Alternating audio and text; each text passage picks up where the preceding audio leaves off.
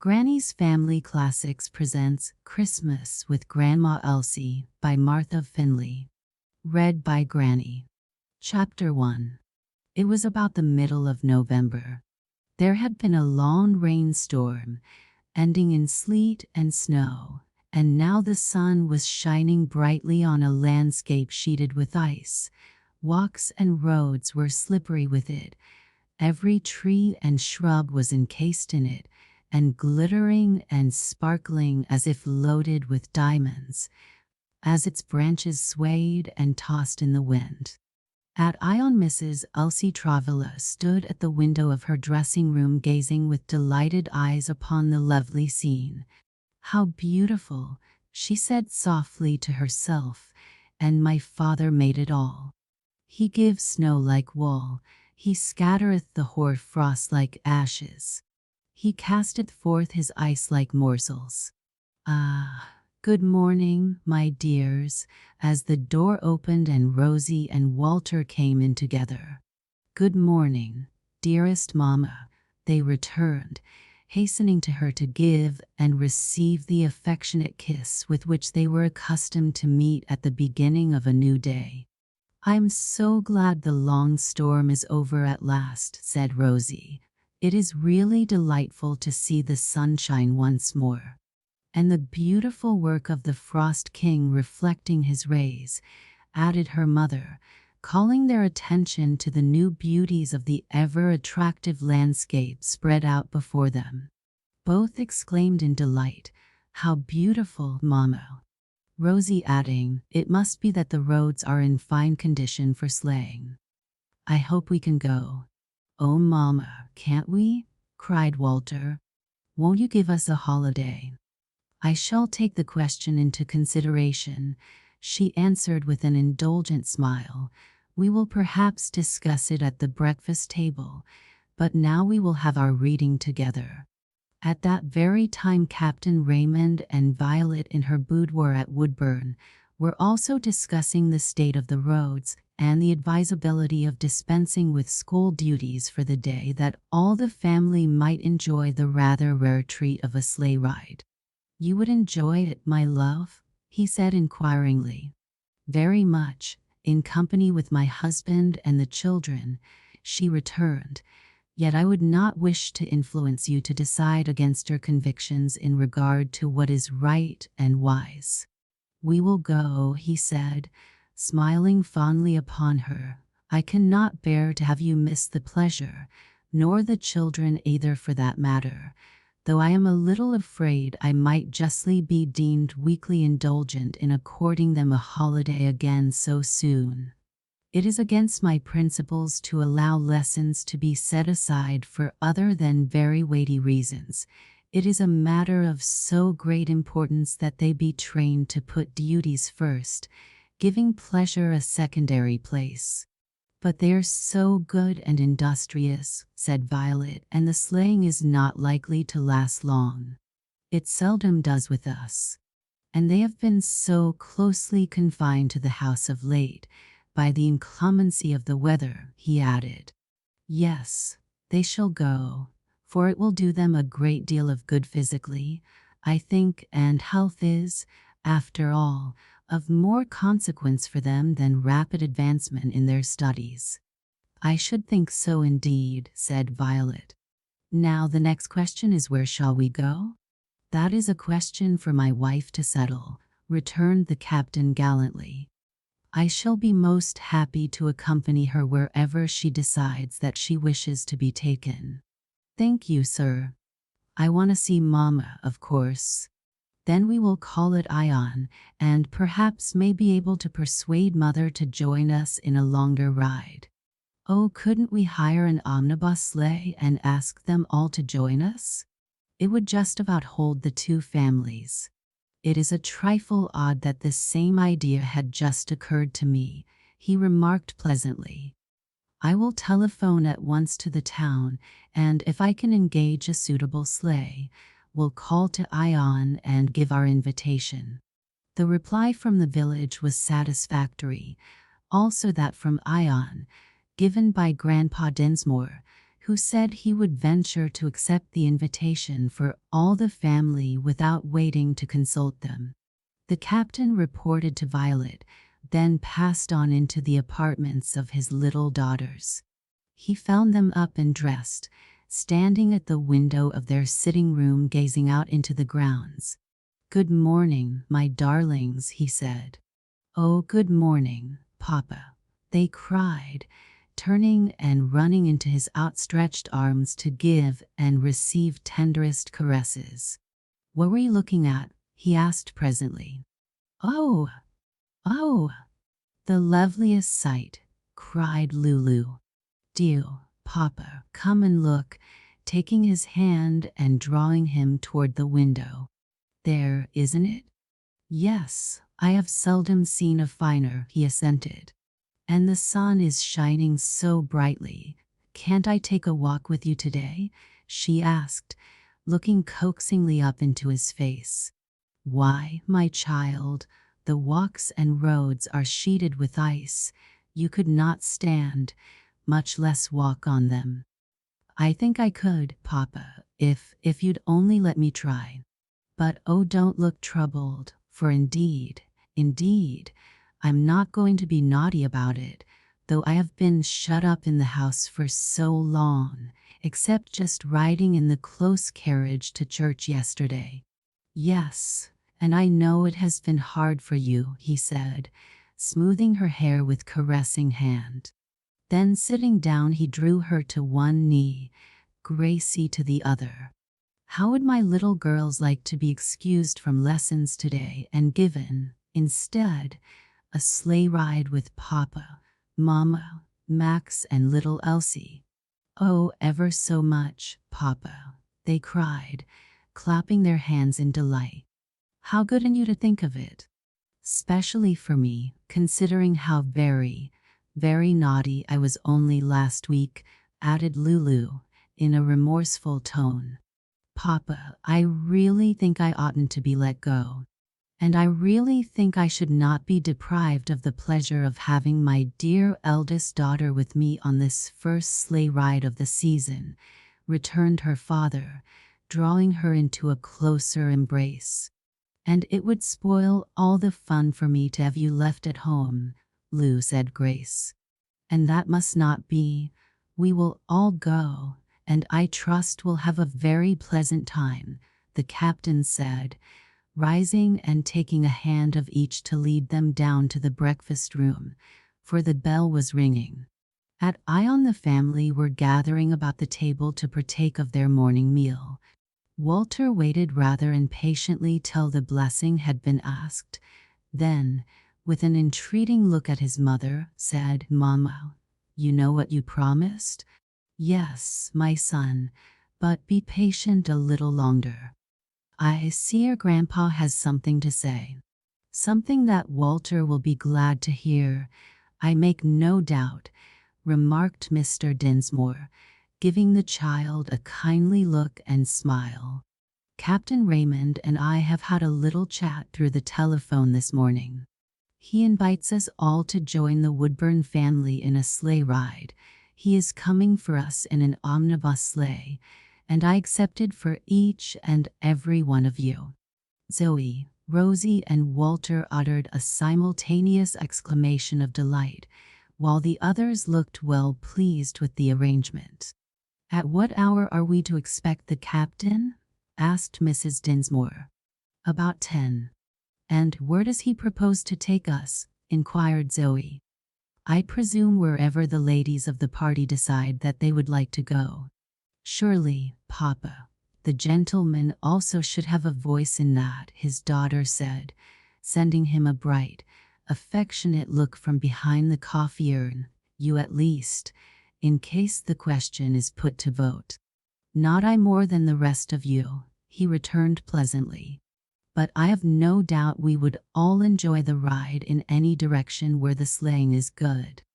"I think it will prove fine on all the roads," remarked Edward, "and I presume everybody would enjoy driving over to Fairview, the Laurels, and the Oaks to call on our nearest relatives, perhaps to the Pines and Roselands also, to see the cousins there. That would be nice, said Zoe, but don't you suppose they may be improving the sleighing opportunity as well as ourselves? Maybe driving over here to call on us. Then, when we meet, the question will be who shall turn round and go back, and who keep on, laughed Rosie. But to avoid such an unpleasant state of affairs we have only to ask and answer a few questions through the telephone, said Edward. Certainly, said his grandfather, and we'll attend to it the first thing on leaving the table. Everybody was interested, and presently all were gathered about the telephone, while Edward, acting as spokesman of the party, called to first one and then another of the households nearly related to themselves. The answers came promptly, and it was soon evident that all were intending to avail themselves of the somewhat rare opportunity offered by the snow and ice-covered roads, none planning to stay at home to receive calls. They would all visit Ion if the ladies there were likely to be in. Tell them, said Grandma Elsie, to take their drives this morning, come to Ion in time for dinner, and spend the rest of the day and evening here. I shall be much pleased to have them all do so. The message went the rounds, everybody accepted the invitation, and Elsie's orders for the day to cook and housekeeper were given accordingly. The Woodburn party arrived in high spirits, a sleigh, containing the Fairview family, driving up at the same time. They had room for one more and wanted Mama to occupy it, but the captain and Violet would not resign their claim, and Evelyn and Lulu showed a strong desire to be together, so the former was transferred to the Woodburn sleigh, and Zoe and Edward took the vacant seats in that from Fairview. The two vehicles kept near together. Their occupants, the children especially, were very gay and lively.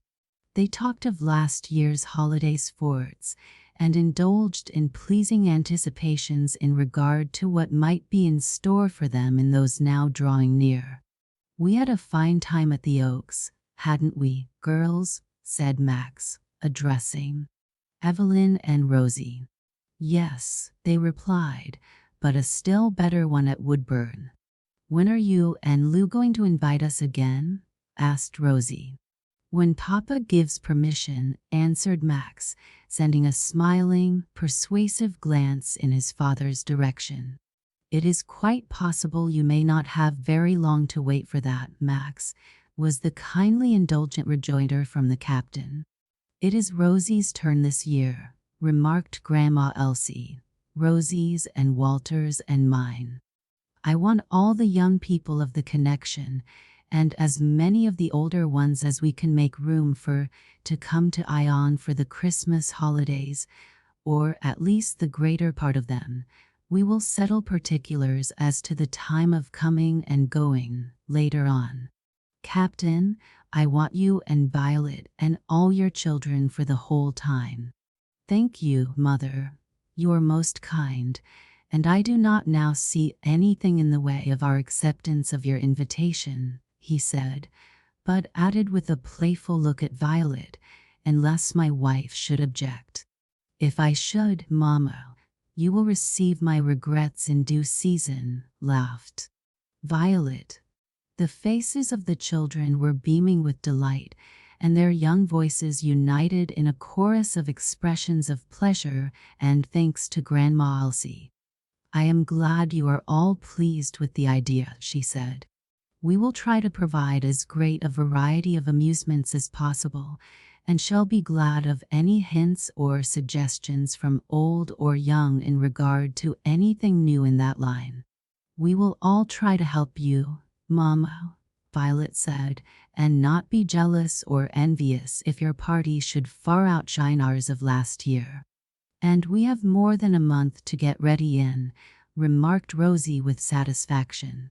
Oh, I'm so glad Mama has decided on it in such good season. Hello, cried Max, glancing back toward an intersecting road which they had just crossed. Here they come. Who? asked several voices, while all turned their heads to see for themselves. The Oaks and the Roselands folks, answered Max, and as he spoke 2 large sleighs came swiftly up in the rear of their own, their occupants calling out merry greetings and receiving a return in kind.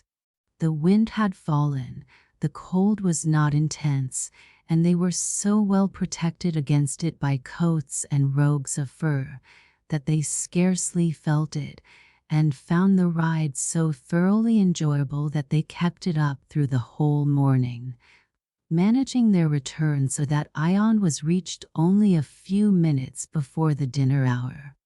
Ion was a sort of headquarters for the entire connection, and everybody seemed to feel perfectly at home.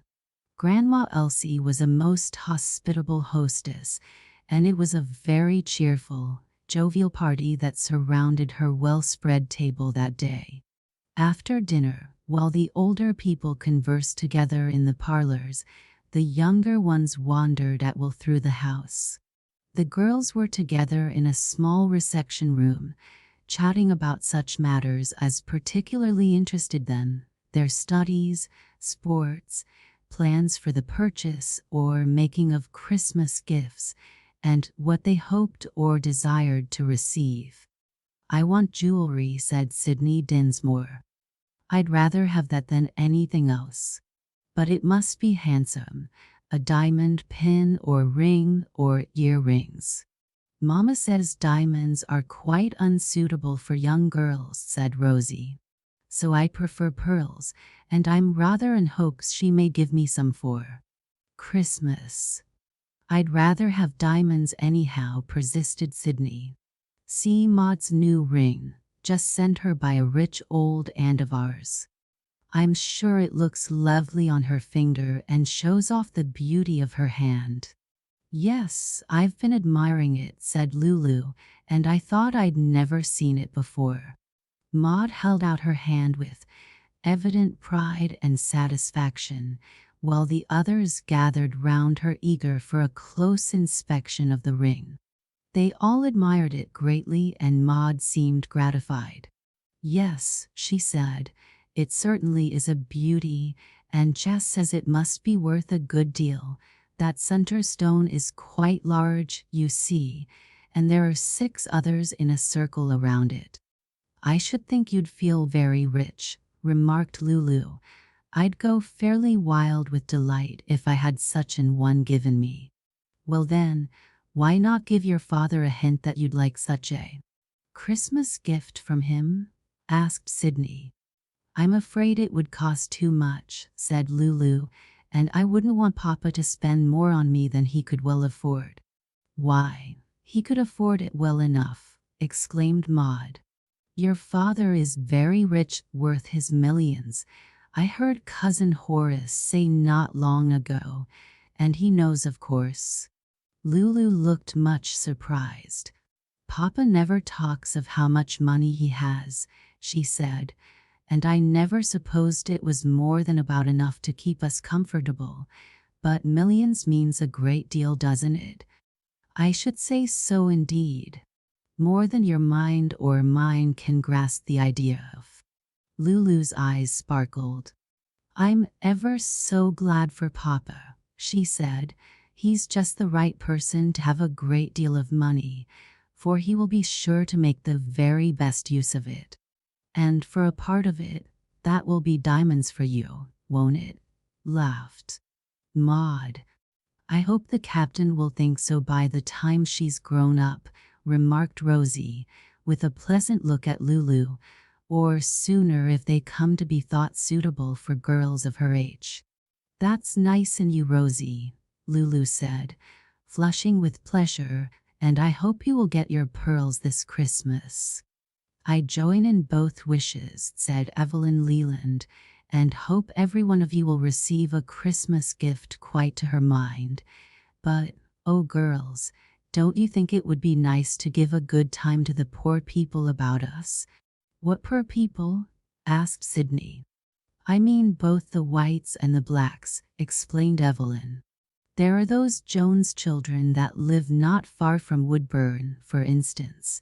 Their mother's dead and the father gets drunk and beats and abuses them, and altogether I am sure they are very, very forlorn."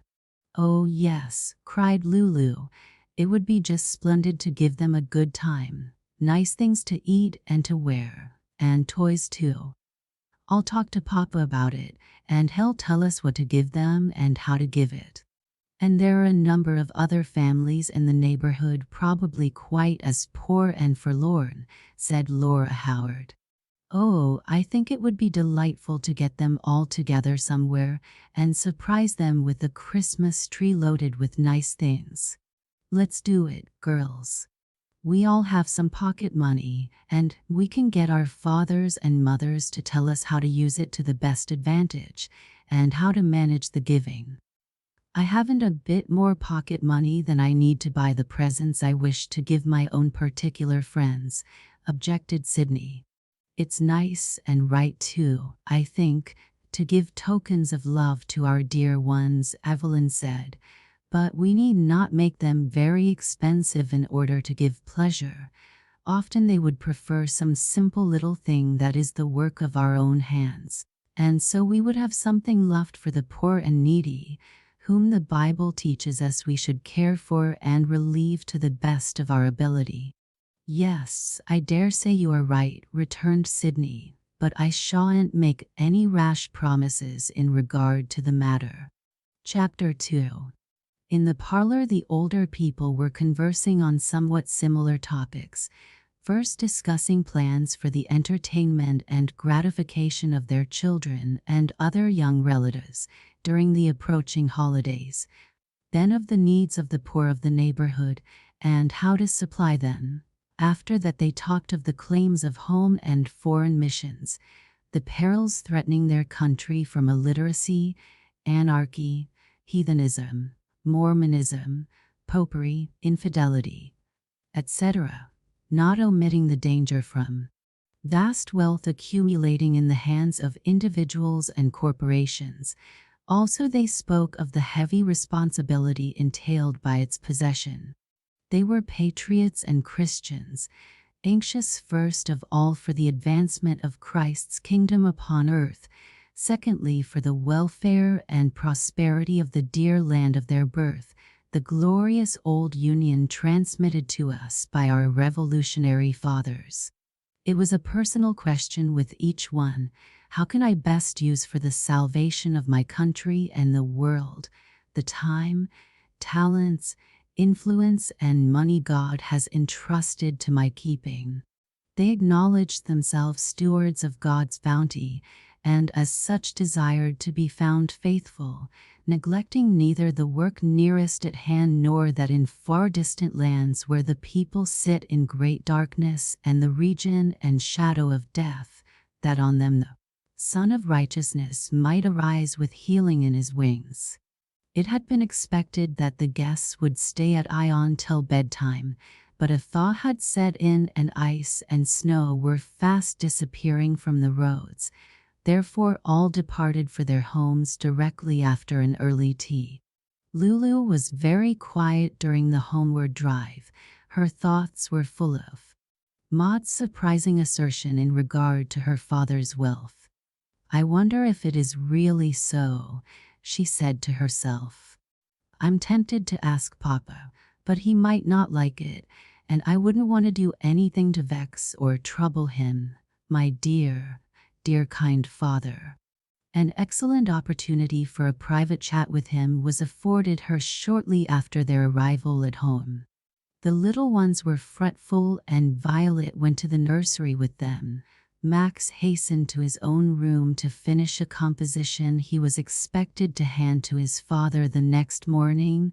Gracie, weary with the excitement of the day and the long morning drive, went directly to her bed, and having seen her in it, and left her there with a loving good night, the captain and Lulu presently found themselves the only occupants of the library. Taking possession of a large easy chair, "Come and sit on my knee and tell me how you have enjoyed your day," he said, giving her a fond, fatherly smile. "Very much indeed. Papa, she answered, accepting his invitation, putting her arm round his neck and laying her cheek to his. His arm was around her waist. He drew her closer, saying softly, "My dear, dear little daughter. I thought you were unusually quiet coming home. Is anything amiss with you?" "Oh, no, Papa. I've had a lovely time all day long. How kind you were to give us all a holiday and let me go along with the rest of you. Good to myself as well as to you, my darlings. I could have had very little enjoyment leaving you behind." "Papa, it's so nice to have you love me so," she said, kissing him with ardent affection. "Oh, I do hope I'll never be very naughty again." "I hope not, dear child," he responded, returning her caresses. "I hope you feel ready to resume your studies tomorrow with diligence and painstaking." "Yes, Papa, I think I do. It's almost a week since you have heard me recite, except this Sunday lesson yesterday." "Yes," he said gravely, "it has been something of a loss to you in one way, but I trust a decided gain in another. Well, to change the subject, are you pleased with the prospect of spending the holidays at Ion?" "Yes, Papa, I think it will be lovely, almost as nice as having a party of our own, as we did last year. Possibly we may add that, a party here for a day or two, if Grandma Elsie does not use up all the holidays with hers," he said in a half-jesting tone and with a pleasant laugh. "Oh, Papa, do you really think we may?" she cried in delight. "Oh, you are just the kindest father," giving him a hug. He laughed at that, returning the hug with interest. "I suppose you and Eva and the rest were laying out plans for Christmas doings this afternoon?" he said inquiringly. "Yes, Papa, we were talking a good deal about games and tableaux, and about the things we could buy or make for gifts to our friends, and what we would like to have given us." She paused, half hoping he would ask what she wanted from him, but he did not. He sat silently caressing her hair and cheek with his hand, and seemingly lost in thought. At length, "Papa," she asked half hesitatingly, "are you very rich?" "Rich," he repeated, coming suddenly out of his reverie and looking smilingly down into her eyes. "Yes, I have a sound constitution, excellent health, a delightful home, a wife and 5 children, each one of whom I esteem worth at least $1 million to me. I live in a Christian land," he went on in a graver tone. "I have the Bible with all its great and precious promises, the hope of a blessed eternity at God's right hand, and that all my dear ones are traveling heavenward with me. Yes, I am a very rich man." "Yes, sir, but I meant, have you a great deal of money? Enough to provide all that is necessary for the comfort of my family, and to gratify any reasonable desire on the part of my little girl. What is it you want, my darling?" "Papa, I'm almost ashamed to tell you," she said, blushing and hanging her head, "but if I do, and you can't afford it, won't you please say so and not feel sorry about it? Because I wouldn't ever want you to spend money on me that you need for yourself or some of the others. I am glad you are thoughtful for others as well as yourself, daughter," he said kindly, "but don't hesitate to tell me all that is in your heart. Nothing pleases me better than to have you and all my dear children do so." "Thank you, my dear, dear Papa. I don't mean ever to hide anything from you," she returned, giving him another hug and kiss, while her eyes sparkled and her cheek flashed with pleasure. "It's a diamond ring I'd like to have." "A diamond ring?" he repeated in surprise. "What would my little girl do with such a thing as that?" "Wear it, Papa." Maud Dinsmore has such beautiful one that a rich aunt sent her the other day," she went on eagerly. "There's a large diamond in the middle and little ones all round it, and it sparkles so, and looks just lovely on her hand. We all admired it ever so much, and I said I'd be wild with delight if I had such an one. Then Sydney said, 'Why not give your father a hint that you'd like one for Christmas?' And I said I was afraid you couldn't afford to give me anything that would cost so much. But Maud said I needn't be, for you were worth millions of money. Can you really afford to give it to me, Papa? I'd like it better than anything else if you can, but if you can't, I don't want it," she concluded with a sigh, and creeping closer into his embrace. He did not speak for a moment, but though grave and thoughtful, his countenance was quite free from displeasure, and when, at length, he spoke, his tones were very kind and affectionate. "If I thought it would really be for my little girl's welfare and happiness in the end," he said, "I should not hesitate for a moment to gratify her in this wish of hers.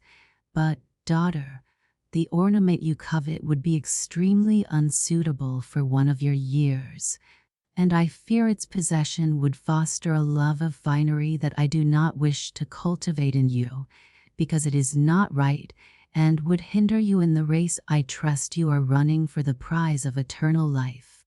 The Bible tells us we cannot serve both God and mammon, cannot love him and the world too. If any man love the world, the love of the Father is not in him. God has entrusted me with a good deal of money, but I hold it as his steward, and it is required in stewards that a man be found faithful." "I don't know what you mean, Papa," she said, with look and tone of keen disappointment. "That I must use the Lord's money to do his work, daughter. A great deal of money is needed to help on the advancement of his cause and kingdom in the hearts of individuals and in the world at large. There are millions of poor creatures in heathen lands who have never so much as heard of Jesus and his dying love, and even in our own favored country there are thousands who are sunk in poverty, ignorance, and wretchedness. Money is needed to feed and clothe them, to send them teachers and preachers, and to build churches, schools, and colleges, where they can be educated and fitted for happiness and usefulness. Suppose I had $1,000 or $5,000 to spare after supplying my family with all that is necessary for health, comfort, and happiness. Could my dear eldest daughter be so selfish as to wish me to put it into a diamond ring for her at the expense of leaving some poor creature in want and misery? Some poor heathen to die without the knowledge of Christ? Some soul to be lost that Jesus died to save? Oh no, no, Papa," she exclaimed, tears starting to her eyes. "I couldn't be so hard-hearted. I couldn't bear to look at my ring if it had cost so much to other people. No, I am sure you could not, and I believe you would find far more enjoyment, a far sweeter pleasure, in selecting objects for me to benefit by the money the ring might cost. Oh, Papa, how nice, how delightful that would be if you would let me," she cried joyously. "I will," he said. "I have some thousands to divide among the various religious and benevolent objects, and shall give a certain sum, perhaps as much as $1,000, in the name of each of my 3 children who are old enough to understand these things, letting each of you select the cause or causes to which his or her share is to go." "Which are the causes, Papa?" she asked, her eyes sparkling with pleasure. "There are home and foreign missions, the work among the freedmen, and for the destitute in our own neighborhood, beside very many others. We will read about these various objects and talk the matter over together, and finally decide how many we can help, and how much shall be given to each? Perhaps you may choose to support a little Indian girl in one of the mission schools, or some child in heathen lands, or a missionary who will go and teach them the way to heaven." "Oh, I should love to do that," she exclaimed. "It will be better than having a ring." "Papa, how good you are to me. I am so glad God gave me such a father, one who tries always to teach me how to serve him and to help me to be the right kind of a Christian." "I want to help you in that, my darling," he said. "I think I could do you no greater kindness." Just then Max came into the room, and his father called him to take a seat by his side, saying, "I am glad you have come, my son, for I was about to speak to Lulu on a subject that concerns you quite as nearly." "Yes, sir, I'll be glad to listen," replied Max, doing as directed. The captain went on. "The Bible tells us, if any man have not the Spirit of Christ, he is none of his. If we are like Jesus in spirit, we will love others and be ready to deny ourselves to do them good, especially to save their souls. For to that end he denied himself even to the shameful and painful death of the cross." He says, "If any man will come after me, let him deny himself and take up his cross and follow me. Whosoever doth not bear his cross and come after me cannot be my disciple." That is, we cannot be his disciples without doing something to bring sinners to him that they may be saved, something that will cost us self-denial. It may be of our own ease, or of something we would like to do or have.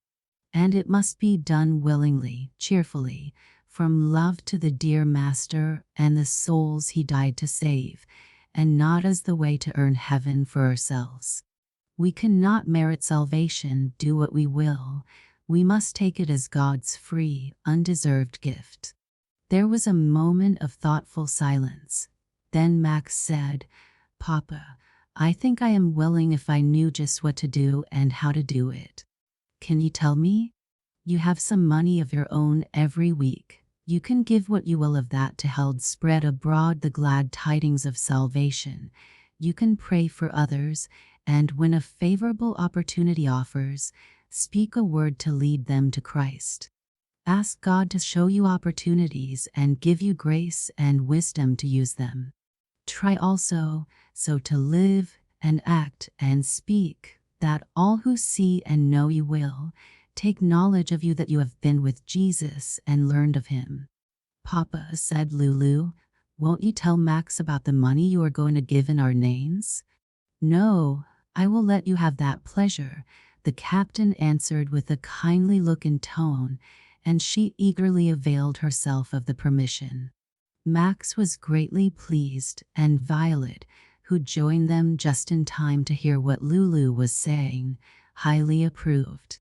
"But you will understand, children," the captain said, "that this involves your gaining a great deal of information on the subject of missions and other schemes of benevolence, and in order to help you in that, we will spend a short time each evening, when not prevented by company or some more important engagement, in reading and conversing on this topic." "I wish I could earn some money to give," said Lulu. "I'd like to carve pretty things to sell, but who would buy them?" "Possibly Papa might become an occasional purchaser," her father said, stroking her hair and smiling kindly upon her. "Or Mama Vi," added her young stepmother. "And I have another offer to make you both," said the captain. "For every day that I find you obedient, pleasant-tempered, and industrious, I will give each of you 25 cents for benevolent purposes." "Thank you, Papa," they both said, their eyes sparkling with pleasure. Max adding, "That will be $1.75 a week." "Yes, and for every week that either one of you earns the quarter every day, I will add another to bring it up to $2. "Oh, Papa, how nice," exclaimed Lulu. "I mean to try very hard," so that I may have enough to support a little Indian girl. And is Gracie to have the same? Certainly, and I shall not be greatly surprised if Gracie's missionary box fills faster than either of the others. I am almost sure it will, said Lulu, sobering down a good deal. And Max's will be next. But I do mean to try ever so hard to be good. I am quite sure you do, dear child, her father responded in tender tones. I know my little girl wants to improve, and I shall do all I can to help her. Papa, is that quarter a day for good conduct to be in addition to our usual pocket money? Asked Max. Certainly, my son. Your pocket money is your own, to use for your pleasure or profit, except what you feel that you ought, or desire to give of it, but the quarter is expressly and only for benevolent purposes. When may we begin to earn it, Papa? Tomorrow.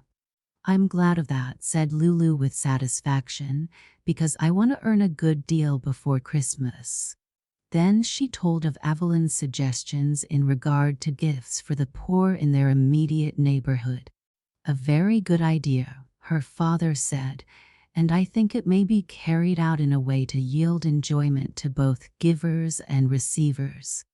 I hope it will be cold enough at Christmas time to make ice and snow for sleighing and sledding, Max remarked, for we boys have planned to have a good deal of fun for ourselves and the girls too, if it is. You mean if there is sleighing and sledding, his father said with an amused look. It might be cold enough, yet the needed snow or ice be lacking. Why, yes, sir, to be sure, so it might. Max returned, laughing good-humoredly.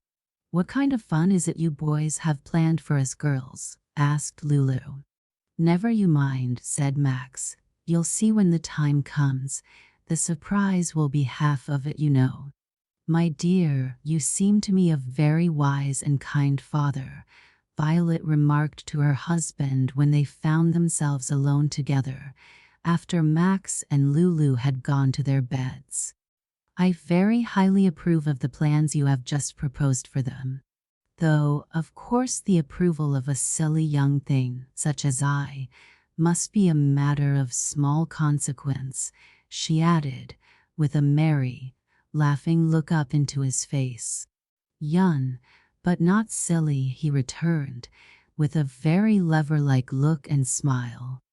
I consider my wife's judgment worth a great deal, and am highly gratified with her approval.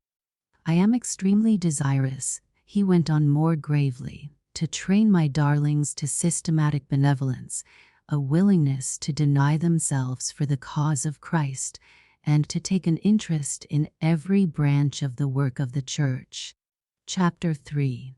Lulu's first thought on awaking the next morning was of the talk of the previous evening with her father. He had said she might have the pleasure of telling Gracie the good news in regard to the money to be earned by good conduct, and that which was to be given by him in the name of each of his older children. Also the privilege he would accord them of selecting the particular cause or causes to which the money should go. Eager to avail herself of the permission and see Gracie's delight, she sprang from her bed, ran to the door of communication between their sleeping rooms, which generally stood open, always at night, and peeped cautiously in. Gracie's head was still on her pillow, but at that instant she stirred, opened her eyes, and called out in a pleased tone, "Oh, Lou, so you are up first," speaking softly though, for fear of disturbing their father and Violet in the room beyond. The door there being open also, Lulu hurried to it and closed it gently, then turning toward her sister, "Yes," she said, "but it's early, and you needn't get up just yet. I'm coming to creep in with you for a few minutes while I tell you something that I'm sure will please you." She crept into Grace's bed as she spoke, and they lay for a while clasped in each other's arms, Lulu talking very fast, Grace listening and now and then putting in a word or two.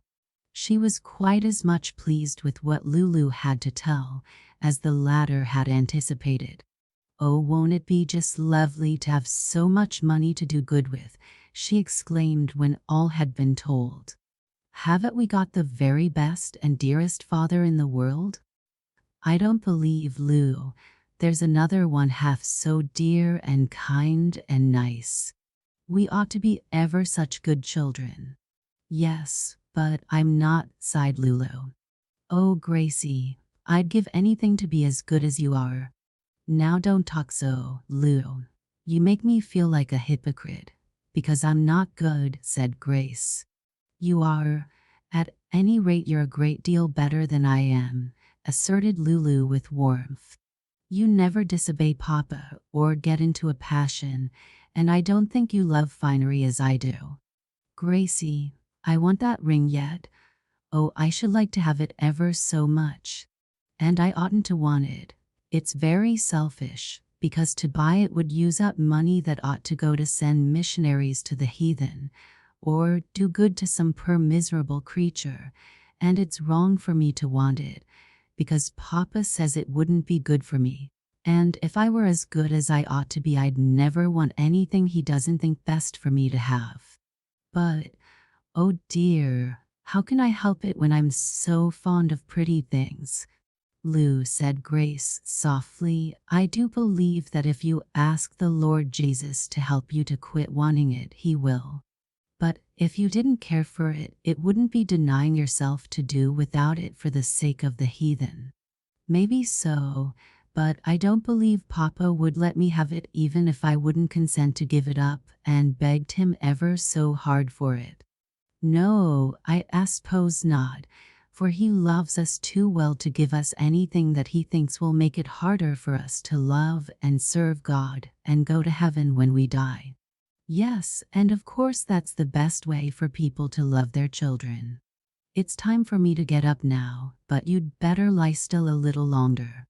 With that, Lulu slipped from the bed, ran back to her room, and kneeling down there, gave thanks for the sleep of the past night, for health and strength, a good home, her dear, kind father to take care of and provide for her and love her, and all her many, many comforts and blessings, and confessing her sins, she asked to be forgiven for Jesus' sake, and to have strength given her to do all her duty that day, to be patient, obedient, industrious, kind and helpful to others, and willing to deny herself, especially in the matter of the ring she had been wishing for so ardently. When the captain came into the apartments of his little daughters for a few minutes' chat before breakfast, as was his custom, he found them both neatly dressed and looking bright and happy.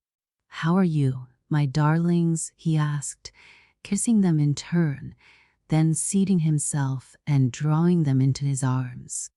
"I think we're both very well, Papa," answered Lulu. "Yes, indeed," said Grace, "and I'm ever so glad of what Lou's been telling me about the money you're going to give us if we're good, and the choosing about where the other shall go that you're going to give to help send missionaries to the heathen. Thank you for both, dear Papa, but don't you think we ought to be good without being paid for it?" "Yes, I certainly do, my dear little girl, but at the same time I want my children to have the luxury of being able to give something which they have, in some sense, earned for that purpose. I want you to learn in your own experience the truth of the words of the Lord Jesus. It is more blessed to give than to receive.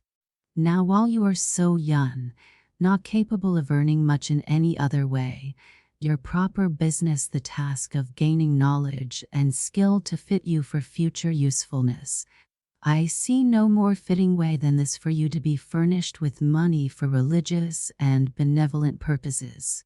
"Papa," asked Lulu, Do you think it is never right for anybody to have diamonds or handsome jewelry of any kind? I do not think it my business to judge in such matters for everybody, he answered, caressing her and smiling down tenderly into her eyes. But I must judge for myself, applying the rules the Bible gives me, and to a great extent for my children also while they are so young. Not for Mama Vi? Lulu asked, with some little hesitation. No, she is my wife, not my child, and old enough to judge for herself. She has a great deal of beautiful jewelry, remarked Lulu with an involuntary sigh, and Grandma Elsie has still more. Rosie asked her once to show it to us children, and she did. Oh, she has just the loveliest rings and whole sets of jewelry, pins and earrings to match, and chains and bracelets. I'm sure they must be worth a great deal of money. Rosie said they were, and I'm sure Grandma Elsie is a real true Christian, a very, very good one, and that Mama Vi is too. And I agree with you in that, was the emphatic reply. But my daughter and I have nothing to do with deciding their duty for them in regard to this or other things. God does not require that of us, indeed forbids it. Judge not, that ye be not judged, Jesus said. But I see plainly that my duty is as I explained it to you last evening, and I thought then you were convinced that it would be selfish and wrong for you and me to spend a large sum for useless ornament that might otherwise be used for the good of our fellow creatures and the advancement of Christ's kingdom. Yes, Papa, I was, and I'm trying and asking God to help me, not to want the ring I asked you for, but I'm afraid it'll take me quite a while to quite stop wishing for it, she sighed.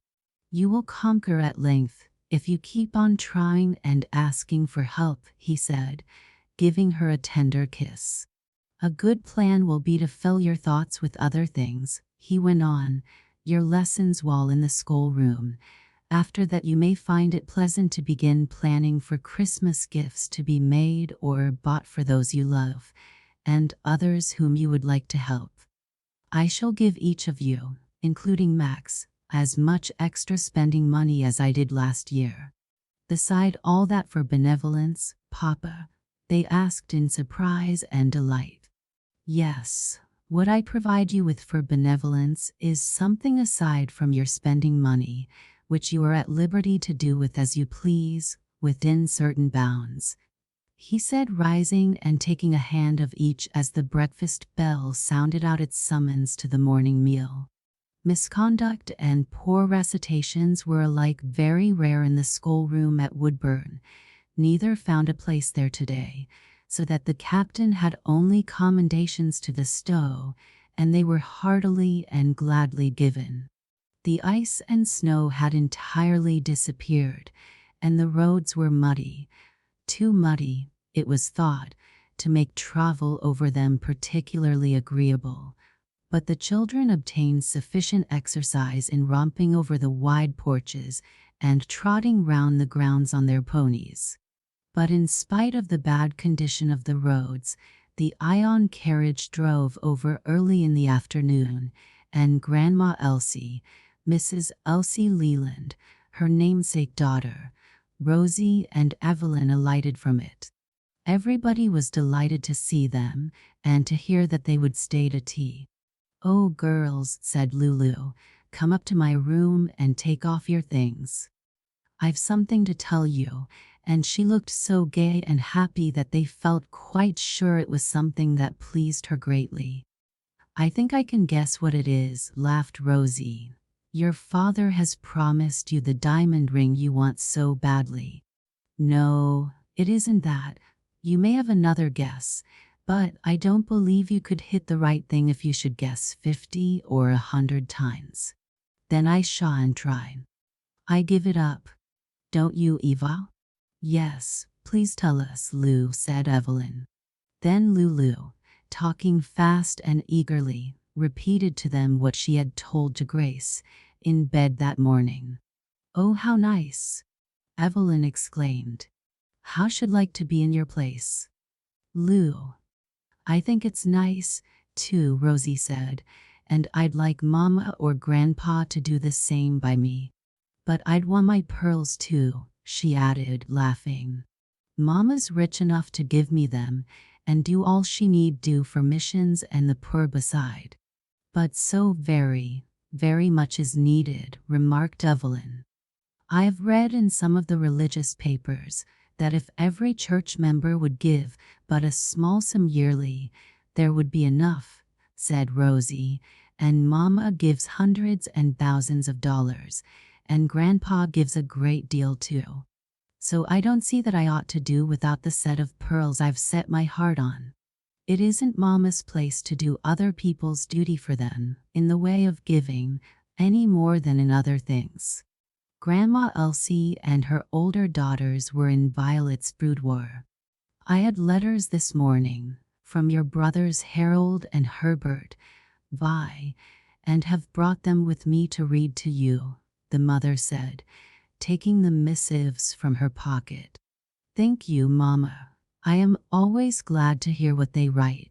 Their letters are never dull or uninteresting," Violet replied, her sister Elsie adding, "They are always worth hearing, Lester and I think.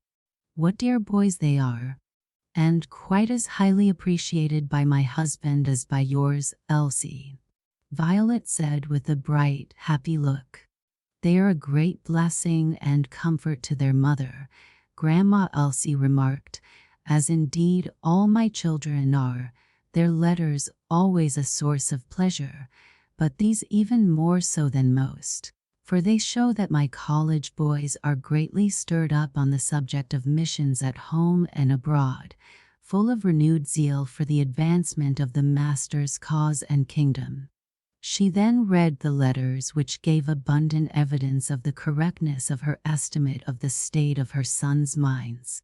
They were working as teachers in a mission Sunday school, as Bible readers and tract distributors among the poor and degraded of the city where they were sojourning, doing good to bodies as well as souls, their mother supplying them with means for that purpose in addition to what she allowed them for pocket money, also exerting an influence for good among their fellow students.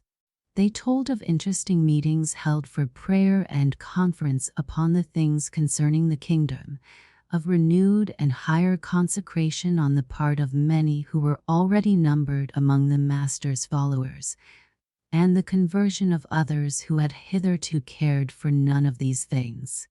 The reading of the letters was followed by an earnest talk between the mother and her daughters, in which Violet told of her husband's plans for giving through his children, in addition to what he would give in other ways. "What excellent ideas!" Grandma Elsie exclaimed, her eyes shining with pleasure.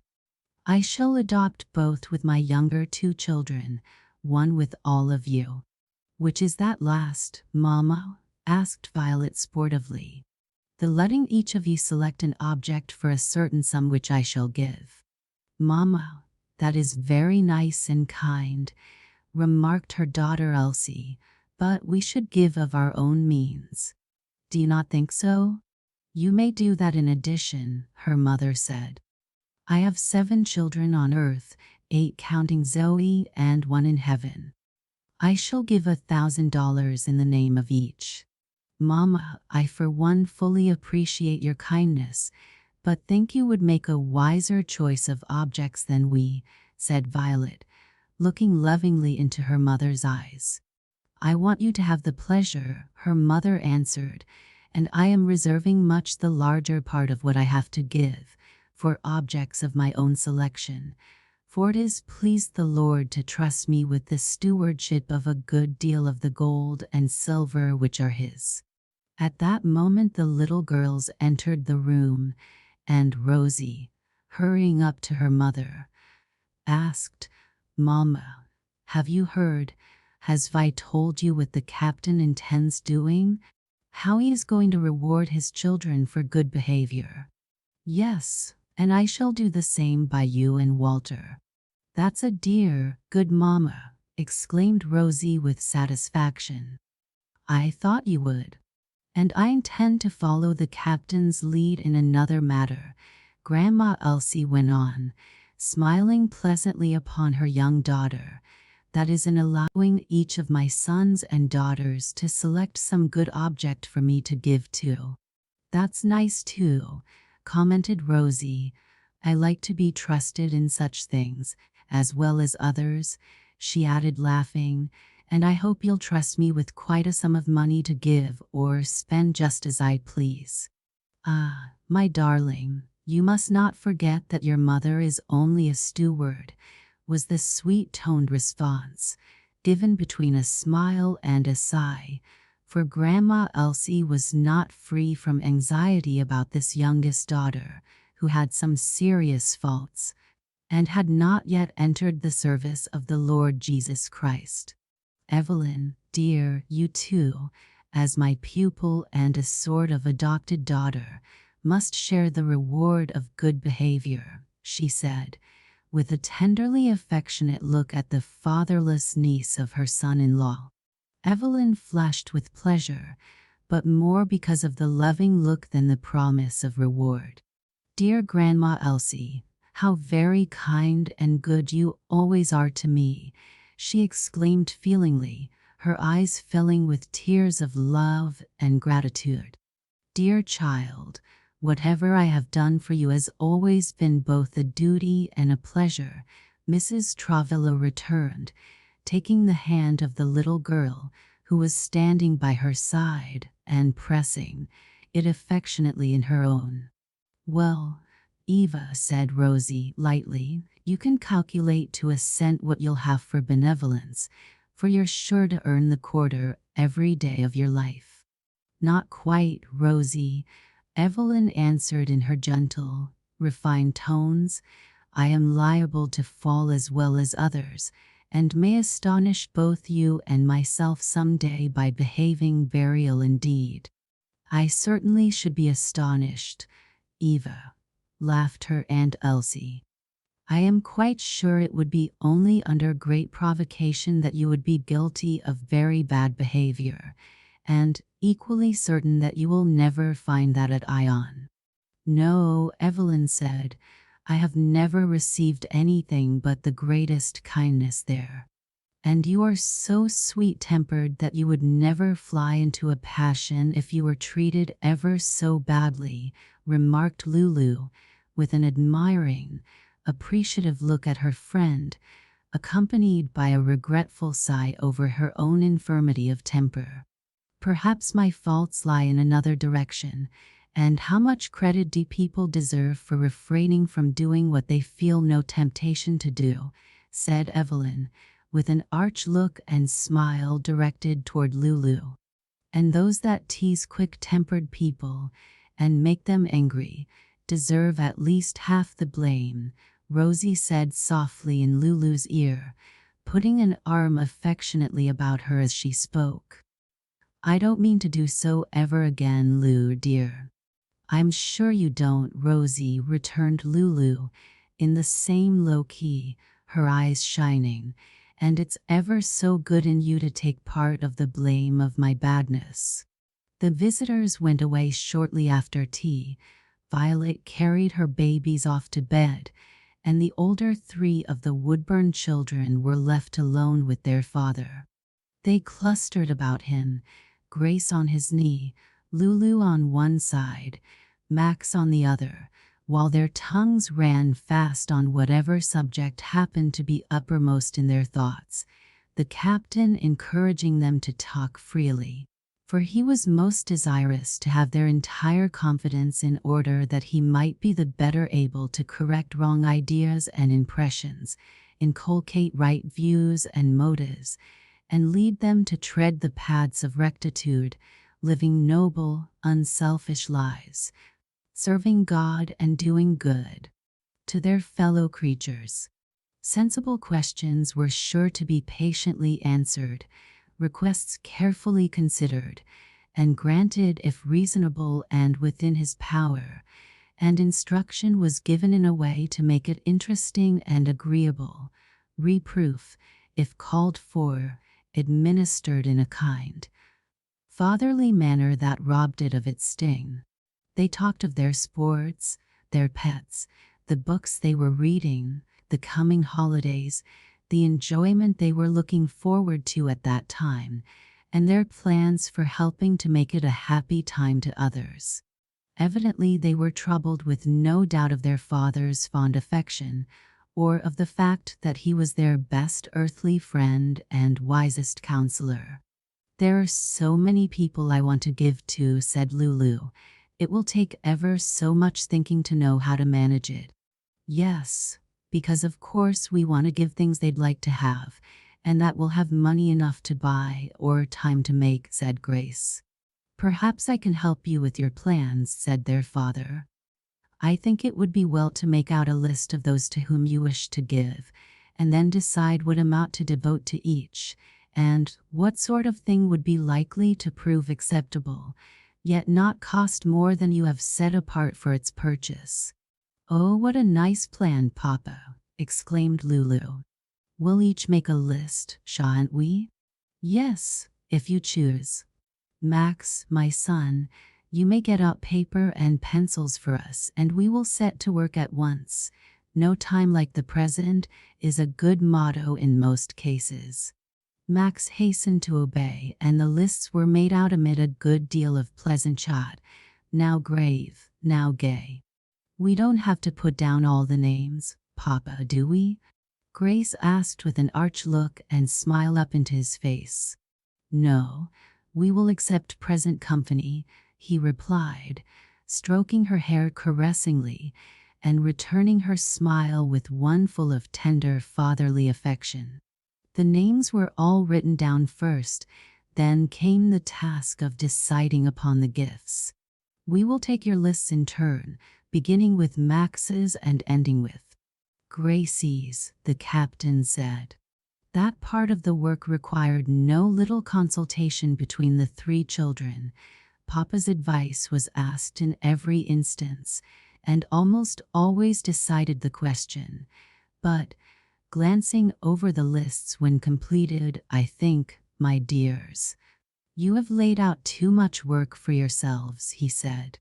"But I thought you always liked us to be industrious, Papa," said Lulu. "Yes, daughter, but not overworked.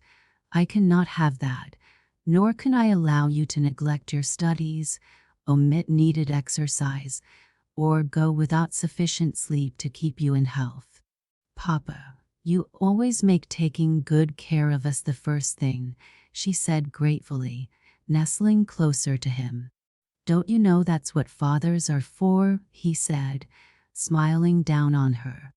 "My children were given me to be taken care of, provided for, loved, and trained up right. A precious charge," he added, looking from one to another with glistening eyes. "Yes, sir, I know," she said, laying her head on his shoulder and slipping a hand into his. "And oh, but I'm glad and thankful that God gave me to you instead of to somebody else. And Gracie and I are just as glad to belong to Papa as you are," said Max, Grace adding, "Yes, indeed," as she held up her face for a kiss, which her father gave very heartily. "But, Papa, what are we to do about the presents if we mustn't take time to make them?" asked Lulu. "Make fewer and buy more. But maybe the money won't hold out. You will have to make it hold out by choosing less expensive articles or giving fewer gifts. We'll have to try hard to earn the quarter for good behavior every day." "Lou," said Max. "Yes, I mean to, but that won't help with Christmas gifts. It's only for benevolence, you know. But what you give to the poor, simply because they are poor and needy, may be considered benevolence, I think," said their father. "Oh, may it," she exclaimed. "I'm glad of that. Papa, I haven't liked Dick very much since he chopped up the cradle I'd carved for Gracie's dolls, but I believe I want to give him a Christmas present. It will help me to forgive him and like him better. But I don't know what would please him best. Something to make a noise with, suggested Max, a drum or trumpet for instance. He'd make too much racket, she objected. How would a hatchet do? Asked Max, with waggish look and smile. Not at all. He isn't fit to be trusted with one, returned Lulu, promptly. Papa, what do you think would be a suitable present for him? A book with bright pictures and short stories told very simply in words of 1 or 2 syllables. Dick is going to school and learning to read, and I think such a gift would be both enjoyable and useful to him. Yes, that'll be just the right thing, exclaimed Lulu. Papa, you always do know best about everything. I hope you'll stick to that idea, Lou, laughed Max. You seem to have only just found it out, but Grace and I have known it this long while, haven't we, Gracie? Yes, indeed, returned the little sister. And so have I, said Lulu, hanging her head and blushing, only sometimes I've forgotten it for a while. But I hope I won't any more, dear Papa, she added softly, with a penitent, beseeching look up into his face. I hope not, my darling, he responded in tender tones, caressing her hair and cheek with his hand, and the past shall not be laid up against you. Papa, will you take us to the city, as you did last year, and let us choose, ourselves, the things we are going to give? Asked Max. I intend to do so, his father said. Judging from the length of your lists, I think we will have to take several trips to accomplish it all. So we will make a beginning before long, when the weather has become settled, perhaps the first pleasant day of next week, if you have all been good and industrious about your lessons. Have we earned our quarters today, Papa? Asked Grace. I think you are in a fair way to do so, he answered smiling, but you still have a chance to lose them between this and your bedtime. It's just before we get into bed you'll give them to us, Papa? Lulu said inquiringly. I shall tell you at that time whether you have earned them, but I may sometimes only set the amount down to your credit and pay you the money in a lump at the end of the week. Yes, sir, we'll like that way just as well, they returned in chorus. Violet had come in and taken possession of an easy chair on the farther side of the glowing grate. Looking smilingly at the little group opposite, I have a thought, she said lightly. Who can guess it? It's something nice about Papa, how handsome he is, and how good and kind, ventured Lulu. A very close guess, Lou, laughed Violet, for my thought was that the Woodburn children have as good and kind a father as could be found in all the length and breadth of the land. We know it, Mamma Vi. We all think so, cried the children. But the captain shook his head, saying, my dear, flattery is not good for me. If you continue to dose me with it, who knows but I shall become as conceited and vain as a peacock. Not a bit of danger of that, she returned gaily. But I do not consider the truth flattery. Suppose we change the subject, he said with a good-humored smile. We have been making out lists of Christmas gifts and would like to have your opinion and advice in regard to some of them. You shall have them for what they are worth, she returned, taking the slips of paper Max handed her and glancing over them. Chapter 4. The parlor at Ion, full of light and warmth, looked very pleasant and inviting this evening. The whole family, not so large now as it had been before Captain Raymond took his wife and children to a home of their own, were gathered there, Mr. Dinsmore and his wife, generally called Grandma Rose by the children, Grandma Elsie, her son Edward and his wife, Zoe, and the 2 younger children, Rosie and Walter. The ladies and Rosie were all knitting or crocheting. Mr. Dinsmore and Edward were playing chess, and Walter was deep in a storybook. "Zoe," said Rosie, breaking a pause in the conversation, "do you know, has Mama told you about her new plans for benevolence? How she's going to let us all help her in distributing her funds?" "Us?" echoed Zoe inquiringly. "Yes, all her children, and that includes you, of course." "Most assuredly it does," said Grandma Elsie, smiling tenderly upon her young daughter-in-law. Zoe's eyes sparkled. "Thank you, Mama," she said with feeling. "I should be very sorry to be left out of the number. I am very proud of belonging there." "But what about the new plans, Rosie? If Mama is willing, you should tell me now what they are." "Quite willing," responded Mama, and Rosie went on. "You know Mama always gives thousands of dollars every year to home and foreign missions and other good causes, and she says that this time she will let each of us choose a cause for her to give 1,000 to." "I like that," exclaimed Zoe. "Many thanks, Mama, for my share of the privilege. I shall choose to have my 1,000 go to help the mission schools in Utah. I feel so sorry for those poor Mormon women. The idea of having to share your husband with another woman, or maybe half a dozen or more. It's simply awful." "Yes, and that is only a small part of the wickedness Mormonism is responsible for," remarked Grandma Rose. "Think of the tyranny of their priesthood, interfering with the liberty of the people in every possible way, claiming the right to dictate as to what they shall read, where they shall send their children to school, with whom they shall trade, where they shall live, or ordering them to break up their homes, make a forced sale of their property, and move into another state or territory at their own cost, or go on a mission.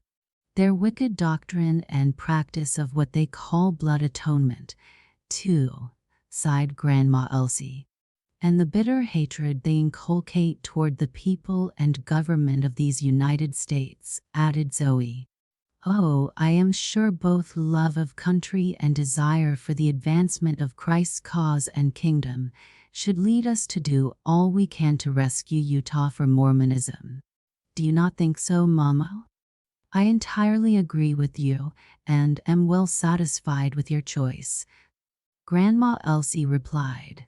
"Perhaps I shall choose for mine to go there too," said Rosie. "But I believe I'll take a little more time to consider the claims of other causes." Walter closed his book and came to his mother's side. "Am I to have a share in it, Mama?" he asked. "In selecting an object for me to give to?" "Yes, my son." $1,000? "Yes." "Oh, that's good. I think I'll adopt an Indian boy, clothe and educate him." "Adopt?" laughed Rosie. "A boy of 10 talking about adopting somebody else. Not to be a father to him, Rosie, except in the way of providing for him as fathers do for their children. Mama knows what I mean." "Yes, my boy, I do, and highly approve. As a nation we have robbed the poor Indians, and owe them a debt that I fear will never be paid." "I mean to do my share toward paying it if I live to be a man," Walter said, "and I'd like to begin now." "I am very glad to hear it, my son," responded his mother. "Would you prefer to have all your thousands go to pay that debt, Mama?" asked Rosie. "No, child, not all. As I have said, I highly approve of Zoe's choice, and I would send the gospel tidings into the dark places of the earth, to the millions who have never heard the name of Jesus." "And there is another race to whom we owe reparation," remarked Mr. Dinsmore, leaning back in his chair and regarding the chessboard with a half-rueful look. "There, Ned, my boy, I think you wouldn't have come off victor if my attention had not been called from the game by the talk of the ladies." "Never mind," Grandpa will take all the blame, laughed Rosie, jumping up to run and put her arms round his neck and give him a kiss. He returned it, drew her to his knee, and went on with his remarks. You all know, of course, that I refer to the Negroes who were forcibly torn from their own land and enslaved in this. We must educate and evangelize them, as a debt we owe them, and also for the salvation of our country, whose liberties will be greatly imperiled by their presence and possession of the elective franchise if they are left to ignorance and vice. Grandpa, what do you mean by the elective franchise? Asked Walter, going to the side of the old gentleman's chair. The right to vote at elections, my son. You can see, can't you, what harm might come from it? Yes, sir. They might help to put bad men into office. Some of themselves maybe, and bad men would be likely to make bad laws and favor rogues. Oh, yes, sir, I understand it. Then perhaps you may want to help provide for the instruction of the colored race as well as of the Indians? Yes, sir, I would like to. I hope the $1,000 may be enough to help the work for both. I think it will, that your mother will be satisfied to have you divided into 2 or more portions, that several good objects may receive some aid from it. Will you, Mamma? Asked Walter, turning to her. Yes, I think it would perhaps be the wisest way. And besides, said Rosie, Mama is going to give us young ones a chance to earn money for benevolence by paying us for good behavior. I know we ought to be good without other reward than that of a good conscience, but I'm quite delighted with the plan for all that. I too, said Walter, looking greatly pleased. Thank you, Mama dear. How much is it you're going to give us? 25 cents for every day on which I have no occasion to find fault with either your conduct or recitations. A new idea, daughter, isn't it? Queried Mr. Dinsmore. Yes, sir, and not original. I learned at Woodburn today that the captain was going to try the plan with his children. I trust it meets your approval?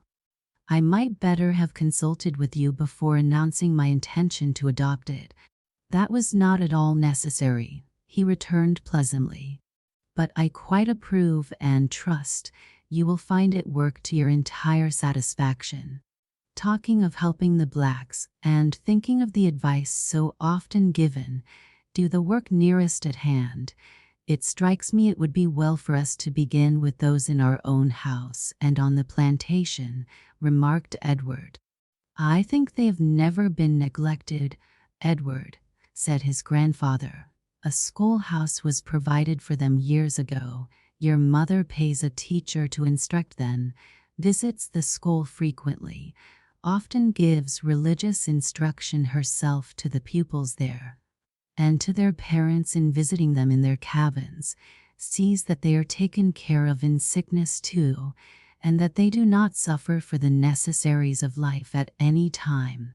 Yes, sir, that is all true, returned Edward, but I was only thinking of giving them some extra care, instruction and gifts during the approaching holidays, says a Christmas tree loaded with, not the substantials of life only, but some of the things that will give pleasure merely, finery for the women and girls, toys for the children, and so forth.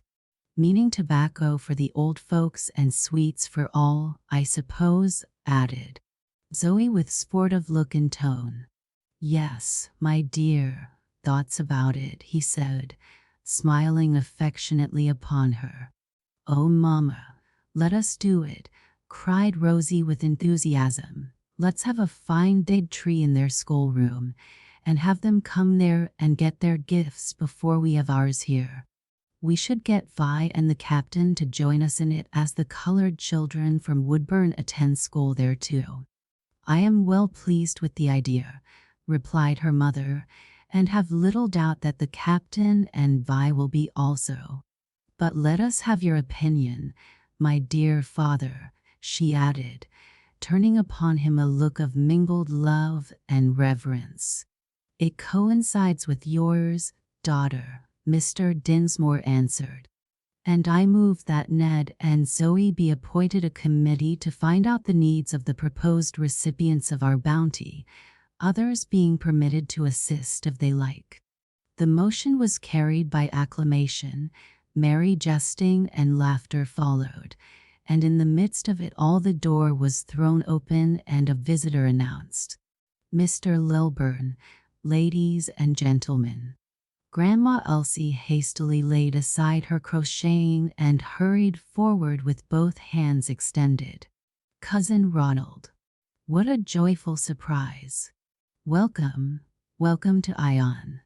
"Thanks, 1,000 thanks, my fair kinswoman, my bonny Letty, my sweet cousin Elsie," returned the old gentleman, taking the offered hands in his and imprinting a kiss upon the still round and blooming cheek.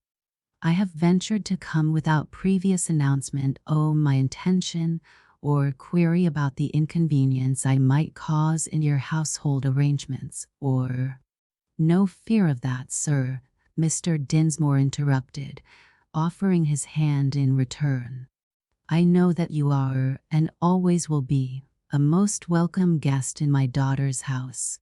You have given us a very pleasant surprise, and the fault will not be ours if we do not keep you all winter."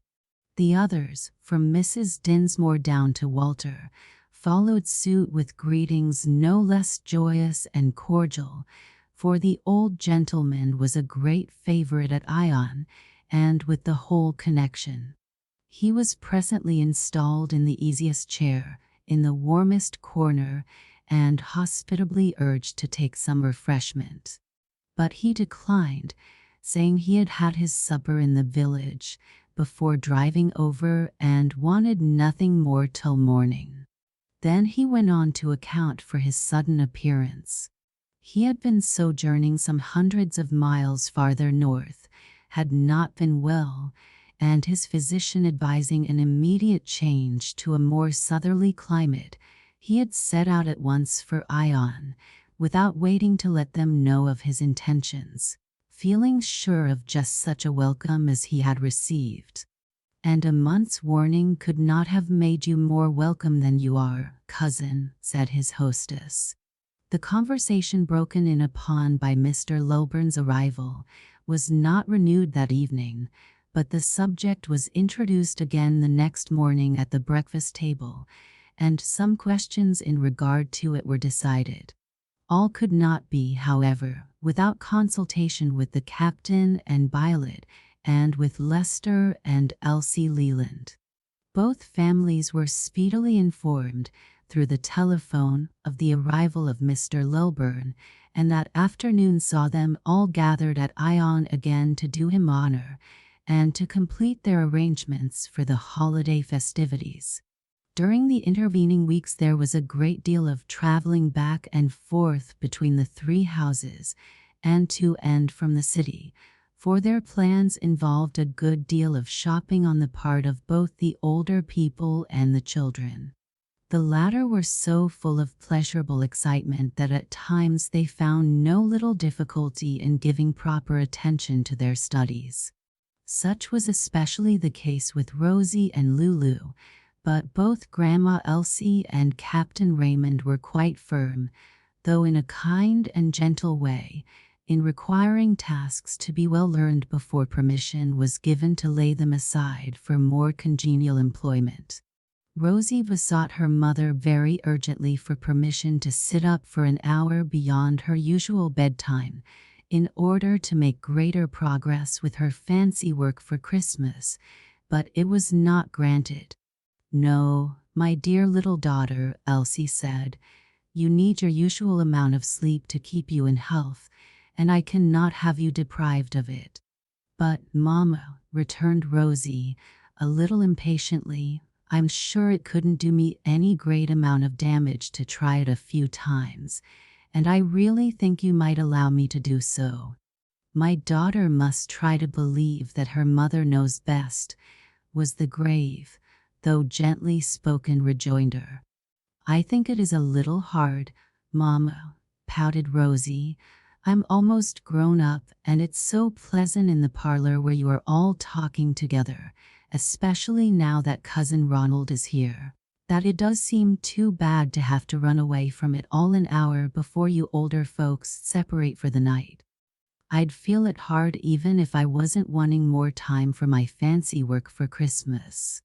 A little girl with so foolish and unkind a mother as yours is certainly much to be pitied," Mrs. Travilla remarked in reply.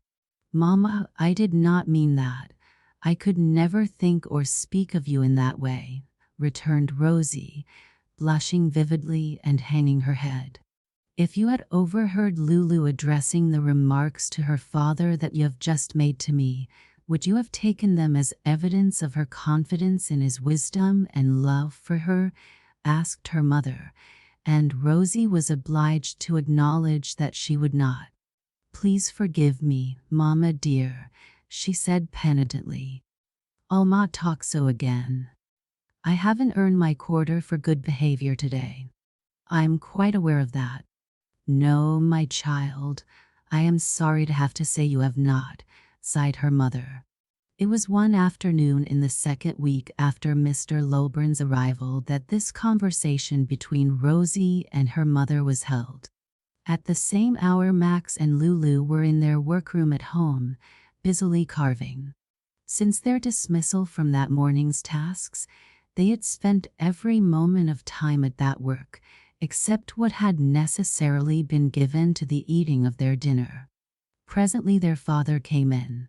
"You are very industrious, my darlings," he said in a pleasant tone, "but how much exercise have you taken in the open air today?" "Not any yet, Papa," answered Max. "Then it must be attended to at once by both of you." "Oh, Papa, let me keep on at this just a little longer," pleaded Lulu. "No, daughter, not another minute. These winter days are short. The sun will soon set, and outdoor exercise will not do you half so much good after sundown as before. Put on your hats and coats, and we will have a brisk walk together. The roads are quite dry now, and I think we will find it enjoyable."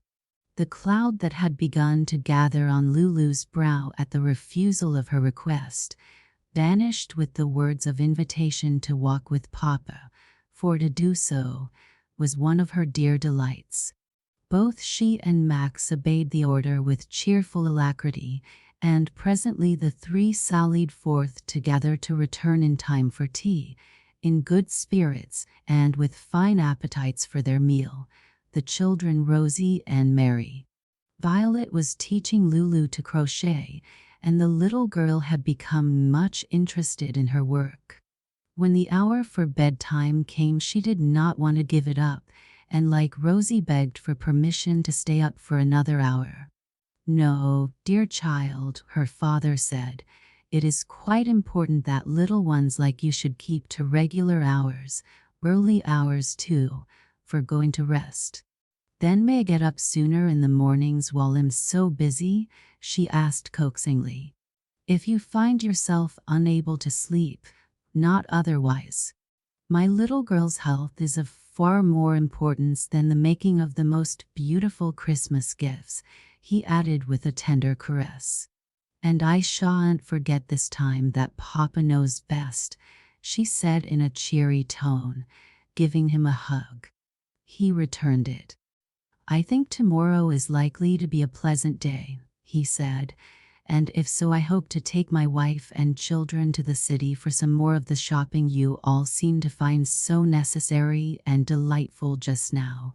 Your Aunt Elsie and Evelyn are going too, so that you can probably have your friends help in selecting the articles you wish to buy." "Oh, how delightful!" she exclaimed. "I ought to be a good girl with such a kind father, always planning something to give me pleasure." "You enjoy such expeditions, don't you, Lou?" queried Violet. "Yes, indeed, Mama Vi, and I hope Papa will take me several times." I want to select my gift for Rosie tomorrow, with Eva to help me, and I'd like Rosie to go with me another time to help me choose one for Evelyn. I think I shall be able to gratify you in that, and to give you more time for Christmas work, I will release you from the task of taking care of your own rooms till after the holidays, and have them attended to by one of the servants," said the captain. "But now bid good night and go to your bed." "Oh, thank you, dear papa," she cried joyously, and obeyed at once without a murmur. The weather next day was favorable, and the shopping a decided success. The ladies and little girls returned somewhat weary with their exertions, but in fine spirits, Lulu feeling particularly happy over a present for Rosie, which everyone thought was sure to be acceptable. A few days later her father took her and Rosie together, Evelyn being left out of the party in order that her present might be selected without her knowledge. Indeed, in the afternoon of every pleasant day, from not to the one before Christmas, the Woodburn carriage might have been seen driving to and from the city, and on almost every occasion Lulu was one of its occupants. But on the 23rd she preferred to stay behind, so much that she wanted a share and was going on at, or near home, first the trimmings with evergreens of several rooms in the mansion, then of the schoolhouse for the poor whites of the neighborhood, which Captain Raymond had caused to be built on a corner of his estate, paying a teacher that the children might be instructed without cost to their parents. A fine large Christmas tree was set up in it, another in the schoolhouse for the blacks at Ion. The colored people employed on the Fairview estate attended there also, and word of a share in the entertainment provided for those of Woodburn and Ion, so the children of the three families united in the work of ornamenting first one building, then the other, finding it great sport and flattering themselves that they were of great assistance, though the older people who were overseeing matters, and the servants acting under their direction, were perhaps of a different opinion. Yet the sight of the enjoyment of the little folks more than atoned for the slight inconvenience of having them about. Christmas came on Wednesday, and the holidays had begun for them all the Friday before. Lessons would not be taken up again till after New Year's Day. It had been decided at Woodburn that they would not go to Ion till Christmas morning, as they all preferred to celebrate Christmas Eve at home. The children were going to hang up their stockings, but had not been told that they would have a tree or any gifts. They thought, and had said to each other, that perhaps Papa might think the money he had given them to spend and to give, and the privilege of selecting objects for his benevolence, was enough from him, but the friends at Ion and Fairview always had remembered them, and most likely would do so again. Still they may not, Lulu added with a slight sigh when she talked the matter over with Max and Grace that morning, for the last time, for they are all giving more than usual to missions and disabled ministers and poor folks, and I don't know what else. But it's real fun to give to the poor round here. I mean, it will be to help put things on the trees, and then see how pleased they'll all be when they get them. At least I do suppose they will. Don't you, May? I shall be very much surprised if they're not, he assented, though I begin to find out that it is more blessed to give than to receive. And yet for all that, if I get some nice presents tonight or tomorrow, I shan't be at all sorry, he added with a laugh.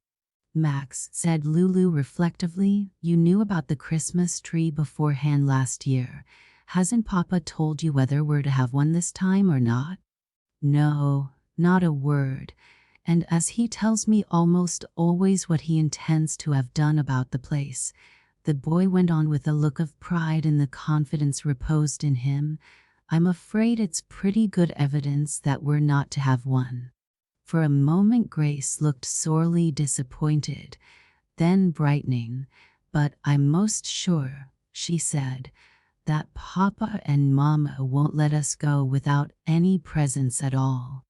They love us a great deal and will be sure to remember us with a little bit of something. Anyway, it's nice that we have something for them, remarked Lulu cheerily. Papa helped us choose Mama Vi's, and she advised us what to make for Papa, so I'm pretty sure they'll both be pleased. It was while waiting for their father to take them to the schoolhouse that they had this talk, and it was brought to a conclusion by his voice summoning them to get into the carriage. "There is no time to lose, my darlings," he said, "for it is likely to take about all the morning to trim the 2 rooms and 2 trees." Chapter 5. Grandma Elsie's college boys, Harold and Herbert Travilla, had come home for the holidays, arriving the latter part of the previous week. This morning they had come over to Woodburn, very soon after breakfast, to have a chat with Vi while they could catch her alone, they said, for with all the company that was to be entertained at Ion they might not have so good a chance again. They stood with her at the window watching the carriage as it drove away with the captain and his children. It had hardly reached the gate leading into the high road when Harold turned to his sister with the remark, "Well, Vi, we've had quite a satisfactory talk, and now for action." As I overheard the captain say to the children, "There's no time to lose." "No, we will begin at once," returned Violet, leading the way to the large room where the Christmas tree had been set up last year. A couple of Negro men were carrying in its counterpart at one door as Violet and her brother entered at the other. "Ah, that's a fine tree, Jack," she said, addressing one of them.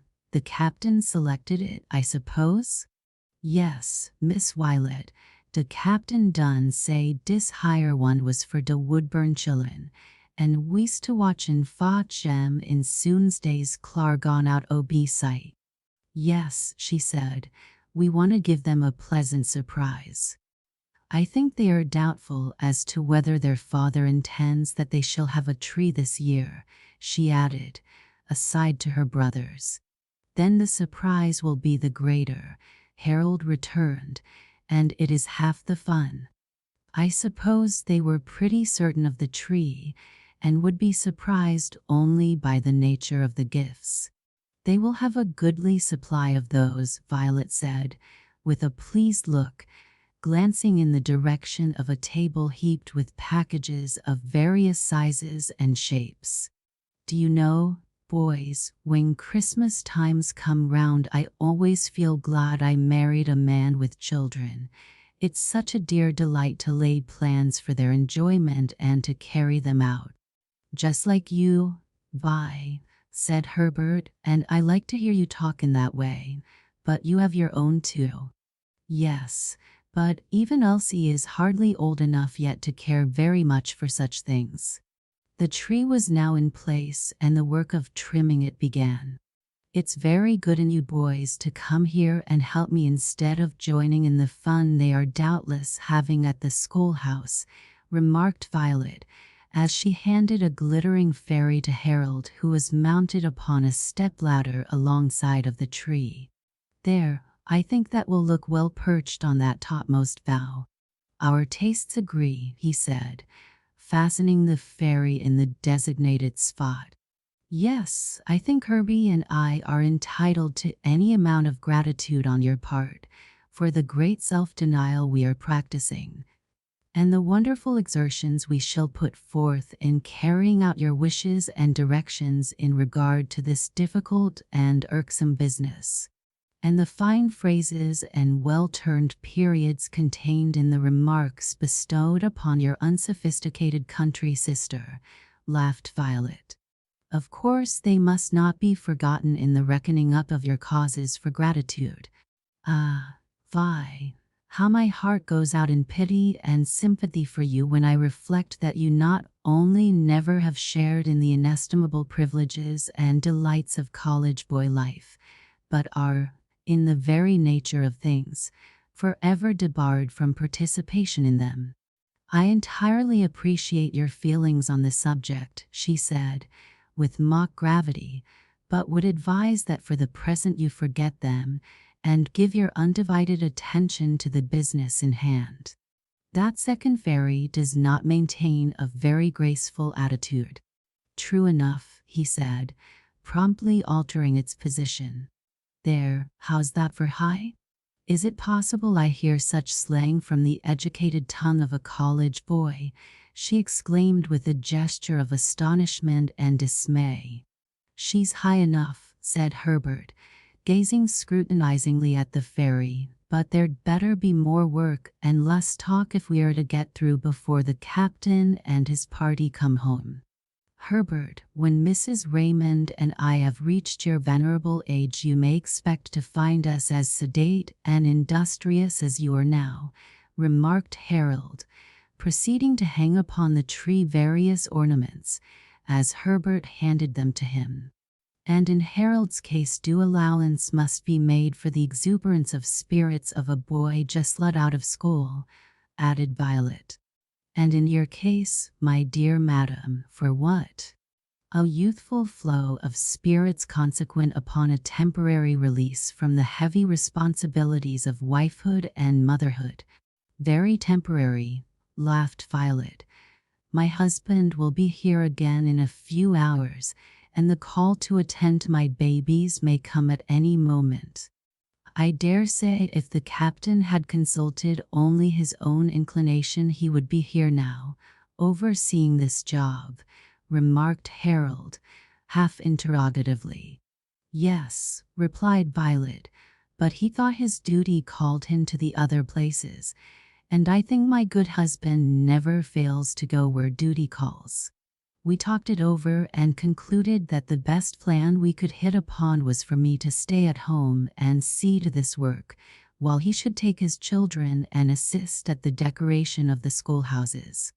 To secure you an opportunity to prepare a pleasant surprise for them, supplemented Harold. Their work was finished, its results surveyed with satisfaction, and the door of the room closed and locked upon it, before the return of the carriage bringing Captain Raymond and his merry, happy little flock. Dinner filled up the greater part of the interval between their homecoming and return to the schoolhouse on the corner of the estate, to witness the distribution of gifts to the poor whites of the neighborhood, and by a little management on the part of their father, Violet and her brothers, they were kept from the vicinity of the room where the Christmas tree stood, and got no hint of its existence. Their thoughts were full of the doings of the morning and the coming events of the afternoon, and their tongues ran fast on the two subjects. Their father had to remind them once or twice that older people must be allowed a chance to talk as well as themselves, but his tone was not stern, and the slight reproof, though sufficient to produce the desired effect, threw no damper upon their youthful spirits. They were in the carriage again soon after leaving the table, Violet with them this time, Harold and Herbert riding on horseback alongside of the vehicle, for they desired a share in witnessing the bestowal of the gifts. They found teacher and pupils there before them, every face bright with pleasurable anticipation. The Jones children, whose mother had died the year before, and who had continued to find a good friend in Captain Raymond, were among the number. Grandma Elsie, Zoe, Rosie, Walter, and Evelyn Leland arrived in a body soon after the Woodburn family, and then the exercises began. The captain offered a short prayer and made a little address appropriate to the occasion. Teacher and scholars sang a Christmas carol. Then the tree was unveiled amid murmurs of admiration and delight, and the distribution of the gifts began. Every child received a suit of warm, comfortable clothes, a book, a bag of candy, a sandwich or two, some cakes and fruit. The tree was hung with rosy-cheeked apples, oranges, bananas, bunches of grapes, and strings of popcorn. There were bright tinsel ornaments too, and a goodly array of gaily dressed paper dolls, mostly Gracie's contribution. She had given up all her store for the gratification of the poor children.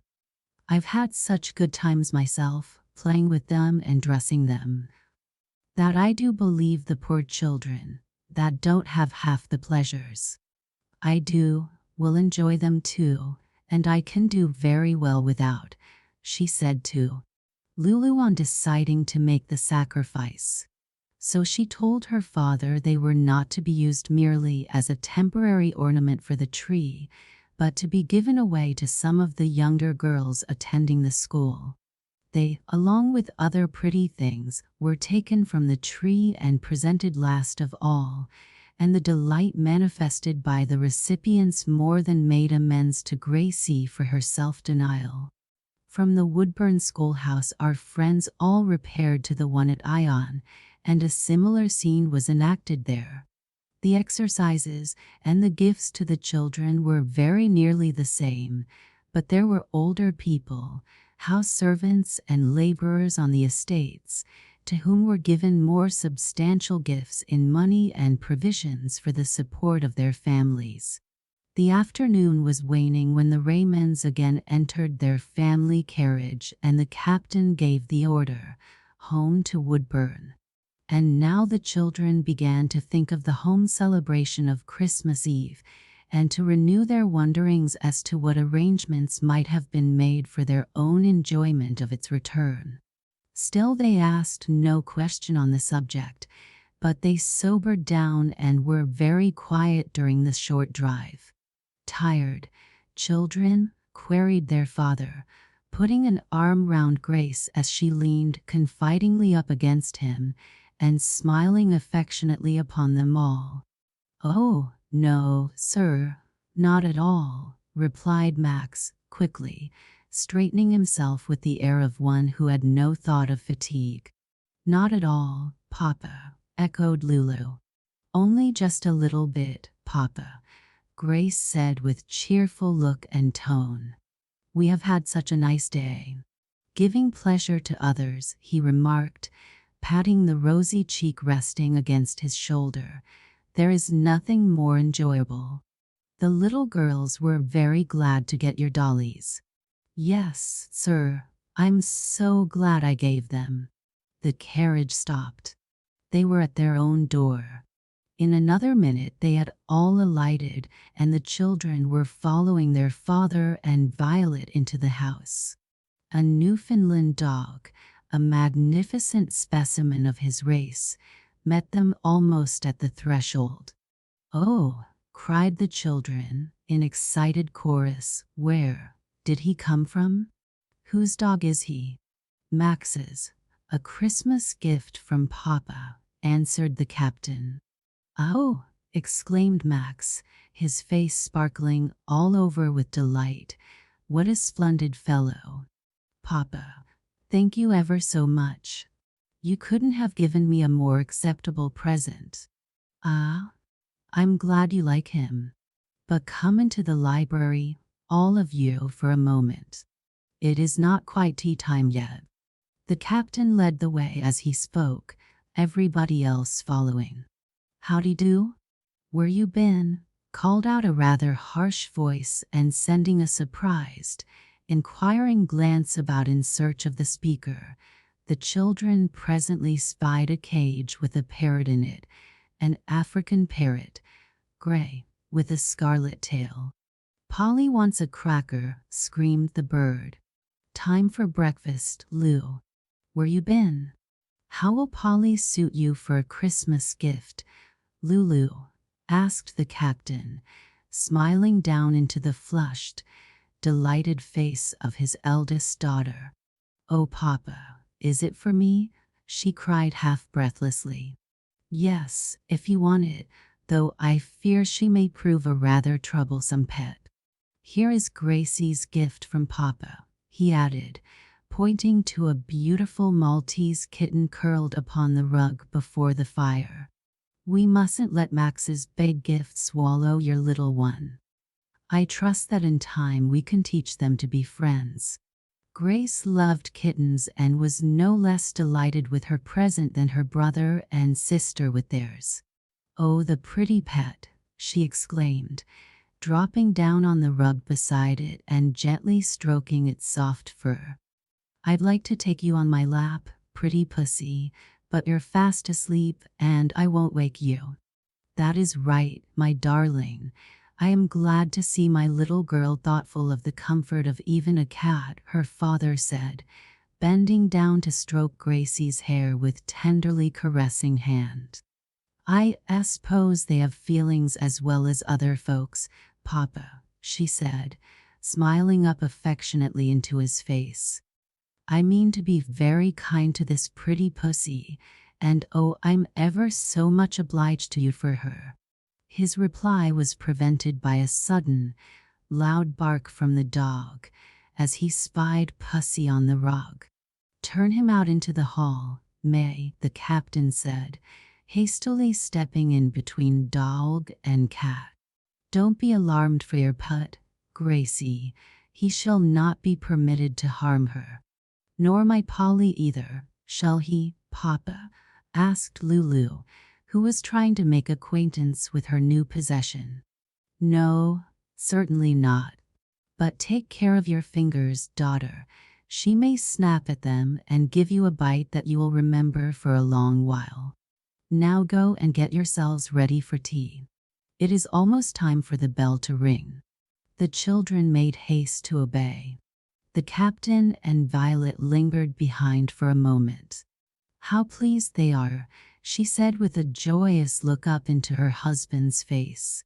"It's a perfect treat to witness their delight on such occasions. I can hardly wait to show them the tree with all its treasures. Dear wife, your affection for my darlings is a wellspring of joy to me," he said with tender look and smile, "and theirs for you no less so. I am sure you have completely won their hearts."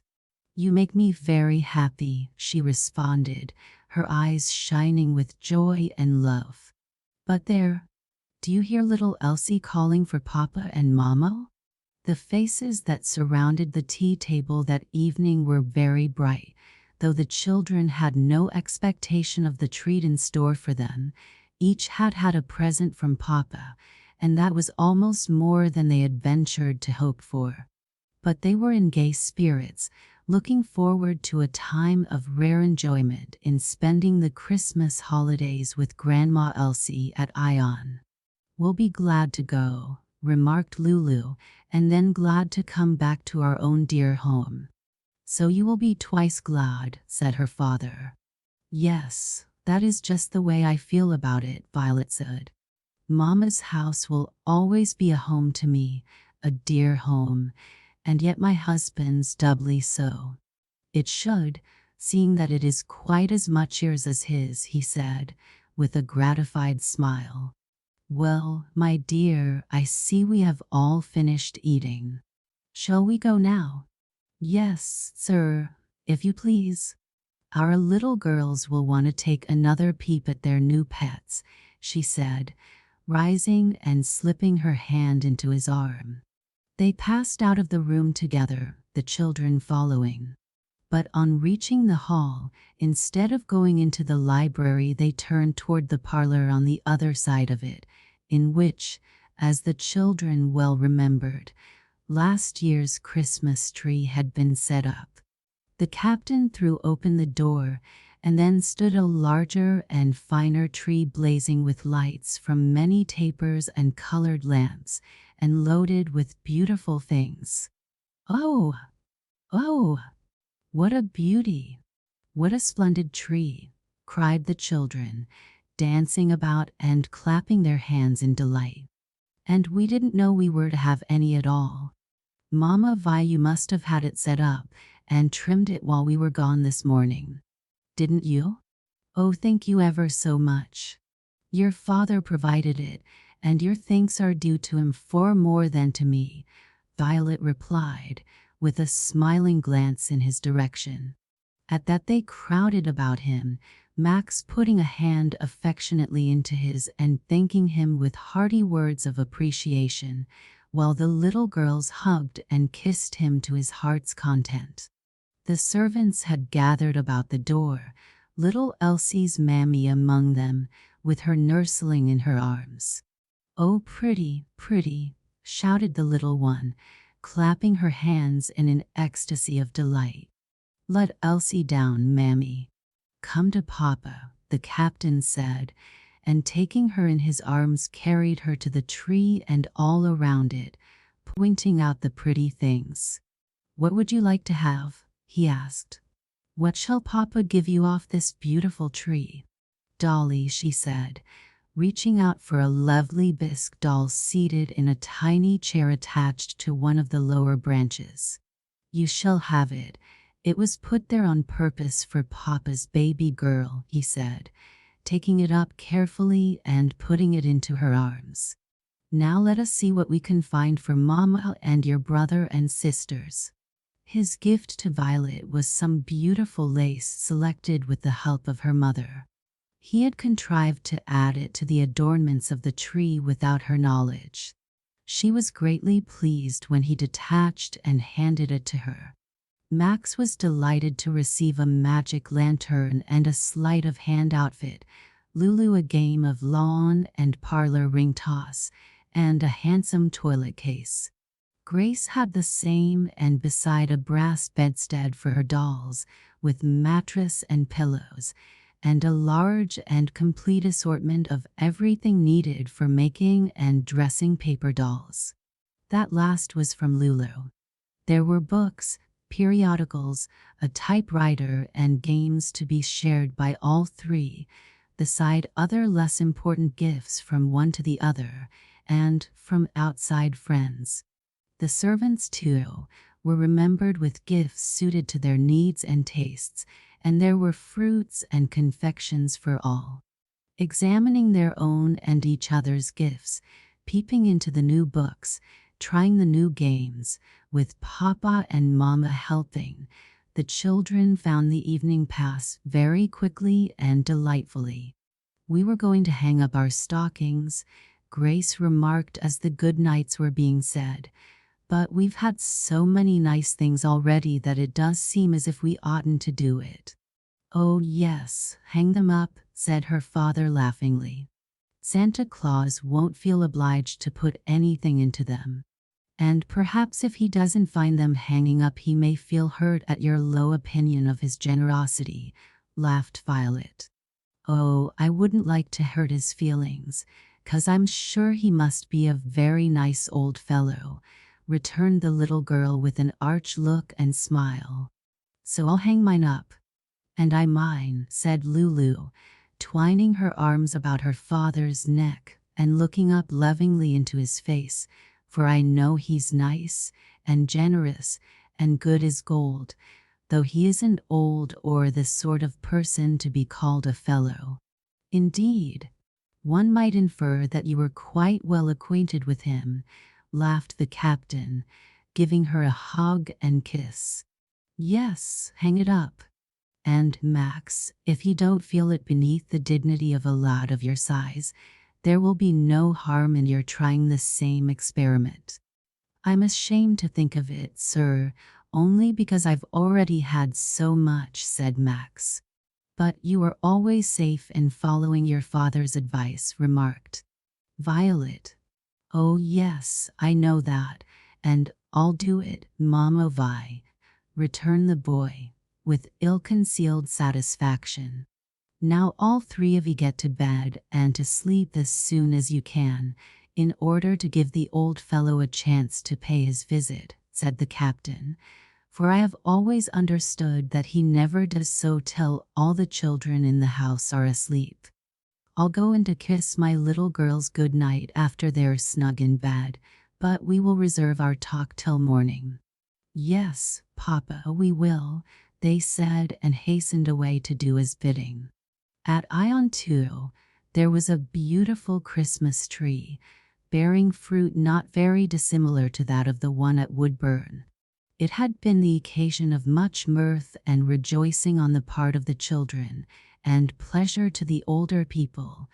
The gifts had been apportioned, those of the servants bestowed and carried away, but most of those belonging to the family and all the ornaments were left upon it that the guests of tomorrow might be treated to the spectacle of its beauty. Chapter 6. Captain Raymond, going into Gracie's room to fulfill his promise to give her a good night kiss, found Lulu there also, the two lying clasped in each other's arms. "We thought we'd sleep together tonight, Papa," said Lulu, "if you're willing."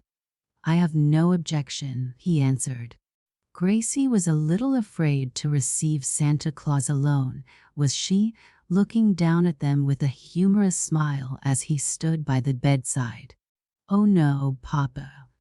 I'm pretty sure I know who he is, and I'm not one bit afraid of him," answered the little girl, with a merry laugh, catching his hand and carrying it to her lips. "Ah, then it was Lulu who was afraid, was it?" "Oh no, sir. Lou's never afraid of anything." "Indeed, you seem to have a high opinion of her courage. You need never, either of you, be afraid or ashamed of anything but sin, my darlings," he added, more gravely. "If you are God's children, nothing can harm you. He will watch over us through the dark and silent night while we are wrapped in slumber. Behold, he that keepeth Israel shall neither slumber or sleep." "I'm so glad the Bible tells us that, Papa," she said, "but I'm glad, too, that you sleep in the next room, and have the door open always at night, so that if I should want you, you could easily hear me call and come to me." "Yes," he said, "and neither of my little girls need ever hesitate for a moment to call for their father if they are ill or troubled in any way. Ah, I see the stockings hanging one on each side of the fireplace. But how is Santa Claus to tell which is Lulu's and which Gracie's?" "Why, we never thought of that," exclaimed Lulu, laughing. "But mine's a little the largest, and it's red and Gracie's is blue. Don't you suppose, Papa, that he'll be smart enough to guess which is which?" "I think it is likely, but you will have to take the risk," replied her father. Then with a good night kiss he left them to their slumbers.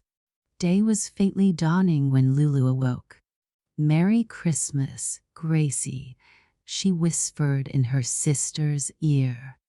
"I'm going to get our stockings and see if there is anything in 'em," and with a bound she was out on the floor and stealing across it to the fireplace, with care to make no noise.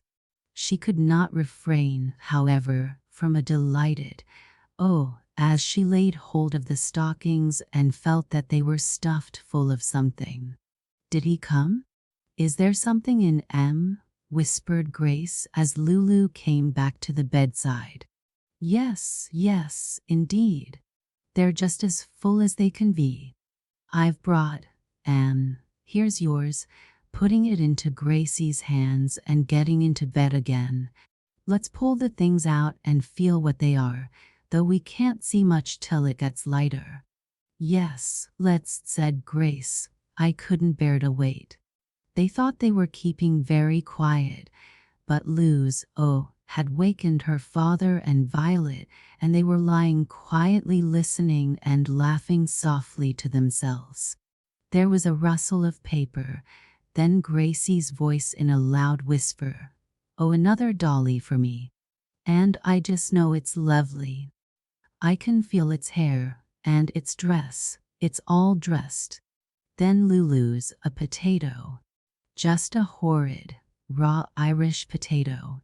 What do I want with that? And I've got one too," from Grace. "Oh well, I suppose that was to fill up, and maybe there's something nice lower down. A sweet potato or a parsnip or something of that kind in mine," said Lulu, some slight vexation in her tone. "Oh well, I've had so many nice things, and this is only for fun. And here are some candies in mine," said Grace. Haven't you got some? Yes, oh yes. And nuts and raisins. I'd like to taste them, but I think we'd better leave them till after breakfast. I'm pretty sure Papa would say so. Yes, course he would, so we'll wait. Good obedient children, aren't they? The captain said in a gratified whisper to Violet. Very, I'm proud of them, she responded. It was growing light and Lulu, taking up the despised potato, examined it more critically. Presently she uttered an exclamation. Oh, Gracie, see. It opens and there's something inside. The captain and Violet listened intently for what might come next. More candies and something wrapped up in soft paper. Oh, Gracie. It's a lovely little breast fin. Oh, oh, how pretty, cried Grace. I wonder if I have one too. In their excitement they were forgetting the danger of disturbing others and talking quite loud. Yes, mine opens, Grace went on, and, oh yes, I've got candies and something with paper round it, and, oh yes, yes, it is a pin. Not quite like yours, but just every bit as pretty. I think they are having a Merry Christmas, said the captain, a happy light in his eyes, and my love, I wish you the same. Violet returned the wish, but the children were talking again, and they kept quiet to hearken. Oh, this sweet potato opens too, Lulu was saying, and there's something that feels like a stick. Oh, Gracie, Gracie, look. It's a gold pencil, a lovely little gold pencil. Have you one? No, but you haven't a doll. Well, I think Santa Claus has been very generous and kind to us. Just as good and kind as if he was our own papa, Gracie said, with a sweet silvery laugh. The dear, grateful darlings, exclaimed the captain, his tone half tremulous with feeling. I sometimes fear I am almost too indulgent, but it is such a dear delight to give them pleasure. And I don't believe it does them the least harm, so long as you do not indulge them in any wrongdoing, said Violet. Love never hurts anybody. Merry Christmas, my darlings, he called to them. Did Santa Claus fill your stockings? Oh, Merry Christmas, Papa, they answered. Yes, sir, Santa Claus or somebody did, and gave us lovely things. We're very much obliged to him. As they spoke, the door into their little sitting room opened and Max put in his head, crying in his turn, Merry Christmas to you all, Papa and Mama Vi, Lulu and Gracie. A chorus of Merry Christmases answered him. Then Lulu asked, What did Santa Claus put in your stocking, Maxie? A good deal, about as much as could be crammed into it. Some handsome neckties, candies and nuts, and a gold pencil. Very nice, commented Lulu, and she and Grace, both talking at once, gave a gleeful account of their discoveries in searching their stockings. They had hardly finished their narrative when a glad shout from the nursery interrupted them. There, little Elsie has found her stocking, I do believe, said Lulu, starting up to a sitting posture that she might look through the open door into the next room.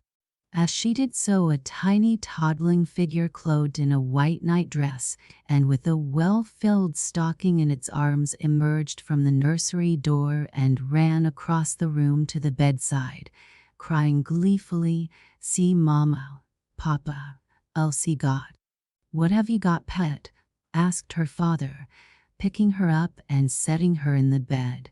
There, pull out the things and let Papa and Mama see what they are. Mayn't we come and see too? Asked the other children. Yes, he said, you can come and peep in at the door, but first put on your warm slippers and dressing gowns, that you may not take cold. Baby Elsie was a merry, demonstrative little thing, and it was great fun for them all to watch her and hear her shouts of delight as she came upon one treasure after another, tiny, gaily dressed dolls of both sexes and other toys suited to her years. It did not take her very long to empty the stocking, and then the captain said to the older ones, "Now you may close the door, my dears, and get yourselves dressed and ready for the duties and pleasures of the day. I shall be in presently for our usual chat before breakfast." They made haste with their dressing, and were quite ready for their father when he came in some half-hour later. They were very light-hearted and gay and full of gratitude for all they had received. "Dear Papa, you are so good to us," they said, twining their arms about his neck as they sat one upon each knee. "I want to be," he said, caressing them in turn. "I have no greater pleasure than I find in making my children happy. And your grateful appreciation of my efforts makes me very happy." "But, Papa," began Lulu, then paused hesitatingly. "Well, daughter, don't be afraid to let me know the thought in your mind," he said kindly. "I was just wondering why it's right for me to have so many other things, and would be wrong for me to have that ring I wanted so badly. But please, Papa," she added quickly and with a vivid blush, "don't think I mean to be naughty about it, or want you to spend any more money on me. No, dear child, I could not think so ill of you. I did not think it right or wise to buy you the ring, because it would have been spending a great deal for something quite useless and very unsuitable for my little girl. The things I have given you I considered it right to buy because they will all be useful to you in one way or another." "The games and storybooks, Papa?" asked Grace with a look of surprise. "Yes, daughter. People, and especially little folks like Max and Lulu and you, need amusement as a change and rest from work. We can do all the more work in the end if we take time for needed rest and recreation. So it won't be time wasted to have our Christmas holidays," remarked Lulu, half inquiringly. "No, I think not," her father answered. "Shall we take our new games to Ion with us, Papa?" she asked. "If you wish. I presume Grandma Elsie will not object to your taking any of your possessions with you that you think will be useful or enjoyable to yourselves or others." "I'm just sure she won't, 'cause she's so kind," said Grace. "But I suppose it won't do to take our live new pets?" "No, but you may safely leave them in Christine's care." Breakfast and family worship were over. Such of their effects as they would be likely to need during the few days of their expected stay at Ion had been packed and sent. The family carriage was at the door, and everybody nearly ready to get into it, when there was an arrival.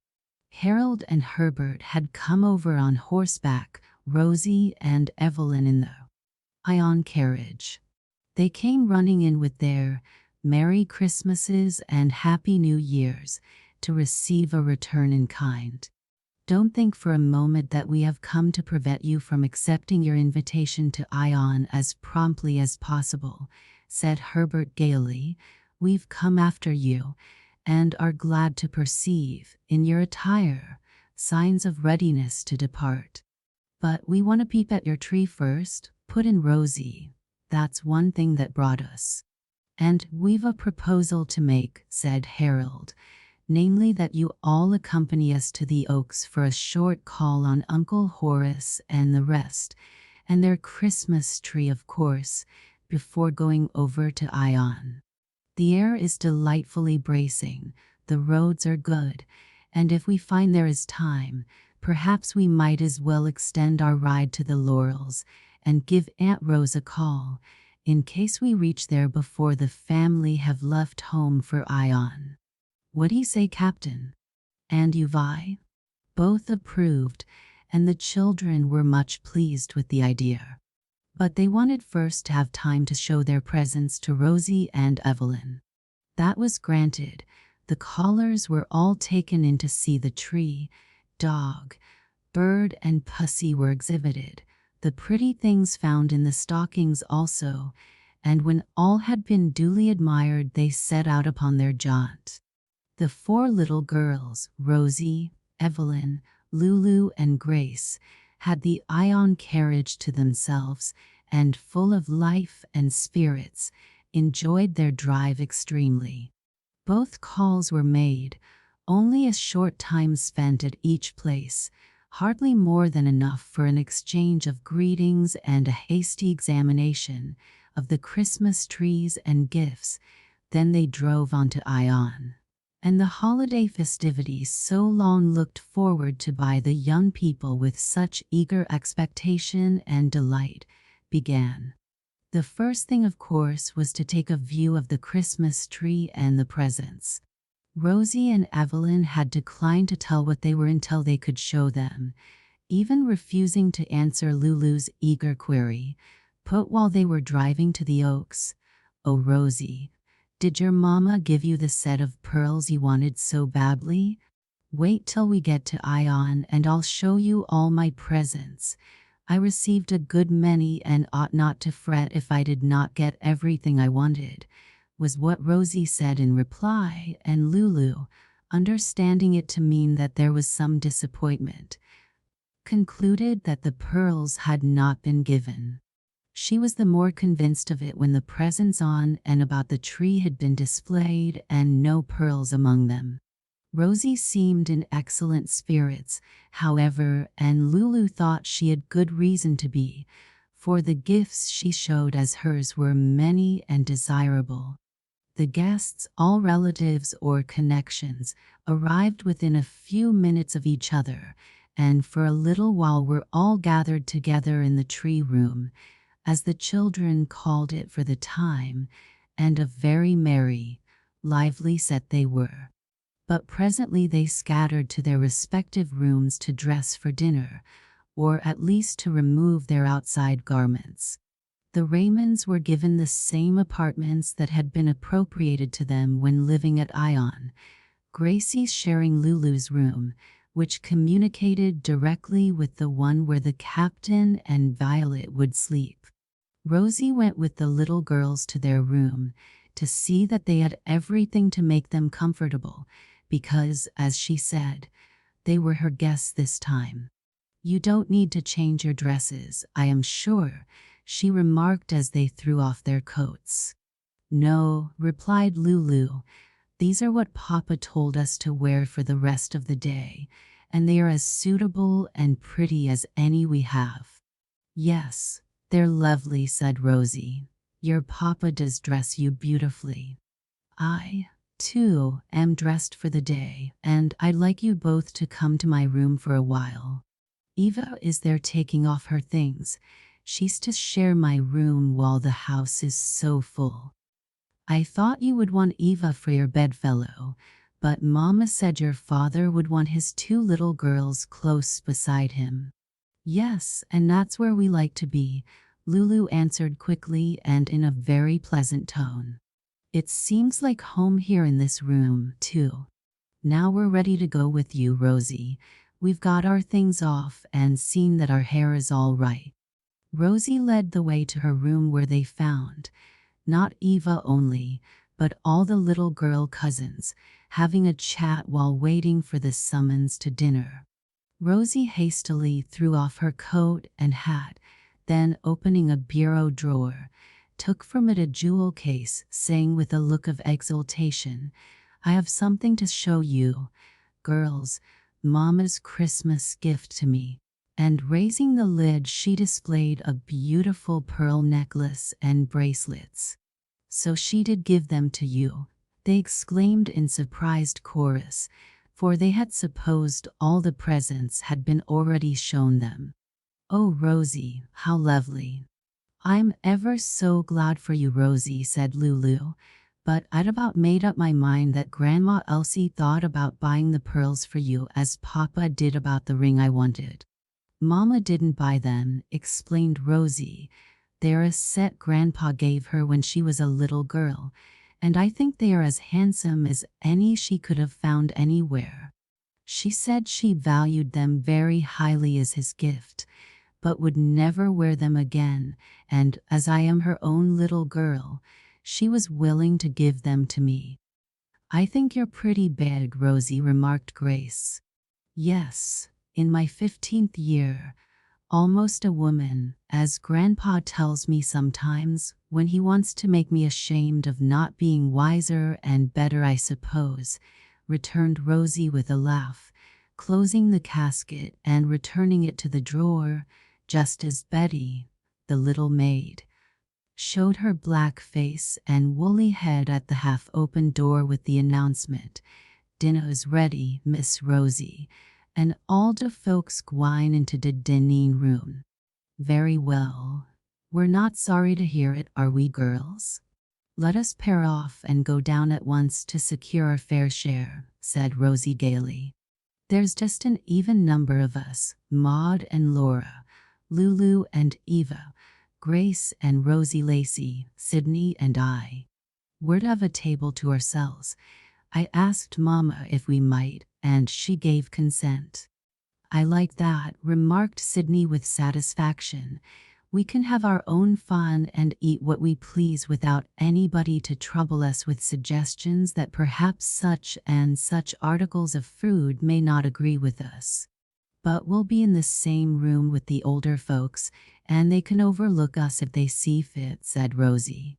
"And I'd rather have Papa to tell me what to eat," said Grace.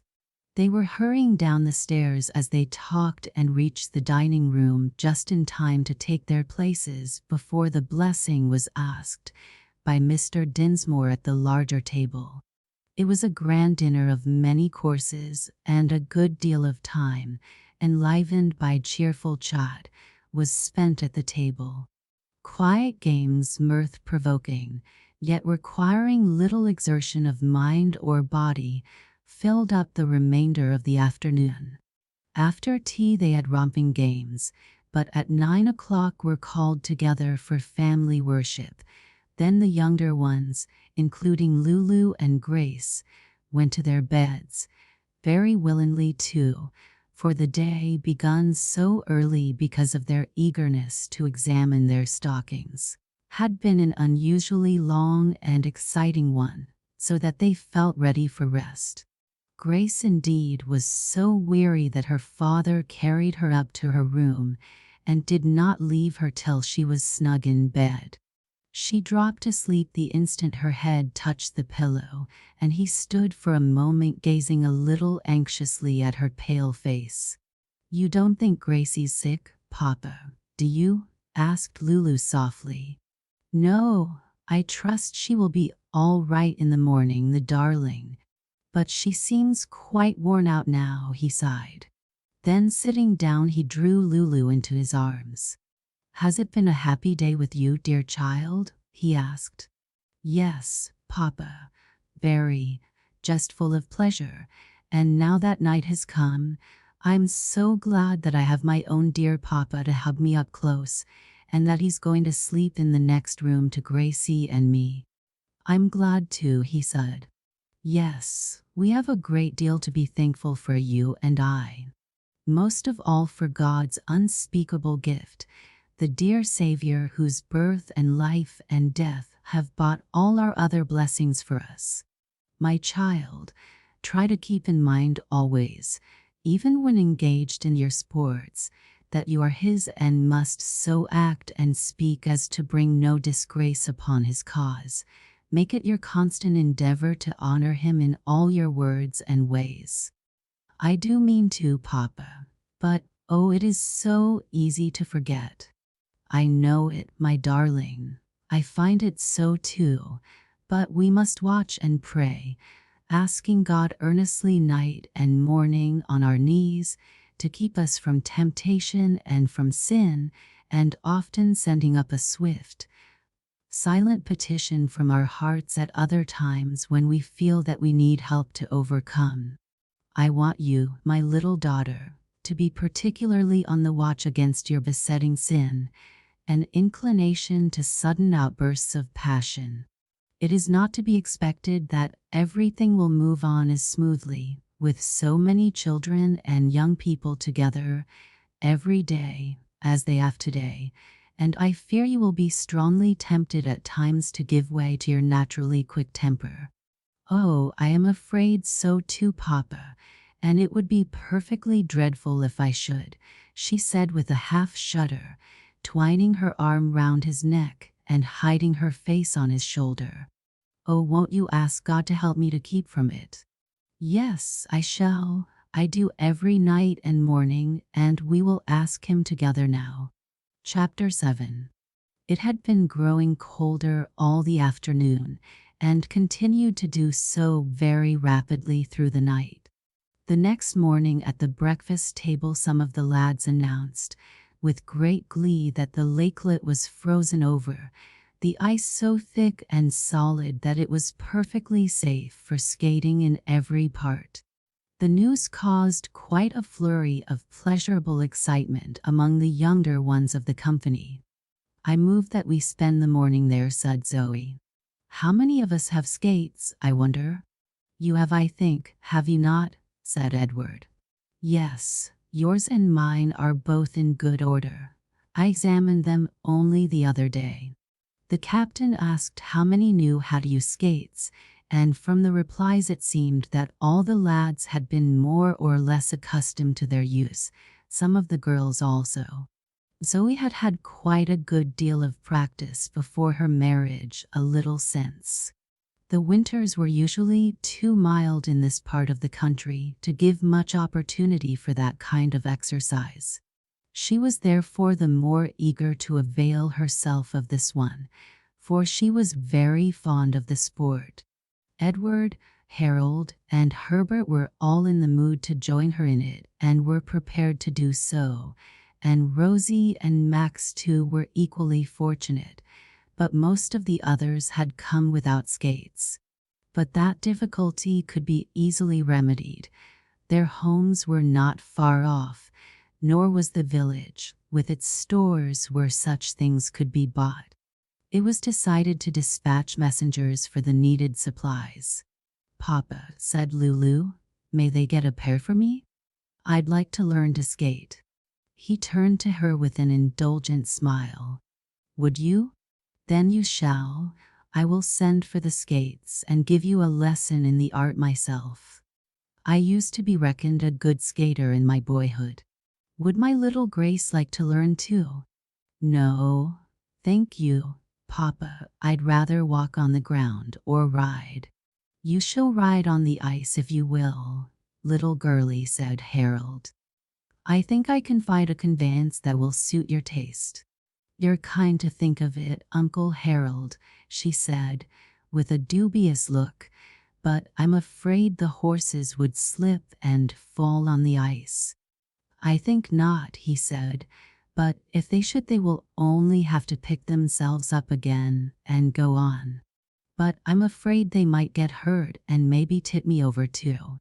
Harold only smiled at that as he rose and left the room to attend to the dispatching of the messengers. Grace wondered what he meant, but as the older people all about her were busily talking among themselves, she went on quietly with her breakfast and said no more. Are you a skater, my dear? Asked the captain, addressing his wife. I used to be a tolerably expert one and moderately fond of the exercise, she replied. I should like the pleasure of taking you out this morning for a trial of your skill, he said. Shall I send for skates for you? Thank you, no, I think I have a pair somewhere about the house and perhaps can find another for you. There are several pairs of gentlemen's skates, said her mother.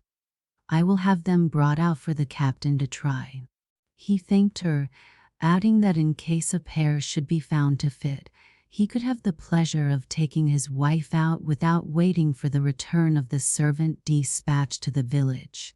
Upon leaving the breakfast table they all repaired to the parlor for family worship, as was their custom morning and evening. then those who had skates, and some who wanted the walk and in near view of the skating, Lulu among them, got themselves ready and went to the lakelet, while the others waited for the return of the messengers. Most of them meanwhile gathered about the windows overlooking the lakelet to watch the movements of the skaters. Edward, Zoe, Harold, Herbert, Rosie, Evelyn, and Max, presently joined by Captain Raymond and Violet, a pair of skates having been found to fit each of them.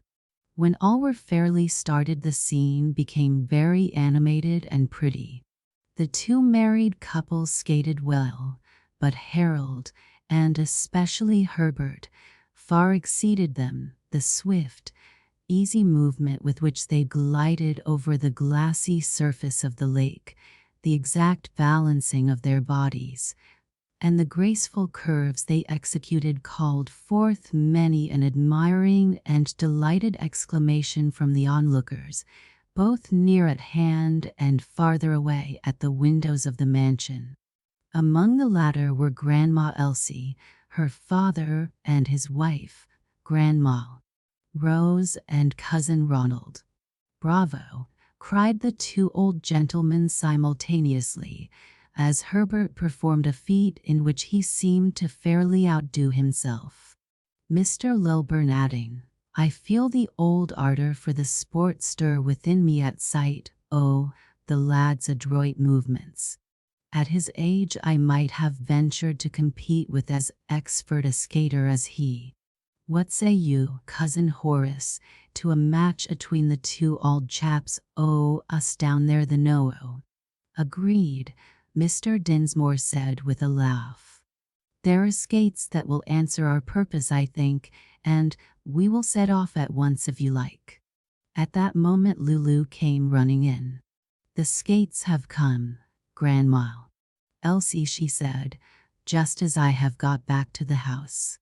Papa set me in, because it was too cold," he said, "for me to be standing still out there.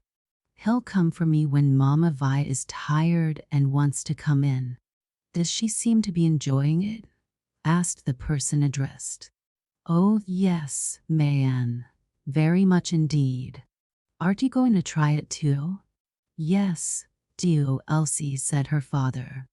"And you too, Rose," to his wife. "Let us all try the sport while we have an opportunity." The ladies were nothing loath.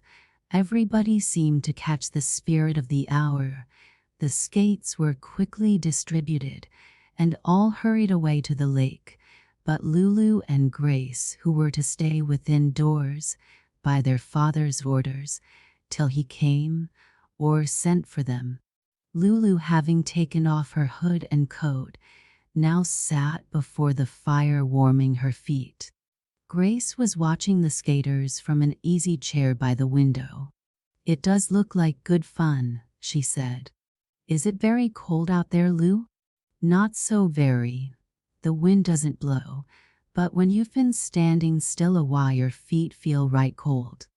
I hardly thought about it though. I was so taken up with watching the skating, till Papa called to me that it was too cold for me to stand there, and I must come in." "Papa's always taking care of his children," remarked Grace. "Yes," assented Lulu, "he never seems to forget us at all.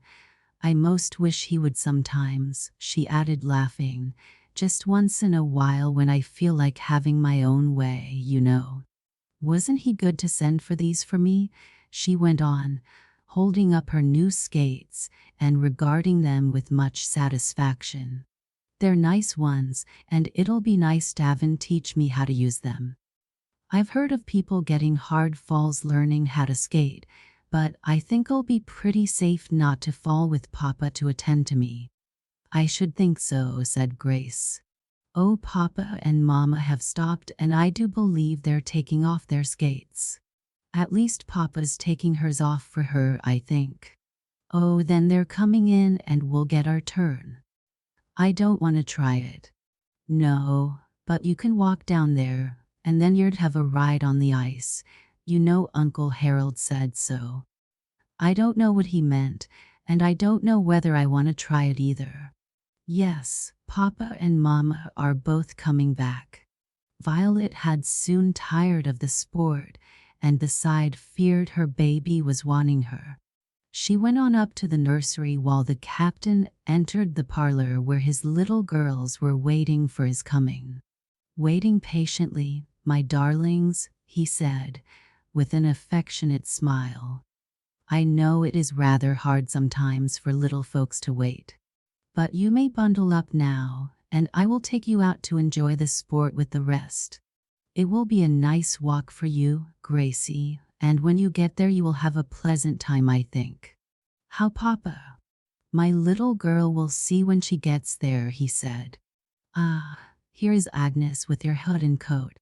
Now, while she puts them on you, I will see if Lulu's skates are quite right. They proved to be a good fit, and in few minutes the captain was on his way to the lakelet with the little girl clinging to each hand. A pretty boathouse stood at the water's edge on the hither side, under the trees, and now close beside it on the ice, the children spied a small, light sleigh well supplied with robes of wolf and bear skins. There, Gracie, how would you like to ride in that? Asked her father. It looks nice, but how can it go? She asked dubiously. I don't see any horses, Papa. No, but you will find that it can move without. Harold had seen them approaching, and now came gliding very rapidly towards them on his skates. Ah, Gracie, are you ready for your ride? He asked. Rosie Lacey and one or two of the other little ones are going to share it with you. Captain, will you lift turn while I summon them? Here we are, Cousin Harold, called a childish voice, and Rose Lacey came running up almost out of breath with haste and excitement, two other little girl cousins following at her heels. Here we are. Can you take us now? Yes, he said. I was just about to call you. In another minute the four were in the sleigh with the robes well tucked around them. Then Harold, taking hold of the back of the vehicle, gave it a vigorous shove away from the shore, and keeping a tight grip on it, propelled it quite rapidly around the lake. It required a good deal of exertion, but Herbert and others came to his assistance, and the sleigh made the circuit many times, its young occupants laughing, chatting, and singing right merrily, the gayest of the gay. Meanwhile the others enjoyed the skating, perhaps quite as much.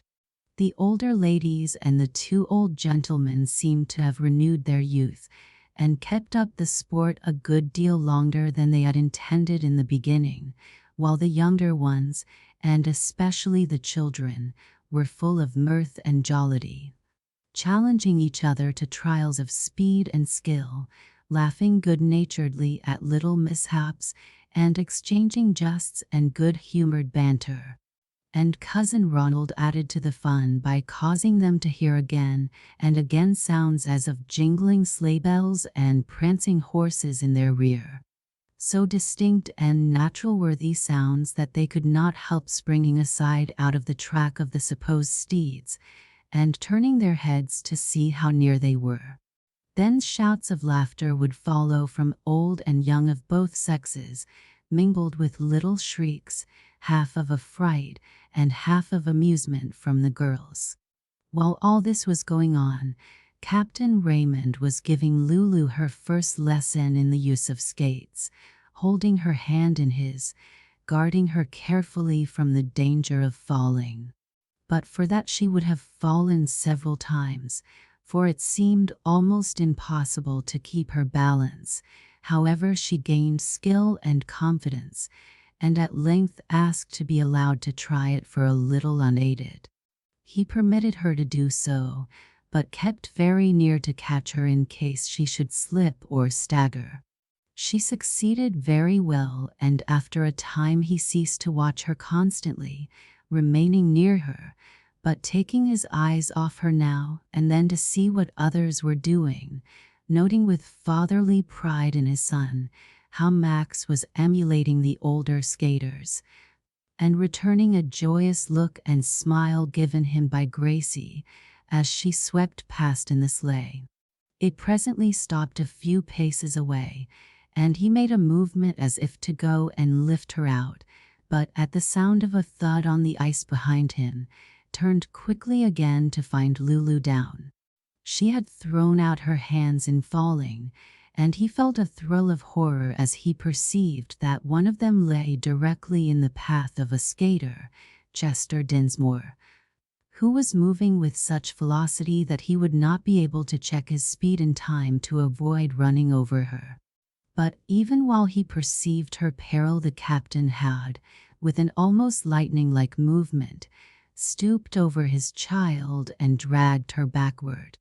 Barely in time, Chester's skate just grazed her fingers, cutting off the tip of her mitten. There were drops of blood on the ice, and for a moment her father thought her fingers were off. "Oh, my child, my darling," he groaned, holding her close in his arms and taking the bleeding hand tenderly in his. "I'm not hurt, Papa. At least only a very little," she hastened to say, while the others crowded about them with agitated, anxious questioning. "Is Lulu hurt? Did Chess run over her? Did the fall hurt her?" "My fingers are bleeding a little, but they don't hurt very much," she answered. "I think his skate went over my mitten, and I suppose my fingers would have been cut off if Papa hadn't jerked me back out of the way." Chester had just joined the group. "I can never be sufficiently thankful for the escape," he said with a slight tremble in his tones. "I could never have forgiven myself if I had maimed that pretty hand, though it was utterly impossible for me to stop myself in time, at the headlong rate of speed with which I was moving." "Your thankfulness can hardly equal her father's," the captain said with emotion almost too big for utterance, as he gently drew off the mitten and bound up the wounded fingers with his handkerchief. "That will do till I get you to the house." "Shall I carry you, daughter?" "Oh no, Papa, I'm quite able to walk," she answered in a very cheerful tone. "Please don't be so troubled. I'm sure I'm not much hurt." "Allow me to take off your skates for you," Chester said, kneeling down on the ice at their feet and beginning to undo the straps as he spoke. "And I will gladly carry you up to the house, too, if you and your father are willing." "Oh, thank you, sir, but I'd really rather walk with Papa to help me along." The accident had sobered the party a good deal, and most of them, including the older people and Lulu's mates, went back to the house with her and her father. Violet was quite startled and alarmed to see the child brought in with her hand bound up, but when the blood had been washed away, the wounds were found to be little more than skin deep. The bleeding soon ceased, and some court plaster was all that was needed to cover up the cuts. There were plenty of offers of assistance, but the captain chose to do for her himself all that was required. "There, my dear child, you have had a very narrow escape," he said when he had finished, drawing her into his arms and caressing her with great tenderness. "What a heartbreaking thing it would have been for us both had this little hand," taking it tenderly in his, "been robbed of its fingers. Far worse to me than to have lost my own.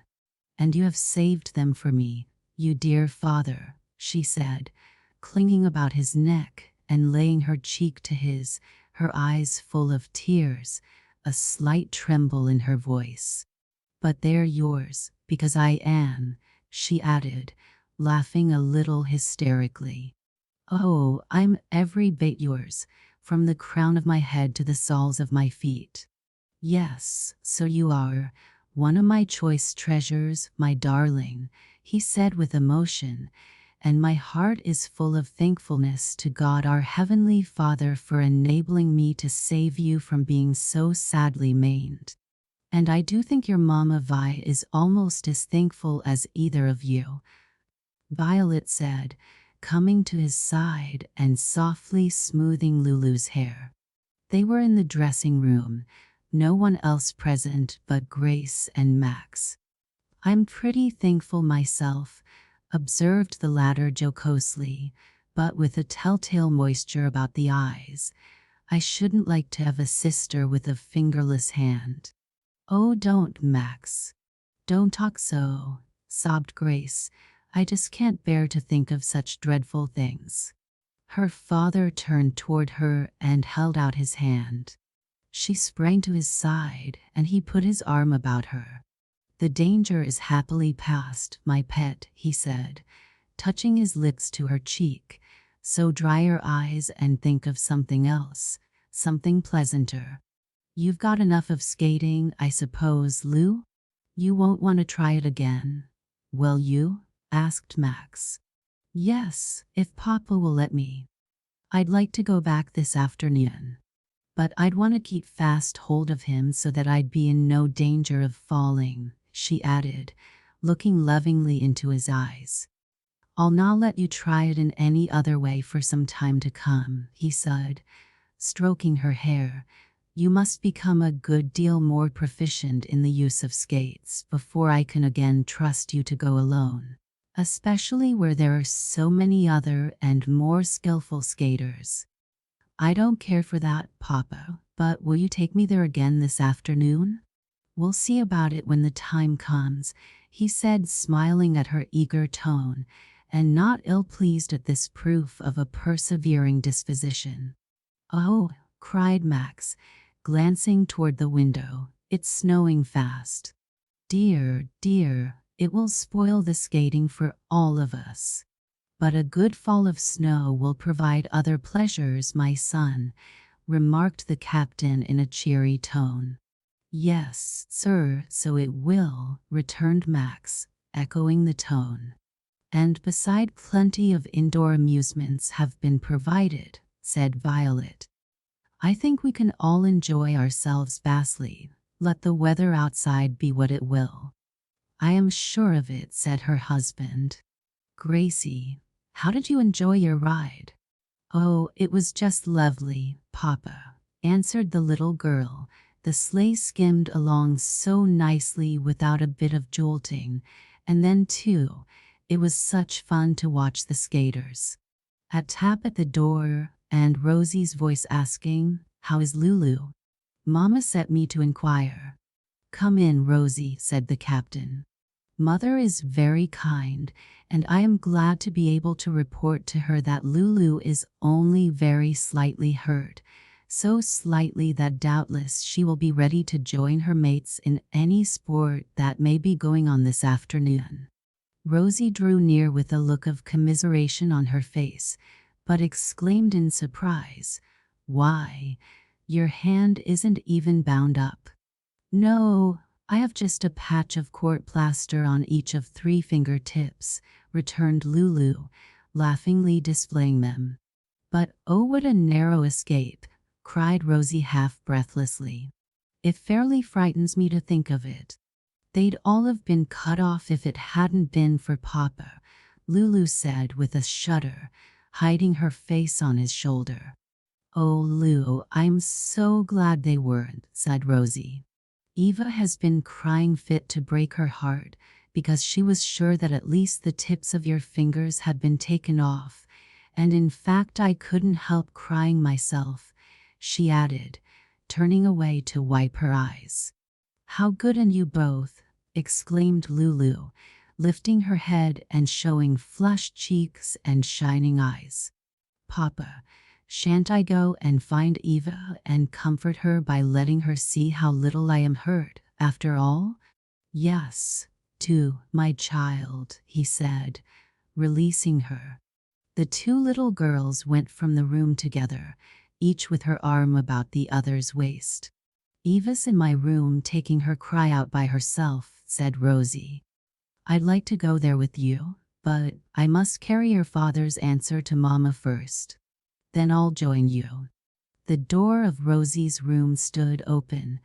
Evelyn sat with her back toward it, and Lulu, entering softly, had an arm round her friend's neck before she was aware of her presence. "Oh, Lou," cried Evelyn with a start, "are you much hurt?"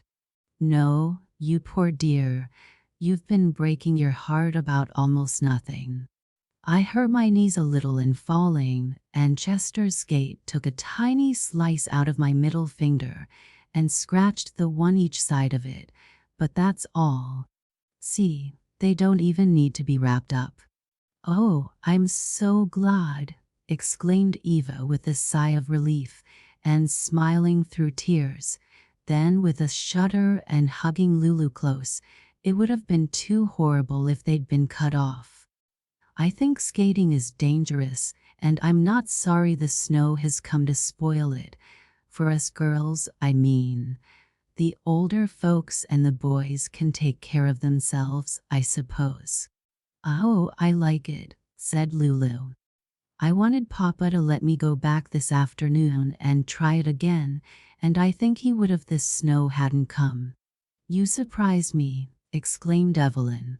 "If I had come so near losing my fingers, I'd never care to skate anymore." "I always did like boys' sports," remarked Lulu, laughing. "Aunt Beulah used to call me a tomboy, and even Max would sometimes say he believed I was half boy. I was always so glad of a chance to slip off to the woods with him where I could run and jump and climb without anybody by to scold me and tell me I'd tear my clothes. I don't have to do those things without leave now, for Papa lets me. He say it's good for my health, and that's of far more importance than my clothes. Oh, we all do have such good times now, at home in our Father's house, with him to take care of us." "Yes, I'm sure you do, and I'm so glad for you. How happy you all seem, and how brave you are about bearing pain, dear Lou. You are so bright and cheerful, though I'm sure your fingers must ache. Don't they?" "Yes, son, but I don't mind it very much, and they'll soon be well." Just then they were joined by several of the other little girls, all anxious to see Lulu and learn whether she were really badly hurt. They crowded round her with eager questions and many expressions of sympathy first, then of delight in finding her so cheerful and suffering so little. The next thing was to plan indoor amusements for the afternoon and evening, as evidently the storm had put outdoor pleasures out of the question for that day. The call to dinner interrupted them in the midst of their talk, a not unwelcome summons, for exercise in the bracing winter air had given them keen appetites. Some of the younger ones, who had particularly enjoyed the skating, felt a good deal disappointed that the storm had come to put a stop to it, and were in consequence quite sober and subdued in their demeanor as they took their seats at the table. A moment of complete silence followed the asking of the blessing. Then, as Edward took up a carving knife and stuck the fork into a roast duck in front of him, there was a loud quack, quack, that startled everybody for an instant, followed by merry peals of laughter from old and young. A loud squeal came next from a young pig and a dish placed before Mr. Dinsmore, and the song of the blackbird from a pie Grandma Elsie was beginning to help. 420 blackbirds baked in a pie, remarked Mr. Lilburn gravely. When the pie was open, the birds began to sing. "Wasn't that a dainty dish to set before a king? Aha! Hum! Aha!" History repeats itself. "But, Cousin Elsie, I didn't expect to be treated to a meal o' livin' creatures in your house." "Did you not?" she returned with a smile. "Life is full of surprises. And Grandpa and Ned go on carving without any apparent thought of the cruelty of cutting into living creatures, laughed Zoe. And what a singular circumstance that chickens baked in a pie should sing like blackbirds, remarked Grandma Elsie. Very indeed, said Captain Raymond. I move that someone prepare an article on the subject for one of the leading magazines. No one better qualified for the task than yourself, sir, said his brother-in-law, Mr. Luster Leland. You will surely accept our cousin Ronald, said the captain. Doubtless he knows more about the phenomenon than any other person present. Oh, Cousin Ronald, broke in Walter, as we can't go skating this afternoon, won't you please tell us young ones some of your famous stories? Perhaps, laddie, but there may be some other amusement provided, and in that case the tales will keep. It strikes me I heard the laddies laying plans for the afternoon and evening, he added, turning inquiringly in Zoe's direction. Yes, sir, she said, we are getting up some tableaux, but are ready to defer them if anyone wishes to do something else. I think we will not tax Cousin Ronald with storytelling today, said Grandma Elsie. He has been making a good deal of exertion in skating, and I know must feel weary. Are you, Cousin Ronald? Asked Walter. Well, laddie, I can no deny that there have been times when I felt a bit brighter and more in the mood for spinning out a yarn, as the sailors say. And perhaps you like to see the tableaux too, sir? Yes, I own that I should. That settled the question. We will have the tableaux, Grandma Elsie said, and everybody seemed well satisfied with the decision. Preparations were begun almost immediately on leaving the table, and pretty much all the short winter afternoon occupied with them. They had their exhibition after tea, a very satisfactory one to those who took part and to the spectators. Every child and young person who was desirous to have it so was brought into one or more of the pictures. Lulu, to her great delight, appeared in several and did herself credit. How are the fingers, dear child? Have they been giving you much pain? The captain asked when he came to her room for the usual good-night talk, sitting down as he spoke, drawing her to a seat upon his knee, and taking the wounded hand tenderly in his. Only a twinge once in a while, Papa, she said, putting the other arm round his neck and smiling into his eyes. It's been a very nice day for me in spite of my accident. Everybody has been so good and kind. I think they tried to give me a pleasant part in as many of the tableaux as they could to comfort me, and really after all it was only a little bit of a hurt, but narrowly escaped being a very serious one. Ah, my heart is full of thankfulness to God for you, my darling, and for myself, that the injury was no greater. You might have lost your fingers or your hand. You might even have been killed by falling in such a way as to strike your head very hard upon the ice. Did anybody ever get killed in that way, Papa? She asked.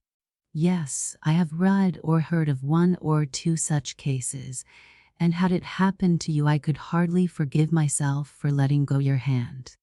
I'm sure you might feel that it was all my own fault, Papa, she said, tightening her clasp of his neck and kissing him with ardent affection. Every bit my own fault, because I begged you to let me try it alone. No, that could not have excused me, because it is a father's duty to take every care of his child, whether she wishes it or not, and it is my settled purpose to do so henceforward, he said, returning her caress with great tenderness. Chapter 8. The storm continued through the night, but had ceased before the guests at Ion were astir. The ground was thickly carpeted with snow, and clouds still obscured the sun, but there was no wind and the cold was not severe. Just the day for a snow fight, remarked Frank Dinsmore, as he and the other lads of the company stood grouped together on the veranda shortly after breakfast, plenty of snow and in prime condition for making into balls. So it is, said Herbert Travilla, and I believe I'm boy enough yet to enjoy a scrimmage in it. I too, said Harold. Let's build a fort, divide ourselves into 2 armies, one besiege and the other defend it. The proposition was received with enthusiasm, and the work of erecting the snow fort begun at once. Some of the girls wanted to help, but were told their part was to look on. I can do more than that, said Rosie, and darting into the house, she presently returned with a small flag. Here, plant this on your ramparts, Harold, she said, if you are to defend the fort. I don't know yet to which party I shall belong, the siegers or besieged, but I'm obliged for the flag and shall plant it as you advise, he said. The girls amused themselves snowballing each other, occasionally pausing to watch the progress the lads were making, the older people doing the same from the veranda or the windows of the mansion. The boys were active and soon had their fort, not a large one, constructed, and the flag planted and waving in a slight wind that had sprung up. Lulu, standing on the veranda steps, clapped her hands in delight as it was flung to the breeze and started, that star-spangled banner, all the others joining in and singing with a will. Then the lads divided themselves into 2 companies, Harold taking command of the defenders of the fort, Chester of the attacking party. There are not enough of you fellows, called Sidney. You'd better let us girls help prepare the ammunition. Women have done such things when men were scarce. So they have, replied Chester. I'll accept such assistance from me while you stand back out of danger. Then we girls will have to divide into 2 companies, said Rosie, for the boys in the fort must have the same kind of help the others do. I'll go to them. No, no, said Harold. This is going to be too much of a rough and tumble play for girls. I decline with thanks. Ungrateful fellow, she retorted. I don't mean to be a bit sorry for you if you are defeated. I do not intend that ye shall have the opportunity, he returned with a good-humored laugh. Oh, Rosie, I know what we can do, cried Lulu. Give them some music.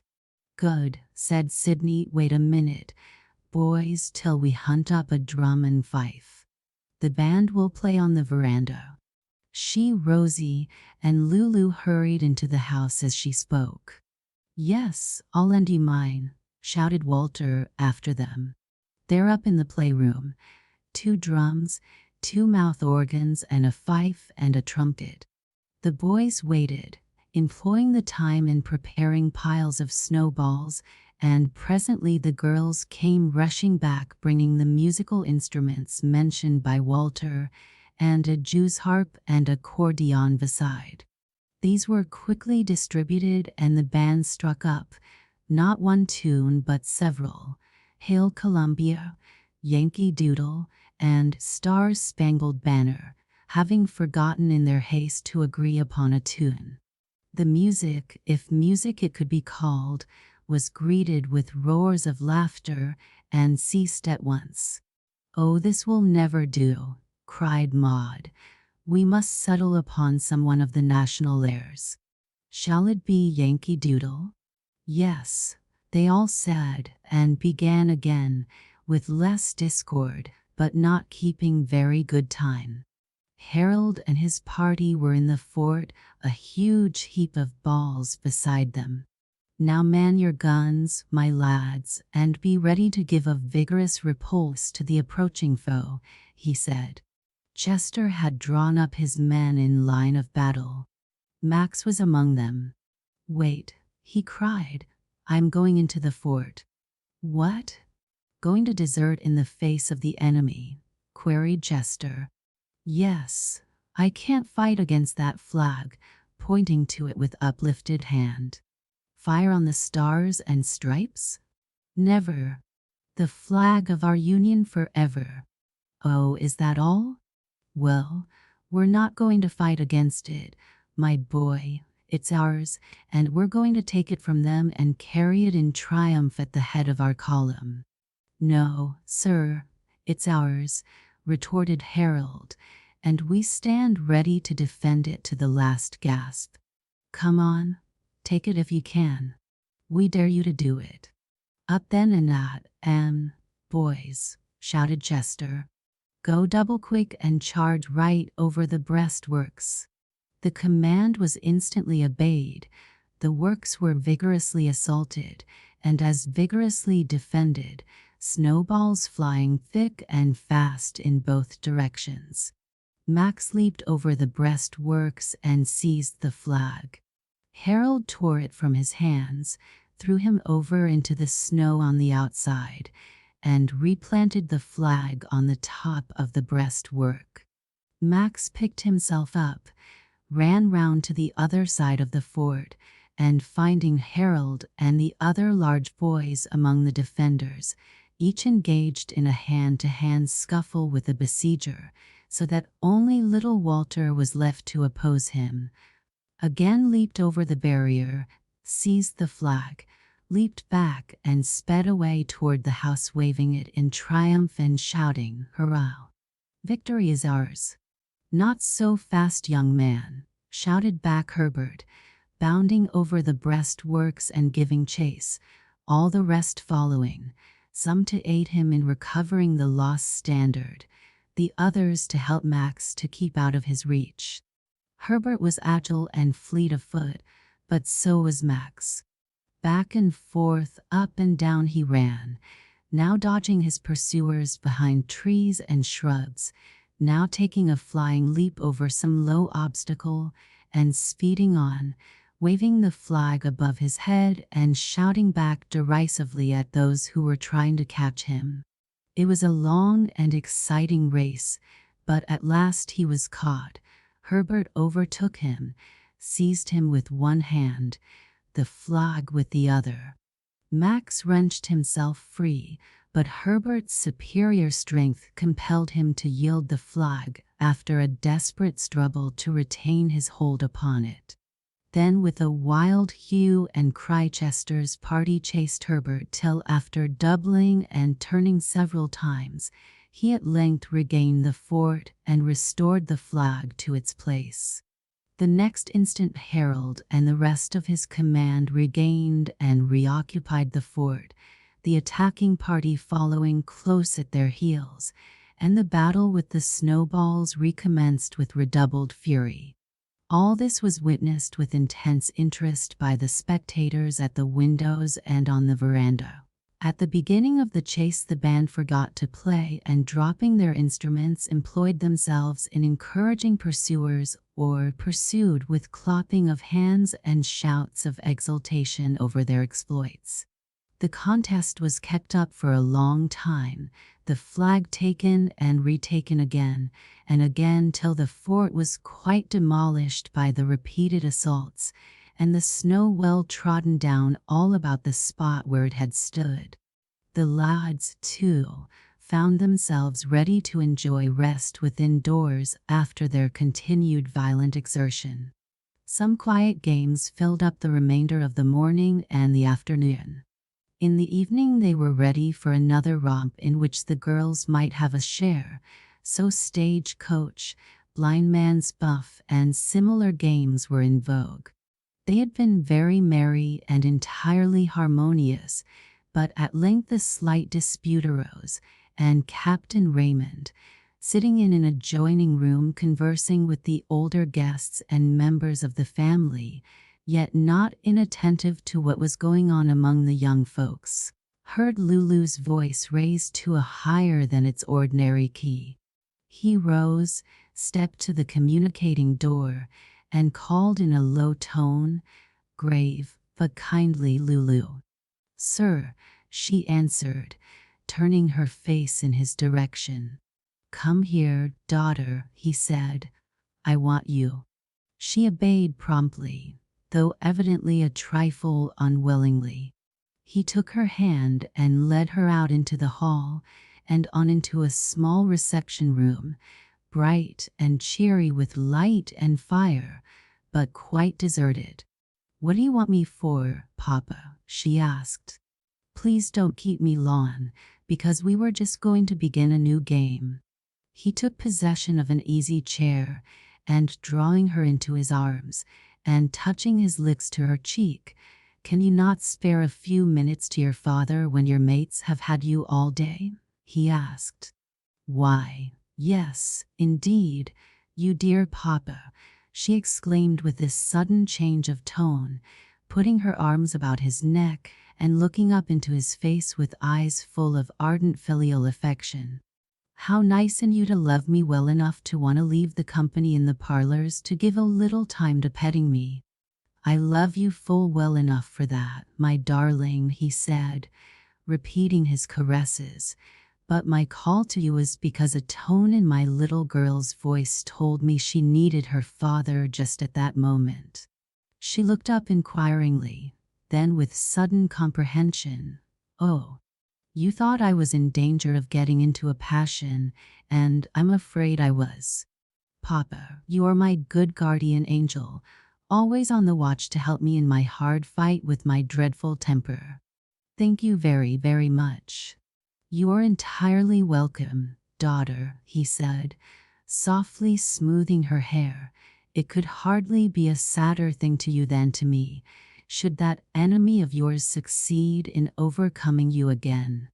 Try, dear child, to be constantly on the watch against it. 'Watch ye and pray, lest ye enter into temptation,' Jesus said. The moment that you feel the rising of anger in your breast, lift up your heart to Him for strength to resist." "I do intend to always, Papa," she sighed, tightening her clasp of his neck and laying her cheek to his. "But oh, it is so easy to forget." "I know it, dear child, but I can only encourage you to continue the fight with your evil nature, looking ever unto Jesus for help. Press forward in the heavenly way, and if you fall, get up again and go on with redoubled energy and determination, and you will win the victory at last. For in all these things we are more than conquerors through Him that loved us." Now, if you feel that you are safe in doing so, you may go back to your mates. There was a very sweet expression on Lulu's face as she rejoined her mates, and her manner was gentle and subdued. "So you've come back," remarked Sydney. "What did your papa want with you?" "Oh, Sid," exclaimed Rosie, "that's private, you know." "Oh, to be sure. I beg pardon, Lou," said Sydney. "You are quite excusable," returned Lulu pleasantly. "Papa had something to say to me, that was all," and she glanced up at him with such a loving look, as at that instant he entered the room, that no one could suspect the talk between them had been other than most pleasant. "Well, you have come back just in time. We are going to play the game of authors," said Herbert, beginning to distribute the cards. The words had hardly left his lips when a sharp tap at the window made them all jump. Then a woman's voice spoke in piteous accents. "Oh, let me in, good people. My baby and I are starving to death and freezing in this bitter winter wind." "Oh, who is it? Who is it?" cried several of the girls, sending frightened glances in the direction from which the voice had come. "I'll soon see," said Harold, hurrying toward the window.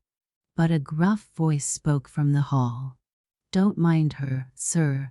She's a gypsy liar and thief. She stole the baby from its mother." Harold paused, stood uncertainly in the middle of the floor for an instant, then turning quickly, retraced his steps, went to the hall door and glanced this way and that.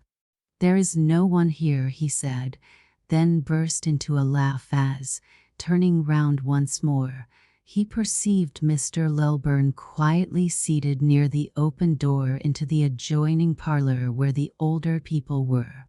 "Cousin Ronald, May I ask what you know of that gypsy and the stolen child? What do I ken about her, laddie? Queried the old gentleman in his turn. Wad ye insinuate that I associate sick trash is that? Oh, she's quite a harmless creature, I've no doubt, laughed Harold. Oh, Uncle Harold, please let her in, pleaded Grace, with tears in her sweet blue eyes. Why, my dear little Gracie, there's nobody there, he answered. But how can we be sure if we don't look, Uncle Harold? Her voice did sound so very real. What is the matter, Gracie dear? Asked a sweet voice, as a beautiful lady came swiftly from the adjoining parlor and laid her soft white hand on the little girl's head. Oh, Grandma Elsie, we heard a woman begging to come in out of the cold, and oh, there, don't you hear her? Oh, let me in. Dear good ladies and gentlemen. I'm freezing and starving to death, wailed the voice again. By this time, all the occupants of the other parlor were crowding into this. Captain, said Grandma Elsie, will you please step to the window and open it? Mother, Cousin Ronald is responsible for it all, laughed Harold. We may as well let Gracie see for herself, Mrs. Travilla replied in a kindly indulgent tone. Harold at once stepped to the window, drew back the curtains, raised the sash and threw open the shutters, giving a full view of all the grounds on that side of the house. For the clouds had cleared away and the moon was shining down on snow-laden trees and shrubs and paths and parterres carpeted with the same, but no living creature was to be seen. Grace, holding fast to her father's hand, ventured close to the window and sent searching glances from side to side, then with a sigh of relief said, Yes, I do believe it was only Cousin Ronald, and I'm ever so glad the woman and her baby are not freezing. At that everybody laughed, and timid, sensitive little Grace hid her blushing face on her father's shoulder as he sat down and drew her to his side. Never mind, darling, he said soothingly, passing an arm affectionately about her and softly smoothing her curls with his other hand. It is good-natured amusement. We all know what you meant and love you all the better for your tenderness of heart toward the poor and suffering. Yes, dear child, your papa is quite right, and I fear we were not very polite or kind to laugh at your innocent speech, said Grandma Elsie. At that instant the tap on the window was repeated, then the voice spoke again, but in cheerful tones. Dinna fret ye, good bonny lassie, I was but crackin' me jokes. I'm neither cold nor hungry, and my bairns grew to be men and women langsyne. There now. I know it's Cousin Ronald, laughed Rosie, and indeed I should hope he was neither cold nor hungry here in our house. If he is, said Grandma Elsie, giving the old gentleman a pleasant smile, we will set him in the warmest corner of the Ingleside and order refreshments. I vote that those suggestions be carried out immediately, said Edward. Harold, if you will conduct our kinsman to the aforesaid seat, I will, with Mamma's permission, ring for the refreshments. Both Harold and Herbert stepped promptly forward, each offering an arm to the old gentleman. Thanks, laddies, he said, but I'm no so infirm that I canna cross the room without the help o' your strong young arms, and being particularly comfortable in the chair I now occupy, I shall bide here, by your leave. Then, if you feel so strong, would it tire you to tell us a story, Cousin Ronald? Asked Walter, insinuatingly. We'd like one ever so much while we're waiting for the refreshments. The refreshments are ready and waiting in the dining room, and you are all invited to walk out there and partake of them, said Grandma Elsie, as the servants drew back the sliding doors, showing a table glittering with china, cut glass, and silver, loaded with fruits, nuts, cakes, confectionery, and ices, and adorned with a profusion of flowers from the conservatories and hothouses. "Don't you wish you were grown up enough to call for whatever you might fancy from that table?" whispered Rosie to Lulu as they followed their elders to its vicinity. "Yes, no, I'm very willing to take whatever Papa chooses to give me," returned Lulu. "You see," she added, laughing at Rosie's look of mingled surprise and incredulity, "there have been several times he has let me have my own way and I didn't find it at all nice, so now I've really grown willing to be directed and controlled by him. That's a very good thing." "Yes, especially as I'd have to do it anyhow. Papa, may I have something?" she asked as at that moment he drew near. "Are you hungry?" he queried in turn. "Yes, sir." "Then you may have some ice cream, a little fruit, and a small piece of sponge cake." "Not any nuts or candies?" "Not tonight, daughter. Sometime tomorrow you may." "Thank you, sir. That will do nicely," she responded in a cheerful, pleasant tone, and with a loving look and smile up into his face. She felt amply rewarded by the approving, affectionate look he gave her in return. "I shall help you presently when I have waited upon Evelyn and Rosie," he said. "What will you have, my dears?" When the refreshments had been disposed of, it was time for the usual short evening service, then for the younger ones to go to their beds. Captain Raymond stepped out upon the veranda and paced it to and fro. Presently Max joined him. "I came to say good night, Papa," he said. "Ah, good night, my son," returned the captain, pausing in his walk, taking the hand Max held out to him and clasping it affectionately in his. "You had a fine, exciting game this morning out there on the lawn. I was glad to hear my boy avow his attachment to the glorious old flag his father has sailed under for so many years. I trust he will always be ready to do so when such an avowal is called for, as long as he lives." "Yes, indeed, sir. It's the most beautiful flag that waves, isn't it? None to compare to it in my esteem," his father answered with a pleased laugh. Chapter 9. Before morning the weather had moderated very much, a thaw had set in, and the snow was going rapidly. "Well, what sports shall we contrive for today?" asked Herbert at the breakfast table.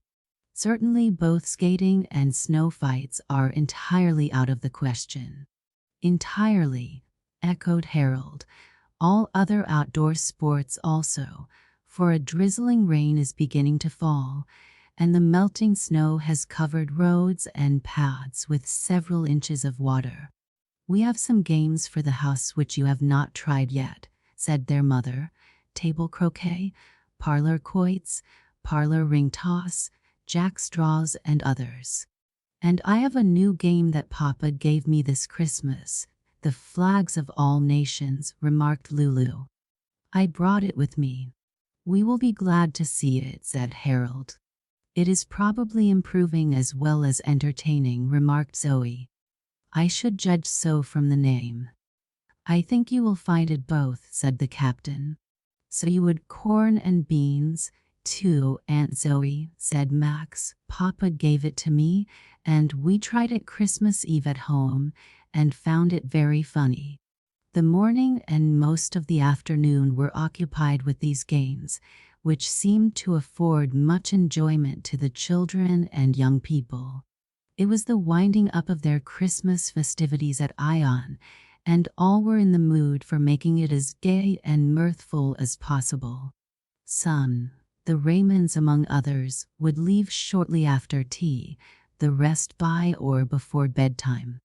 They finished the sports of the afternoon with 2 charades. The older people were the spectators, the younger ones the actors. Mendicant was the word chosen for the first. A number of the boys and girls came trooping into the parlor, each carrying an old garment, thimble on finger, and needle and thread in hand. Seating themselves, they fell to work. Zoe was patching an old coat, Lulu an apron, Gracie a doll's dress. Eva and Rosie each had a worn stocking drawn over her hand and was busily engaged in darning it. The other girls were mending gloves, the boys old shoes, and as they worked they talked among themselves. Zoe said, "Maud, I should mend that coat differently." "How would you mend it?" asked Zoe. "With a patch much larger than that you're sewing on it." "I shouldn't mend it that way," remarked Sydney. "I'd darn it." "Thank you both for your very kind and disinterested advice," sniffed Zoe. "But I learned how to mend before I ever saw you. And I should mend those gloves in a better way than you're taking." "If you know so well how to mend, Madam Zoe, will you please give me some instruction about mending this shoe?" said Herbert. "Cobbling is not in my line." "Neither is it in mine, Sir Herbert," she returned, drawing herself up with a lofty air. "Such silly pride." "They should mend their ways if not their garments," remarked Maud, in a scornful aside. "One should think it beneath her to mend even a worn stocking," said Rosie. "No," responded Eva, "and she should mend it well." "Your first syllable is not hard to guess, children," said Mrs. Dinsmore. "Evidently it is mend." With that the actors withdrew, and presently Chester Dinsmore returned alone, marching in and around the room with head erect and pompous air. His clothes were of fine material and fashionable cut. He wore handsome jewelry, sported a gold-headed cane, and strutted to and fro, gazing about him with an air of lofty disdain, as of one who felt himself superior to all upon whom his glances fell. Harold presently followed him into the room. He was dressed as a country swain, came in with modest, diffident air, and for a while stood watching Chester curiously from the opposite side of the apartment. Then crossing over, he stood before him, hat in hand, and bowing low. "Sir," he said respectfully, "will you be so kind as to tell me if you're anybody in particular? I'm from the country, and shouldn't like to meet any great man and not know it."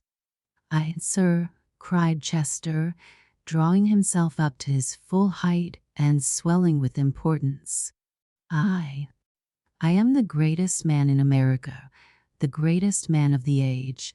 I am Mr. Smith, sir, the inventor of the most delicious ices and confectionery ever eaten." "Thank you, sir," returned Harold with another low bow. "I shall always be proud and happy to have met so great a man." Laughter, clapping of hands, and cries of "I" among the spectators as the two withdrew by way of the hall. Soon the young actors flocked in again. A book lay on a table, quite near the edge. With a sudden jerk Herbert threw it on the floor. Rosie picked it up and replaced it, saying, "Can't you let things alone?" "Rosie, why can't you let the poor boy alone?" whined her cousin, Laura Howard. "No one has ever known me to be guilty of such an exhibition of temper. It's positively wicked." "Oh, you're very good, Laura," sniffed Zoe. "I can't pretend to be half so perfect."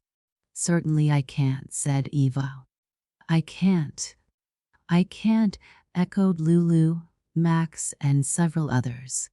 "Come now, children, can't you be quiet a bit?" asked Harold.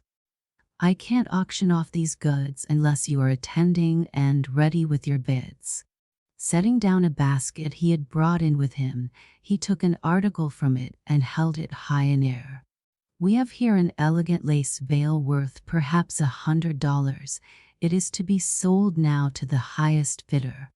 Somebody give us a bid for this beautiful piece of costly lace, likely to go for a tithe of its real value. $1, said Rosie. $1, indeed. We could never afford to let it go at so low a figure. We can't sell this elegant and desirable article of ladies' attire so ridiculously low. $10, said Maud. $10, $10. This elegant and costly piece of lace going at $10, cried the auctioneer, holding it higher still and waving it to and fro. Who bids higher? It is worth 10 times that paltry sum, would be dirt cheap at 20. Somebody bid 20. Don't let such a chance escape you. You can't expect to have another such. Who bids? Who bids? 15, bid Zoe. 15, 15. This lace veil, worth every cent of $100, going at 15? Who bids higher? Now's your chance. You can't have it much longer. Going at $15, this elegant veil, worth a cool 100. Who bids higher? Going at $15, not a quarter of its value. Will nobody bid higher? Going, gone. Can't, exclaimed several of the audience as the veil was handed to Zoe, and the whole company of players retired. They shortly returned, all dressed in shabby clothing, some with wallets on their backs, some with old baskets on their arms, an unmistakable troop of beggars, passing round among the spectators with whining petitions for cold victuals and pennies. A low growl instantly followed by a loud, fierce bark, startled players and spectators alike, and called forth a slight scream from some of the little ones. That old dog o' mine always barks at sic a troop o' mendicants, remarked Cousin Ronald quietly. I ken mendicants the word, lads and losses, and ye hae acted it out why, commendable ingenuity and success. You couldn't have made a better guess if you had belonged to the universal Yankee nation, cousin, laughed Herbert. They retired again, and in a few minutes Eva and Lulu came in dressed in traveling attire, each with a satchel in her hand. This must be the place, I think, said Eva, glancing from side to side, but there seems to be no one in. They may be in directly, said Lulu.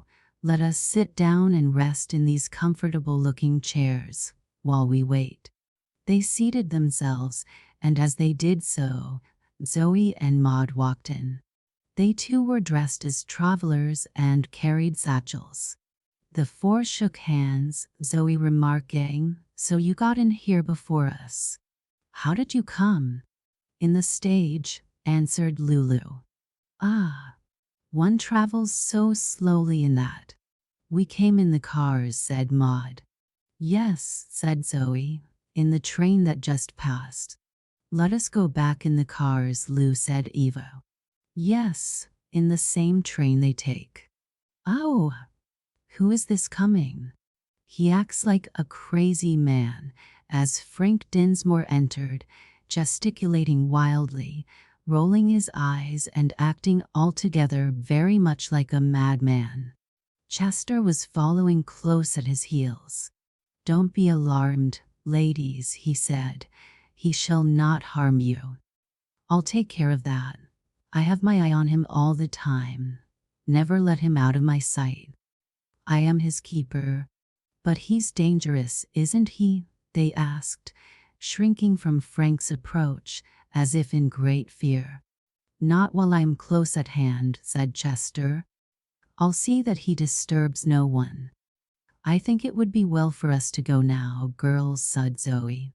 "Let us ask the driver of that stage to take us in. Then we'll be safe from this lunatic." They hurried out, and in another minute Chester and Frank followed. Then Edward came in, walked up to the fire and stood leaning against the mantelpiece in seemingly thoughtful mood. But as the lady travelers again appeared at the door, He started and went forward to receive them. "Walk in, ladies," he said. "Walk into the parlor. Pray be seated," handing them chairs. "Now what can I do for you?" "You're the innkeeper?" asked Zoe. "At your service, madam. Do you wish a room? Or rooms?" "Yes, we will have 2, and let them be adjoining if possible." "Certainly, madam. We can accommodate you in that, and will be happy to do so." Then turning to the spectators, "Can you tell us our word, ladies and gentlemen?" he asked. "Innkeeper," was the prompt response from several voices. "Quite correct," he said. Then with a sweeping bow, "This closes our entertainment for the evening, and with many thanks for their kind attention we bid our audience a grateful adieu." Half an hour later tea was served, and upon the conclusion of the meal the guests began to take their departure. The family separated for the night earlier than usual, but Harold and Herbert followed their mother to her dressing room, asking if she felt too weary for a little chat with them. "Not at all," she said with her own sweet smile. "I know of nothing that would afford me greater satisfaction than one of the old-time motherly talks with my dear college boys. So come in, my dears, and let us have it." Harold drew forward an easy chair for her, but she declined it. "No, I will sit on the sofa, so that I can have you close to me, one on each side," she said. "That will suit your boys exactly, Mamma, if you will be quite as comfortable," said Herbert, placing a hassock for her feet as she seated herself. "Quite," she returned, giving a hand to each as they placed themselves beside her.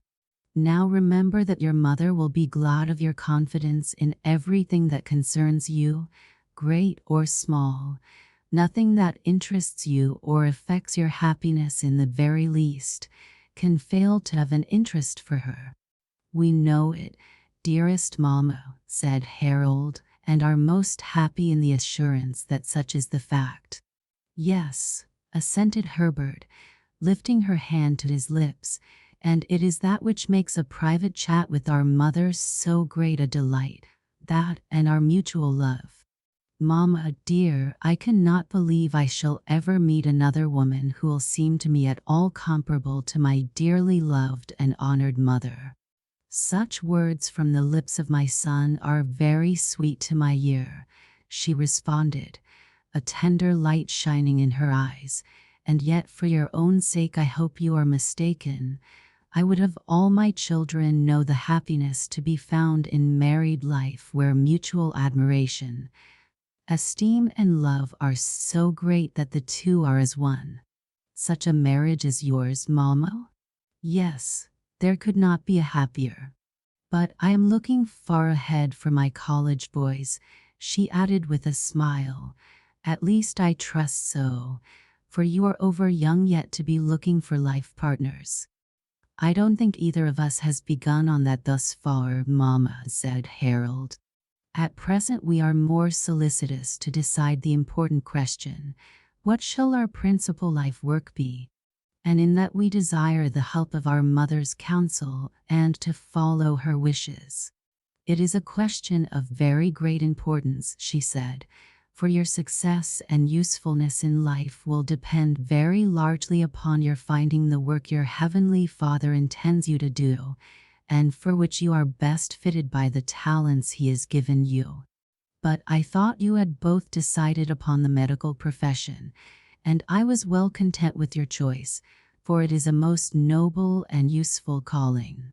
"So we thought, Mamma, but recently our hearts have been so moved at thought of the millions perishing for lack of a saving knowledge of Christ, that it has become a momentous question with each of us whether he is called to preach the gospel, especially in the mission field, at home or abroad." Her eyes shone through glad tears. "My dear boy," she said with emotion, "to have sons in the ministry I should esteem the greatest honor that could be put upon me, For there can be no higher calling than that of an ambassador for Christ, no grander work than that of winning souls. So we both think, said Herbert, and Mamma, you are willing we should go and labor wherever we may be called in the providence of God? Yes, oh yes. You are more his than mine. I dedicated you to his service even before you were born, and many times afterward. I would not dare stand in your way, nor would I wish to, for dearly as I love you both, sweet as your presence is to me, I am more than willing to deny myself the joy of having you near me for the sake of the Master's cause, and that you may win the reward of those to whom he will say at the last, Well done, good and faithful servant. Enter thou into the joy of the Lord. Are you particularly drawn to the foreign field? No, Mamma, answered Harold. The cause is one, the field is the world. But while we are deeply interested in foreign missions and desirous to do all we can to help there, we feel that their prosperity depends upon the success of the work at home, and that the cause of home missions is the cause of our country also. For that cause we would labor and give as both patriots and Christians. Look at the dangers threatening our dear native land, and the cause of Christ also, from vice and illiteracy, popery and Mormonism, all ever on the increase from the rapid influx of undesirable immigrants, paupers, insane, anarchists, criminals. How surely and speedily they will sweep away our liberties, both civil and religious, unless we rouse ourselves and put forth every energy to prevent it. Never a truer saying than that, eternal vigilance is the price of liberty, and nothing can secure it to us but the instruction and evangelization of these dangerous classes. Is it not so, Mamma? Yes, she assented. I am satisfied that the gospel of Christ is the only remedy for those threatening evils, the only safeguard of our liberties, as well as the only salvation for a lost and ruined world. And, my dear boys, if you devote yourselves to that work, it shall be your mother's part, your mother's joy, to provide the means for your support. I cannot go into the work myself, so the sending of my sons and supporting them while they labor must be my contribution to the cause. But I see no reason why you should give up the idea of studying medicine, since so many medical missionaries are needed. My plan would be to prepare you for both preaching and practicing, if you have talent for both. We have thought of that, said Harold, and as you approve, dearest Mamma, we will hope to carry it out. I am so glad, Mamma, that you have large means and the heart to use them in the work of spreading abroad the glad tidings of salvation through Christ, Herbert remarked. Yes, she said, it is both a responsibility and a privilege to be entrusted with so much of my Lord's money. Pray for your mother, my dear boys, that she may have grace and wisdom to dispense it aright. We will, Mamma, we do, and oh how often we rejoice in having a mother to whom we can confidently apply in behalf of a good object. You have many times given us the joy of relieving misery and providing instruction for the ignorant and depraved. It has been a joy to me to be able to do so, she said thoughtfully, yet I fear I have not denied myself as I ought for the sake of giving largely. Mamma, you have always given largely since I have been old enough to understand anything about such matters, interrupted Harold warmly. Yes, very largely. If everyone had given, and would give as largely in proportion to means, remarked Herbert, the Lord's treasury would be full to overflowing. Is it not so, Harold? Surely. And Mamma has never been one to spend unnecessarily on herself, replied Harold, fondly caressing the hand he held.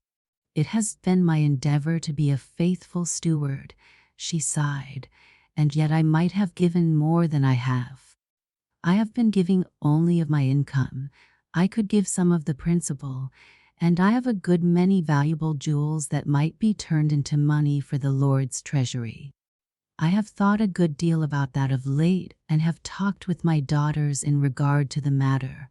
I thought it but right to consult with them, because the jewels would be a part of their inheritance, and I wish you too to have some say about it also, as fellow heirs with them. She paused, and both lads answered quickly that they thought the jewels should all go to their sisters. No, you and your future wives should have a share also, she replied smilingly. That is if I retain them all. And not being understood, are you willing to have most of them disposed of and the proceeds used in aid of home and foreign missions? Both gave a hearty assent. Thank you, my dears, she said. And now, having already consulted with your grandfather and older brother, winning their consent and approval, I consider the matter settled. A few of my jewels, dear to me as mementos of the past, I shall retain.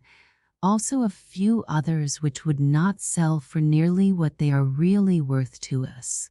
But the rest I intend to have sold, and the money used for the spread of the gospel in our own and heathen lands. I am convinced you could not make a better investment, Mama, Harold said, his eyes shining with pleasure. Yes, you're right, she returned. It is an investment, one that cannot possibly fail to give a grand return. For does he not say, he that hath pity upon the poor lendeth to the Lord, and that which he hath given will he pay him again? Who was it? Dean Swift, if I remember aright, who preached a charity sermon from that text. If you like the security, down with the dust. And you do like the security, Mama. You prefer it to any other, I am quite sure, said Herbert. But what a fine specimen of a charity sermon that was. Both powerful and brief. Doubtless many of the hearers were greatly relieved that they had not to listen to a long, dull harangue on the subject, and all the more disposed to give liberally on that account. Yes, do not forget to act upon that idea when your turn comes to preach a sermon on that subject, Harold said, giving his younger brother a mischievous smile. And let us not forget the lesson of the text when the appeal comes to us, added their mother. Oh, my dear boys, what a privilege it is to be permitted to make such investments, and to be sowers of the good seed, whether by personal effort or in providing the means for sending out others as laborers. Let us endeavor to be of the number of those who sow largely in both ways, for he which soweth sparingly shall reap also sparingly, and he that soweth bountifully shall reap also bountifully. And the harvest is sure, at the end of the world, if not sooner. And whether we give in one way or the other, let us not do it grudgingly or of necessity, but joyfully and with all our hearts, for God loveth a cheerful giver. Mama, said Harold earnestly, we do both feel it a great and blessed privilege to be permitted to be co-workers with God for the advancement of his cause and kingdom. Without the conversation turned upon other themes, but presently the boys kissed the dear mother good night and withdrew lest they should rob her of needed rest. Chapter 10. Home again, and it's nice to get home, exclaimed Lulu, skipping up the steps of the veranda and across into the wide hall where all was light and warmth and beauty. Violet and Grace had preceded her, and her father was following with little Elsie in his arms. I am glad to hear you say that. Glad my daughter appreciates her home, he said in a cheery tone. I'd be a queer girl, Papa, if I didn't appreciate such a home as this is, she returned with warmth and smiling up into his face. Don't you say so, Max, catching sight of her brother who, riding his pony, had arrived some minutes ahead of the carriage and was now petting and fondling his dog at the farther end of the hall. "Yes, indeed," he answered. "I think if we weren't happy and contented in this home, we oughtn't to have any at all. Papa, Prince is a splendid fellow," stroking and patting the dog's head as he spoke. "So I think," said the captain. "And I too," said Violet. "He is a very acceptable addition to the family.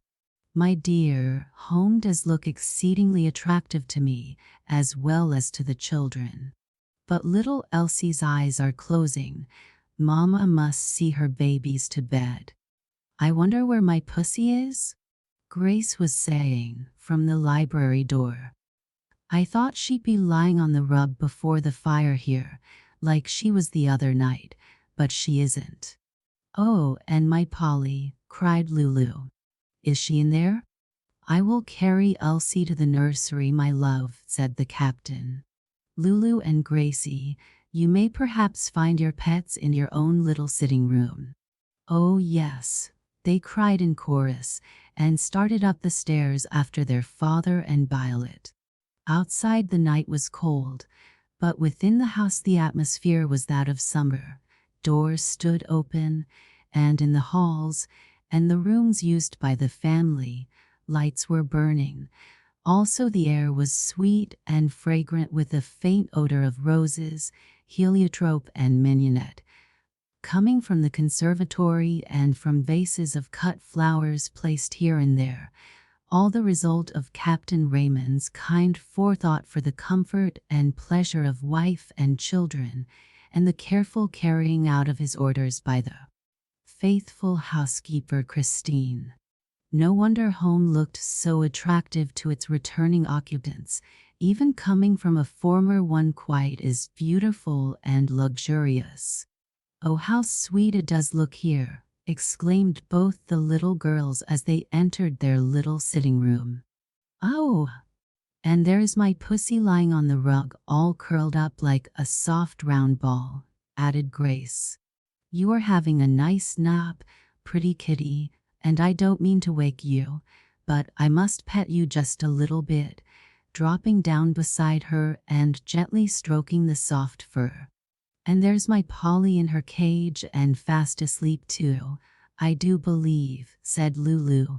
"I want ever so much to hear her talk, but I'll be as good to her as you are to your pet, Gracie. I won't wake her. Now we must take off our things, Gracie, for you know Papa always says we mustn't keep them on in the house, and that we must put them away in their places." "Yes, but I'm so tired. Papa would let me wait a minute." "Of course, you poor little weak thing. I'll take them off for you and put them away too, and you need hardly more," Lulu said, hastily throwing off her own coat and hat. Then, kneeling on the rug beside her sister, she began undoing the fastenings of her coat. "Dear Lou, you're just as good to me as can be," sighed Grace in tender, grateful accents. "I really don't know what I'd ever do without my nice big sister." "Somebody else would take care of you," said Lulu, flushing with pleasure nevertheless. "There now, I'll go and put both our things in their right places." When she came back, she found Grace brimming over with delight because the kitten had waked, crept into her lap, and curled itself up there for another nap. "Oh, Lou, just see," she cried. "I do believe she's fond of me. Isn't it nice?" "Yes, very nice, but you're burning your face before that bright fire. Oh, you do need your big sister to take care of you," lifting a screen in between Grace and the glowing grate. Then seating herself on a hassock, "Now put your head in my lap and stretch yourself out on the rug. You can rest nicely that way and we'll have a good talk. Such a nice, big, soft rug as this is. I should think it must have taken several big sheepskins to make it, and it was so good in Papa to have it put here for us." "Yes, indeed. Our dear Papa. How I do love him. He's always doing kind things to us.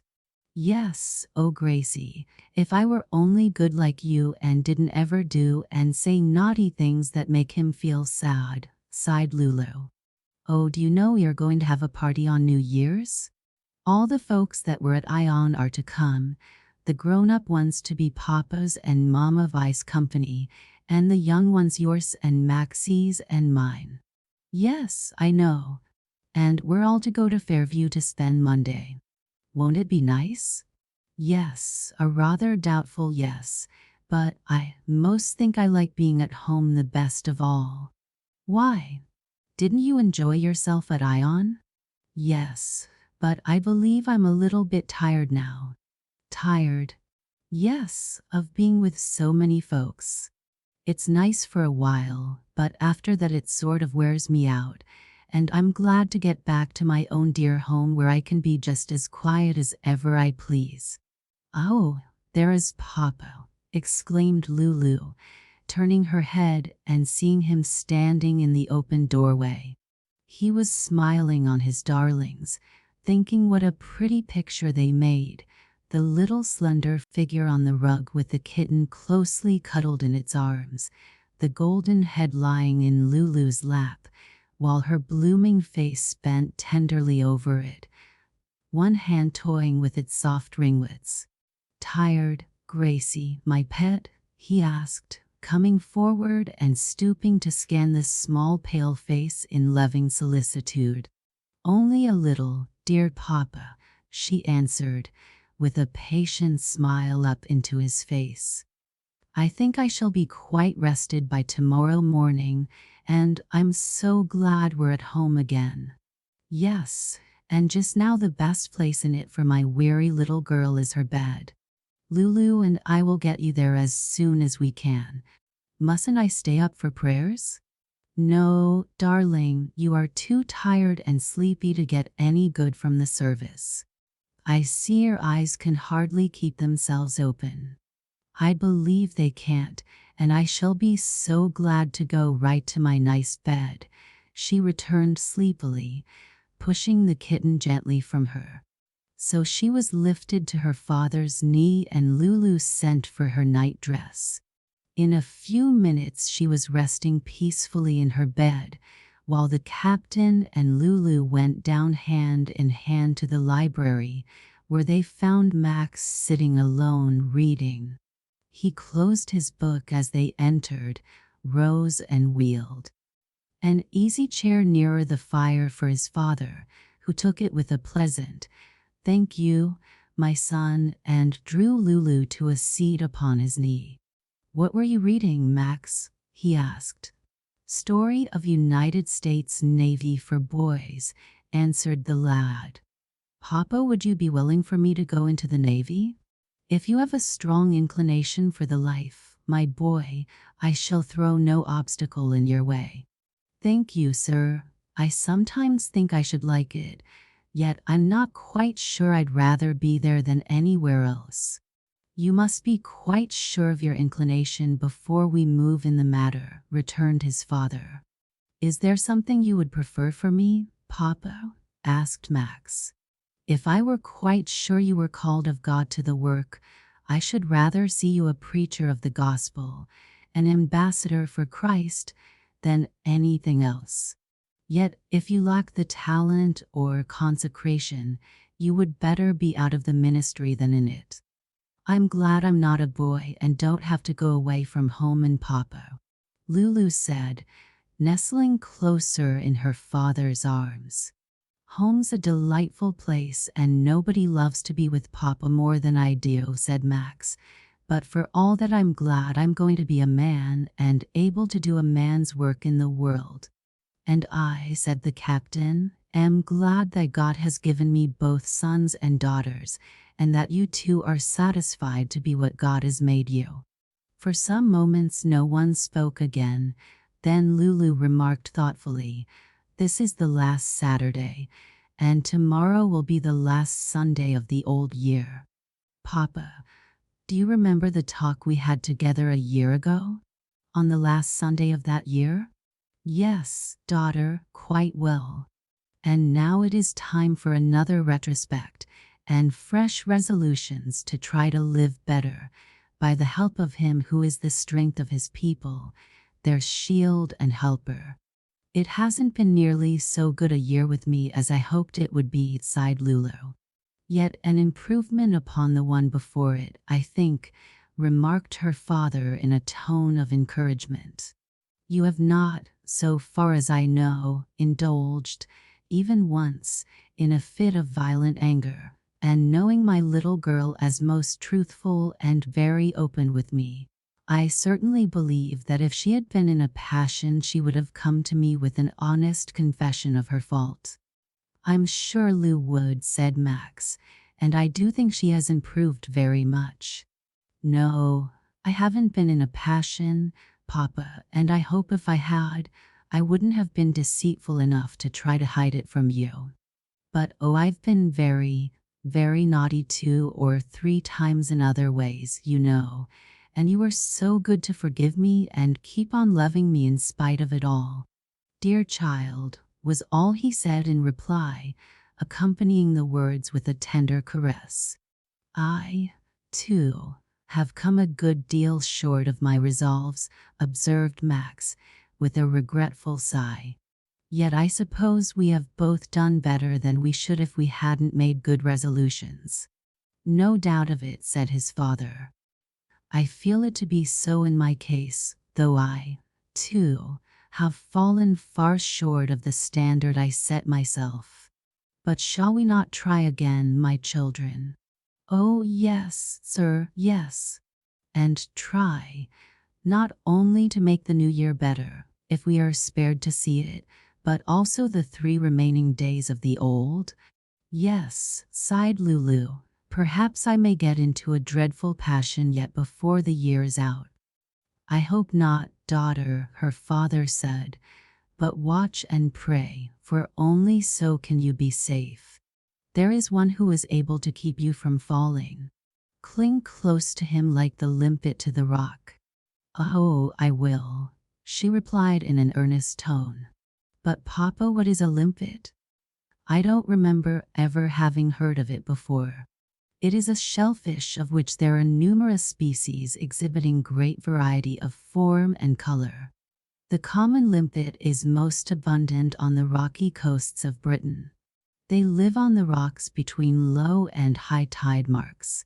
They move about when the water covers them, but when the tide is out, remain firmly fixed to one spot, so firmly that unless surprised by a sudden seizure, it is almost impossible to drag or tear them from the rock without breaking the shell. How can they hold so tight? Asked Max. The animal has a round or oval muscular foot by which it clings, and its ability to do so is increased by a viscous or sticky secretion. Please tell some more about them, Papa, requested Lulu, looking greatly interested. Have they mouths? And do you know what they eat? Yes, they have mouths and they live on seaweed, eating it by means of a long ribbon-like tongue covered with rows of hard teeth, the common limpet, which, as I have told you, lives on the British coast, has no fewer than 160 rows, 12 teeth in a row. How many does that make, Max? 1920, answered the lad after a moment's thought. Right, said his father. The tongue, when not in use, lies folded deep in the interior of the limpet. Are their shells pretty, Papa? Lulu asked. Those of some of the limpets of warmer climates are very beautiful, he answered. Large too. I have seen them on the western coast of South America, a foot wide, so large that they are often used as basins. Oh, I'd like to have one, she exclaimed. Is it for their shells people try to pull them off the rocks? It may be so in some instances, but the limpet is used for food and also as bait by the fishermen. Try, my children, to remember what I have been telling you about it, but most of all let your thoughts dwell upon the lesson to be drawn from its close clinging to the rock. God is often spoken of in the scriptures as his people's rock, because he is their strength, their refuge, their asylum, as the rocks were in those places whither the children of Israel retired in case of an unexpected attack from their foes. David says, "The Lord is my rock and my fortress." Who is a rock save our God? Jesus is the rock on which we must build our hope of salvation. Any other foundation will be as the sand upon which the foolish man built his house, and the rain descended, and the floods came, and the winds blew, and beat upon that house, and it fell. And great was the fall of it. The limpet is wiser. It never trusts to the shifting sand, but holds firmly to the immovable rock. Be like it in resisting all attempts, whether of human or spiritual foes, to drag you from your rock. "Papa," said Max, slowly and with some hesitation. "I wish to do so. I think it is my settled purpose, but I feel afraid that sometime I may let go. I'm a careless, heedless fellow, you know, and I'm afraid I may forget to hold fast to Jesus and be overcome by some sudden and great temptation." "There is danger of that, my boy," the captain returned with feeling, "yet I should have greater fear for you if I heard you talk in a self-confident and boasting spirit. Trusting in ourselves we are not safe, but trusting in Jesus we are. We are safe only while we cling to our sure foundation, the rock Christ Jesus, but our greatest security is in the joyful fact that he holds us fast and will never let us go, if we have indeed given ourselves to him. He says, 'My sheep hear my voice, and I know them, and they follow me, and I give unto them eternal life, and they shall never perish, neither shall any man pluck them out of my hand.'" Such sweet words, Papa, aren't they? Lulu said softly. "Yes, words that have been an untold comfort and support to many of God's dear children on their ways onward. The sword of the Spirit with which they have fought Satan's lying assertion that they might yet be lost in spite of having fled for refuge to him who died on Calvary. Is it those words the Bible means when it speaks of the sword of the Spirit, Papa?" asked Max. "Not those alone, but all the Word of God. And in order to be prepared to wield that sword, we must store our memories with the Word. We must hide it in our hearts. David says, 'Thy word have I hid in mine heart, that I might not sin against thee.' Christ is our pattern. We must strive to follow his example in all things, and it was with the sword of the Spirit he repelled every temptation of the devil there in the wilderness, beginning each reply to the evil suggestions with, 'It is written.' That is why you have us learn so many Bible verses, Papa?" "Yes. Open the Bible lying on the table there, Max, and turn to the 6th chapter of Deuteronomy." Max did so, then read, by his father's direction, the 6th and 7th verses. "And these words which I command thee this day shall be in thine heart, and thou shalt teach them diligently unto thy children, and shalt talk of them when thou sittest in thine house, and when thou walkest by the way, and when thou liest down, and when thou risest up." "I think you obey that command, Papa," said Lulu. "Indeed, I think you try to obey every command in God's Word." "I do," he replied, "and I want my children to follow my example in that." In the 11th chapter of the same book the command is repeated, and these words are added, "that your days may be multiplied, and the days of your children, in the land which the Lord sware unto your fathers to give them, as the days of heaven upon the earth." Speaking of the law, the testimony, the statutes, the commandments of the Lord, the psalmist tells us that, in keeping of them there is great reward. True happiness is known by none but those who are at peace with God, but living in the light of his countenance, One may be full of joy even in the midst of great earthly tribulation. Ah, my darlings, I can wish nothing better for you than that you may thus live." At that moment Violet joined them.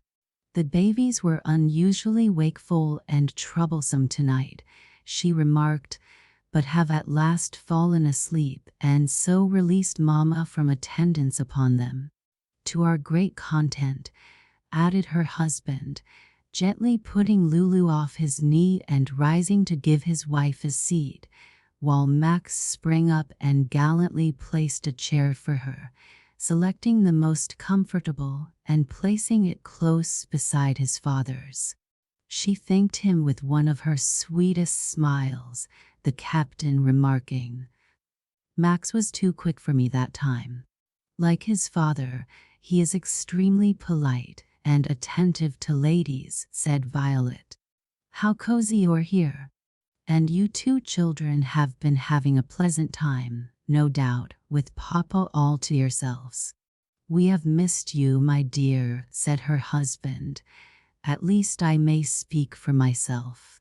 "And would have been glad if you could have come to us sooner," added Max. "Have you been laying plans for the entertainment of our expected guests who are to keep New Year's Day with us?" she asked. "No, my dear. Your help will be needed in that," replied her husband. "Can't we have some charades again?" asked Lulu. "I see no objection," answered her father, "provided something new can be thought of." "Misunderstand, I think might do for one," said Max. "Yes, Max, I think that might be very good," Violet said, "and perhaps Madman would do for another." "We'll need several words for our charades, I think," said Lulu, "and a number for the sports at Fairview. But fortunately we are not responsible for the entertainment there," remarked Violet pleasantly. "No," said the captain, "and I think we will dismiss thought for our own for the present. It is time now for evening worship. Max, you may ring for the servants." As usual, the captain went into Lulu's room for a bit of good-night chat with her about the time she was ready for bed. "Papa," she said, nestling close in his arms, "I have been thinking more about the kind of year this has been to me, and I think I must always remember it as a good one because in it I have learned to love Jesus. I know I have done some very wrong things even since I begun to try to be his servant," she went on, hanging her head in shame and contrition. "But Papa, I do love him and want to serve him all my life. How glad I am that he is so loving and forgiving, and that he says he will never let anyone pluck me out of his hand." "Yes, dear child, it is a most precious assurance, and we may well rejoice in it, you and I and all his people. But ever let us keep in mind and obey those other words of our blessed Master, watch and pray, that ye enter not into temptation. Remember that we are to be good soldiers of Jesus Christ, and that we have a great battle to fight with the evil that is in our own hearts, the snares of the world and the powers of darkness, Satan and his hosts of wicked spirits, whose great desire and aim is to ruin our souls and drag us down to the dreadful place prepared for them. Papa, sometimes I feel so afraid of them," she sighed, shuddering. "But Jesus is stronger than any of them, and will not let them hurt me if I trust in him. Stronger than all of them put together, and will not let any, or all of them, pluck you out of his hand. We're safe there." In the 8th chapter of Romans we find these triumphant words, "I am persuaded that neither death, nor life, nor angels, nor principalities, nor powers, nor things present, nor things to come, nor height, nor depth, nor any other creature shall be able to separate us from the love of God, which is in Christ Jesus our Lord." Chapter 11. In all the homes of the Dinsmore Connection, Sunday was always a peacefully quiet day, kept as a sacred time of rest from toil and worldly cares and pleasures. The quiet and leisure for thought were particularly grateful to Grandma Elsie in her pleasant home at Ion on this last Sunday of the old year. She had enjoyed having her friends about her and seeing the hilarity of the children and youth. She was still youthful in her feelings and full of an ever-ready sympathy with the young, none of whom could know without loving her, while to all who could claim kin with her, especially her children and grandchildren, she was an object of devoted affection fully reciprocated by her. And so the frequent reunions at Ion were a source of delight to both her and them. Yet there were times when her spirit craved exclusive companionship with her nearest and dearest, other seasons when she would be alone with him whom her soul desired above all earthly joy and earthly love. An hour had been spent in secret communion with him ere Rosie and Walter came for the half-hour of Bible study and prayer in Mama's dressing room before breakfast, to which they had been accustomed since their earliest recollection. And not they only, but their older brothers and sisters before them, every one of whom had very tender memories connected with that short service, memories that had been a safeguard to them in times of temptation, a comfort and support in the dark hours that sooner or later come to all the sons and daughters of Adam, and made them feel it even yet a privilege to participate when circumstances would permit. Sometimes Edward and Zoe joined the little circle, and Harold and Herbert seldom failed to do so when at home. They all did so this morning, and with an enjoyment that made the allotted time seem far too short. Their mother had always been able to interest her children in Bible lessons. Breakfast and family worship followed, then attendance upon the morning service of the sanctuary. After that, Sunday school for the blacks in the schoolhouse on the estate, the mother and all her children acting as teachers. The afternoon and evening were given to reading, conversation, and music suited to the sacredness of the day. Then all retired to peaceful slumbers, from which they rose in the morning rested and refreshed in body and mind, and ready to enter with zest upon the labors and pleasures of the new week. According to the arrangements made the previous week, the whole Ion family, and all who had been guests there at that time, repaired to Fairview at an early hour, where they spent the day together in social festivities similar to those with which they had enlivened their stay with Grandma Elsie. Harold and Herbert gave a magic lantern exhibition, some charades were acted, and Cousin Ronald contrived to add not a little to the fun by timely efforts in his own peculiar line. The very little ones were delighted to hear their toy dogs bark, roosters crow, hens and geese cackle, ducks quack, horses neigh, and donkeys bray. They could hardly believe that the sounds which seemed to come from the mouths of the toy animals were really made by Cousin Ronald, and when assured that such was the case, thought him a most wonderful man. Some of the guests departed that evening, but others remained overnight, among them the Raymonds. On Tuesday morning they went home to Woodburn, taking Grandma Elsie, Rosie, Walter, and Evelyn Leland with them. Lulu had been sharing Evelyn's room at Fairview, and now was to have the pleasure of returning the hospitality. There were some preparations to be made for the entertainment of tomorrow's guests, and the children were in a flutter of pleasurable excitement. I could not tell you how much they enjoyed their share of the planning and arranging, and the consultations together and with the older people, or how kindly indulgent the captain was to their wishes and fancies, never saying them nay when it was within his power to grant their request. Evelyn Leland loved to watch Lulu and Grace as they hung affectionately about their father, giving and receiving caresses and endearments, Yet the sight often brought tears to her eyes, calling up tender memories of the past. She had not forgotten.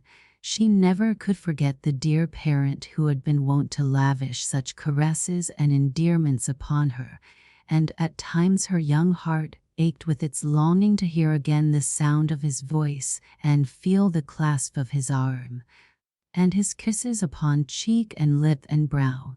Yet life was gliding along very peacefully and happily with her, brightened by the love of kindred and friends, and she could join very heartily in the diversions and merriment of her companions. Tea was over. The babies had had their romp with Papa, brothers and sisters, and been carried off to the nursery, leaving the rest of the family, the guests included, in the pleasant library. "Well, my dears, it has been a busy day with you," remarked Grandma Elsie, smiling pleasantly upon the group of children, "but I presume your preparations for tomorrow's sports are quite completed?" "Yes, ma'am," said Lulu. "And we have some very good charades, Mama," said Rosie, "and have arranged for some nice tableaux." "New ones?" "New and old both," answered Rosie and Lulu together. "And oh, Grandma Elsie, we want another with you in it," added Lulu, with eager entreaty in her tones. "And why with me, my dear?" asked Mrs. Travilla, with a pleased little laugh. "Are there not more than enough younger people to take part?" "Oh, there are plenty of us such as we are," laughed Evelyn, "but we want all the beautiful people, so that the pictures will be beautiful." "You are coming out in a new character, Eva, that of an adroit flatterer," returned Grandma Elsie, with a look of amusement, "but I am not at all displeased, my dear child, because I credit it entirely to your affection, which I prize very highly," she hastened to add, seeing that her words had called up a blush of painful embarrassment on Eva's usually placid face. "Grandma Elsie, we all love you dearly," said Lulu, "but you are beautiful." "I'm sure everybody thinks so. Don't they, Papa?" "As far as my knowledge goes," he answered, smiling and pinching her cheek, for as usual she was close at his side, and indeed I don't know how anyone could think otherwise. "Mama will, I'm sure," said Walter, "because we want her to, and she's always kind." "Well, what?" asked Violet, coming in at that moment. "Be one in a tableau," replied Walter. "Yes, of course," said Violet. "Oh, we'll make a group with Mama, Grandpa, Sister Elsie, and her little Ned, and call it a picture of 4 generations. If dear old Grandpa were with us still, we could make it 5. "A very nice idea, my dear," the captain remarked with a glance of affectionate admiration at his young wife, as he rose and handed her a chair, "and I think we must have the group photographed." "Oh, yes, Luster can do it beautifully. We'll send him word to bring his apparatus with him." "Yes," said her mother, "and we will ask him to take us all in family groups. The pictures will be pleasant mementos of this holiday season." "Mama," said Walter, "I think if you would tell us all about all the New Year's days you can remember, it would be a very interesting way of spending the evening." "Yes, Mama, we would all be charmed to hear your story," said Violet, the others chiming in with, "Oh yes, Mama, yes, Grandma Elsie, please do tell it." "Since you all seem to desire it, I will try," she answered kindly, "but I fear my reminiscences will hardly deserve the name of story. The first Christmas and New Year's of which I retain a vivid remembrance were those of the first winter after I had made the acquaintance of my dear father, for, as I believe you all know, I never saw him till I was 8 years old. The occurrences of that Christmas are too familiar to most, if not all of you, to bear repetition. And you hadn't at all a nice New Year's that time, Mama, said Rosie, softly stroking and patting the hand she held, then lifting it to her lips, for she was sitting on a stool at her mother's feet, while the others had grouped themselves around her. Suffering so with that sprained ankle? Ah, there you are mistaken, my child, Grandma Elsie answered with her own sweet smile, for I had a most enjoyable day in spite of the injury that kept me a prisoner in my room. My father brought me a beautiful doll baby, quite as large as some live ones that I have seen, and a quantity of pretty things to be used in its adornment. My little friends and I had a merry, happy time cutting out garments and making them up. The next Christmas and New Year's Day were spent in our sweet new home at the Oaks, which my papa had bought and furnished in the meantime. My Christmas gifts were beautiful, from papa books and a pearl necklace and bracelets, now the property of my daughter Rosie, smiling down at Rosie as she spoke, and a ring to match from him who was afterward my beloved husband. Also books from his mother and my Aunt Adelaide. They were our guests at dinner that day. Between breakfast and dinner I had the pleasure of distributing gifts among the house servants and the Negroes at the quarter, then a ride with Papa, and the evening, till my early bedtime, was spent sitting on his knee. But you're going to tell us about that New Year's, too, Mama, aren't you? Asked Walter as she paused in her narrative, sitting quietly with a pensive, far-off look in her soft brown eyes. Yes, she said, rousing from her reverie. I remember it was on the day after Christmas that Papa asked me if I was going to make a New Year's present to each of my little friends. Of course I was delighted with the idea, especially as he allowed me great latitude in regard to the amount to be spent. And did he take you to the stores and let Jan choose the presents? Grandma Elsie, asked Lulu. That would be half the fun, I think. My dear, indulgent father would have done so, had I been able to bear the fatigue, Grandma Elsie replied, but at that time I was quite feeble from a severe illness. He did not think me strong enough to visit the stores, but ordered goods sent out to the Oaks for me to select from, which gave me nearly as much enjoyment as I could have found in going to the city in search of them. Did you find gifts to suit, Mama? Queried Walter. And oh, won't you tell us how many and what they were? Beside the Roselands little people, replied his mother, there were Lucy and Herbert Carrington, Carrie Howard, Isabel Carleton, Mary, Leslie, and Flora Arnott to be remembered. For the last named, who was also the youngest, I selected a beautiful wax doll and a complete wardrobe of ready-made clothes for it, all neatly packed in a tiny trunk. To Mary Leslie I gave a ring, and to each of the other girls a handsome bracelet. To Herbert, who was a great reader, a set of handsomely bound books.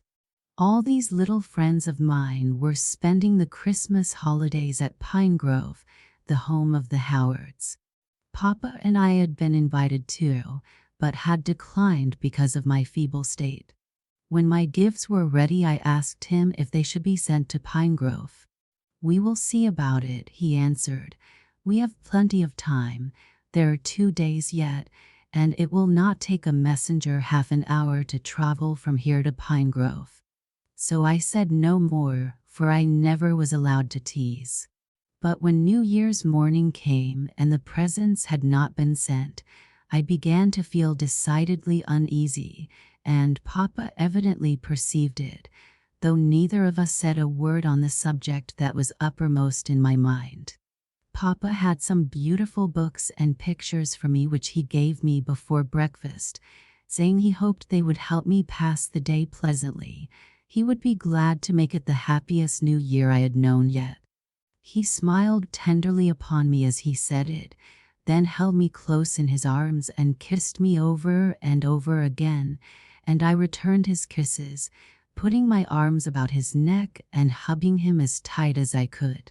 After that we had breakfast and family worship, and then he took me on his knee again and asked how I would like to spend the day. I answered that I would be glad to have a drive if he did not think it too cold. He said he thought it was not if I were well wrapped up. There was no snow to make sleighing, so the carriage was ordered. I was bundled up in furs, and we drove several miles. As we were about starting, I ventured to ask, "Papa, haven't you forgotten to send my presents to Pinegrove?" He smiled and said, "No, my darling," in a very pleasant tone, but that was all. And when we came back, I noticed that the presents were still in a closet in my dressing room where they had lain ever since they were bought. I was quite puzzled to understand it, but I asked no questions. Mammy arranged my hair and dress, and I went back to the parlor where Papa was sitting reading. He laid aside his book as soon as I entered the room, took me on his knee, and began telling me funny stories that kept me laughing till a carriage drove up to the door. "There, someone has come," he said. "It seems we are not to spend the day alone after all." Then in another minute or two, the door opened and in came my 6 little friends for whom I had bought the presents. Grace clapped her hands in delight. "Oh, how nice! And didn't you have a good time, Grandma Elsie?" "Yes, Barry. They had all come to spend the day. I had the pleasure of presenting my gifts in person and of seeing that they were fully appreciated. We played quiet games and Papa told us lovely stories. There was no fretting or quarreling. Everybody was in high good humor, and when the time came to separate, my guests all bade goodbye, saying they had never had a more enjoyable day. "Now please tell about the next Christmas and New Year's," Mama urged Walter as she paused, as though feeling that her tale was ended. "Let Mama have time to breathe and to think what comes next," Walter said Rosie. "Don't you see that's what she is doing?" "I am thinking of those little friends of mine," sighed their mother, asking myself, where are they now? What changes life brings. How short and hasty it is, and how soon it will be over. I mean the life in this world.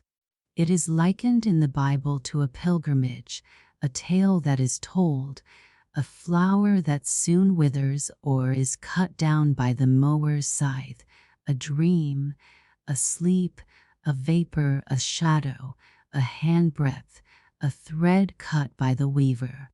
"Mama, are those friends of yours all dead?" asked Walter. "I will tell you about them," she answered. "Herbert Carrington died young. He was barely 16. With the words, a look of pain swept across the still fair, sweet face of the speaker, and she paused for a moment as if almost overcome by some sad recollection. Violet, who had heard the story from Grandma Rose, understood it. "Mama, dear," she said softly, "what a happy thing it was for him, poor sufferer that he was, to be taken so early to the Father's house on high where pain and sin and sorrow are unknown." "Yes," returned her mother, furtively wiping away a tear and calling to mind the dreadful scenes of the war that followed some years later, and the sore trials that resulted in the Carrington family. "I feel that he was taken away from the evil to come." Of the others forming that little company, Flora Arnott too died young. Mary Leslie married and moved away, and I have lost sight of her for many years. Carrie Howard lived to become a wife and mother, but was called away from earth years ago. The same words would tell Isabel Carleton's story. Lucy Carrington and I are the only ones left, and she, like myself, has children and grandchildren. I hear from her now and then, and we meet occasionally when I go north or she pays a visit to the old home at Ashlands." "Mrs. Ross," said Rosie, half in assertion, half inquiringly. "Yes, that is her married name. And Aunt Sophie, who lives at Ashlands now, is the widow of Lucy's older brother Harry, and also your Grandma Rosa's sister, as you all know." "Mama," said Walter, "you didn't mention Grandma Rose at all in telling your story of that Christmas and New Year's. Wasn't she there?" "No, my son. My father, your grandpa, and I were living alone together at that time. The next summer we went north, and Walter visited at Elm Grove, Mr. Allison's country seat, which gave Papa and Miss Rose an opportunity to become quite well acquainted. I had known and loved Miss Rose before, and was very glad when Papa told me she had consented to become his wife and my mother. They were married in the fall, and when we returned to the Oaks she was with us. That made my next Christmas and New Year still happier than the last, and when yet another came round my treasures had been increased in number by the advent of a darling little brother." "Uncle Horace," said Walter. "Mama, were you very glad when God gave him to you?" "Indeed I was," she answered with a smile. "I had never had a brother or sister and had often been hungry for one. And he has always been a dear, loving brother to me," she went on, "and your Aunt Rose, who came to us while we were in Europe some 8 years later, as sweet a sister as anyone could desire." "But about those holidays, Mama, the first when you had a brother," persisted Walter. "Aren't you going to tell about them?" "Yes," she answered. "It was a particularly enjoyable time, for we had our cousins, Mildred and Annis Keith, with us.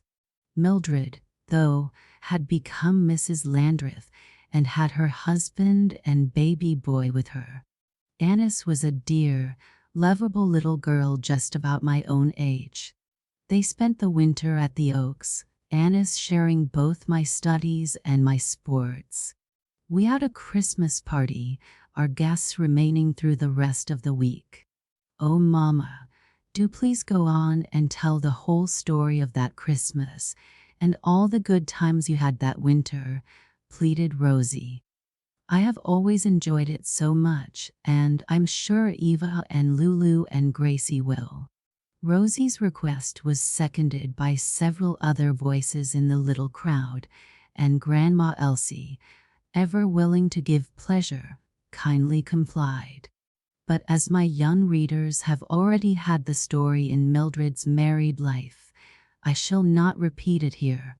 Suffice it to say it seemed to greatly interest all her listeners, and Lulu gathered from it a far different impression of Mr. Dinsmore as a father from that she had derived from tales told her by some of the old servants in the family connection. They'd given her the idea that he was exceedingly stern and tyrannical, but his daughter painted him as a most loving and indulgent parent. Mayhap the truth lay somewhere between the two pictures, for as he himself had often said, Elsie was ever wont to look upon him through rose-colored glasses. "You did have a very nice time, Grandma Elsie." "I could almost wish I'd been in your place," exclaimed Lulu, when the tale had come to an end. "But no, I don't, either, for then I couldn't be my father's child." Putting her arm round the captain's neck and laying her cheek to his, "and to belong to him is better than anything else." "My little Lulu being the judge," laughed the captain, tightening the clasp of his arm about her waist. "Or any other of your children, Papa," added Grace from her seat on his knee, affectionately stroking his face with her small white hand as she spoke. "Grandma Elsie, won't you please go on and tell about other Christmases that you remember?" "I think, my dear, I have done my full share of storytelling for one evening," replied Mrs. Travilla pleasantly. It is your father's turn now as the next in age. Captain, will you not favor us with some of your reminiscences of former holiday experiences? Or of something else if you prefer. I know you are a famous storyteller. Oh, yes, Captain.